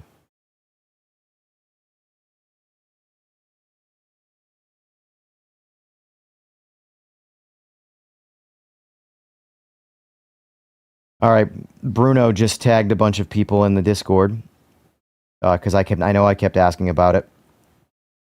One guy just downloaded the new patch and it's now fixed my Logitech RS50 wheel. It now feels great on PS5. Somebody should tell the PSR guys. I think they all quit the day before they fixed it.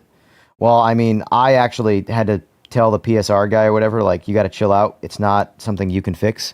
It is on a software level problem. It is not a settings problem. You can sit there till you're blue in the face chasing a problem that you can't fix and you'll never fix it. Wait for a patch.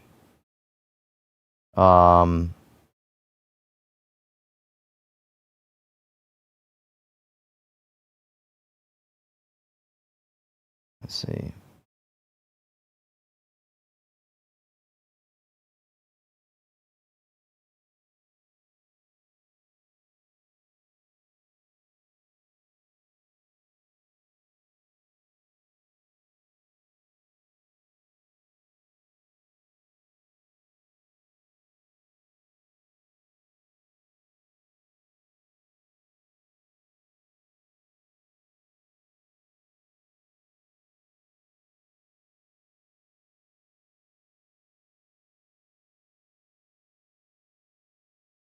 I might just message Bruno directly.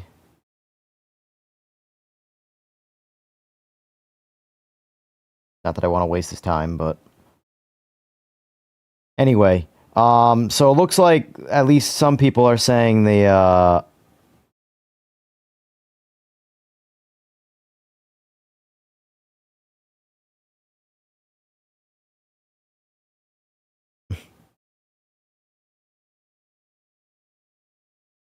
oh boy, I don't even want to read that comment out loud because it's ridiculous. A comment on another video of what I mean by entitlement. You know what? I will. I'm just not going to read the person's name. If you're watching, dude, you sound entitled. That's all I'm going to say.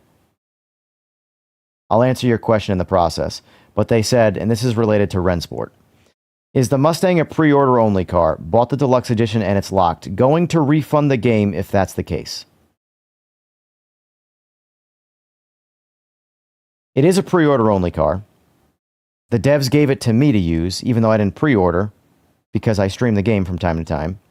And they did me that courtesy. I offered to buy it from them. I didn't care. They gave me the car, and they said it will be coming later on, as everybody will be able to have access to that car because it's a desired car, the Mustang in Rensport.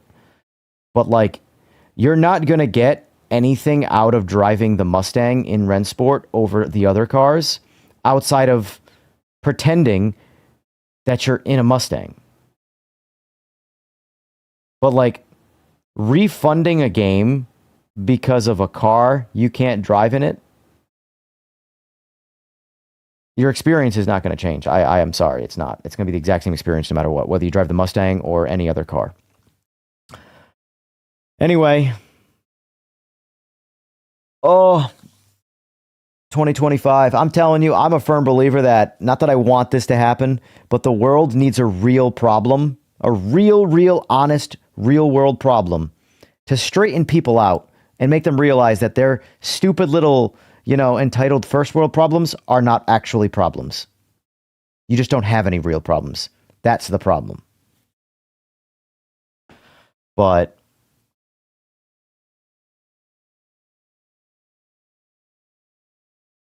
I will say the demo of Rensport, or I should say the free-to-play version of Rensport, is not going to do the game justice. You're not going to get a conclusion out of it.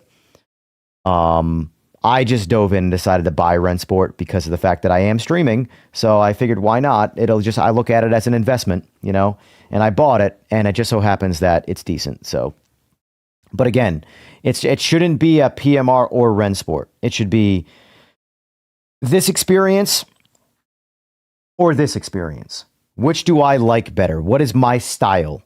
If you're into GT3 only racing, and maybe a little bit of GT4, and I guess some hyper. If you're into the LMU experience, but a more simpler level, then Rensport's the game for you. If you're into AMS2, but want a broader experience amongst more people, and a more modernized experience, because I will say, regardless of the current graphic state of PMR and AMS2, PMR still feels like the newer game, for sure. It just feels like a brand new game where it has problems that need to get fixed over time. AMS2 is an old game. I don't think AMS2's graphics are better. I just think they're more polished. Doesn't mean they're better. They're just more dialed in. The imagery, the textures, everything still looks lesser, you know, but AMS2 is one of my favorites. So I compare PMR to AMS2. And I think in their current states, on PC only, AMS2 is the superior game. I think PMR has the ability to be better than AMS2 with polish, with adding some features, and then without a doubt, factoring in console players and the crossplay incentive, well, then it puts AMS2 to bed, you know? So that's the only game I can honestly compare PMR to. I can't compare it to Rensport. I can't compare it to iRacing. I can compare Rensport to LMU because they're doing the same kind of thing, although Rensport has the Nordschleife. That's a massive advantage to me. I know LMU's going after endurance racing and all that stuff, so they don't do that on the Nordschleife, but still. Anyway, all right, guys, I'm wrapping this up. I'm tired of talking. I need to eat some food. Oh, Justin Crane, thank you for the sub, buddy. Appreciate that, sir. You guys are awesome. We got, I think, 27 subs today, maybe even more, because we had a couple unsubs this morning. So for those of you guys who are new to the channel and sub today, I appreciate it. You guys are awesome. Thanks for listening to me ramble. Most of my streams are me rambling. So if you're more into the less talented individual in the video game, but likes talking, that's me. I'm average at video games. If you're looking for the Shroud level iRacer, even though Shroud isn't an iRacer, but he's unique in his boringness while being very talented at video games. If you're into that kind of person, I'm not that guy. So I'm just being honest up front. I will never be the guy that's super good at video games. I will be the guy that is comfortably average. But anyway, folks, thanks for being here. Thanks for the subs. Thanks for the likes. Thanks for the support in general. And I will likely be back on tonight at 11 p.m. Eastern Standard Time to revisit the game, more open lobby stuff. I really want to test the open lobbies. So far, I think out of 7 lobbies, only one of them crashed for me. So 1 out of 7 is good. So anyway, folks, thanks for being here, and I will see you tonight. Take care, folks.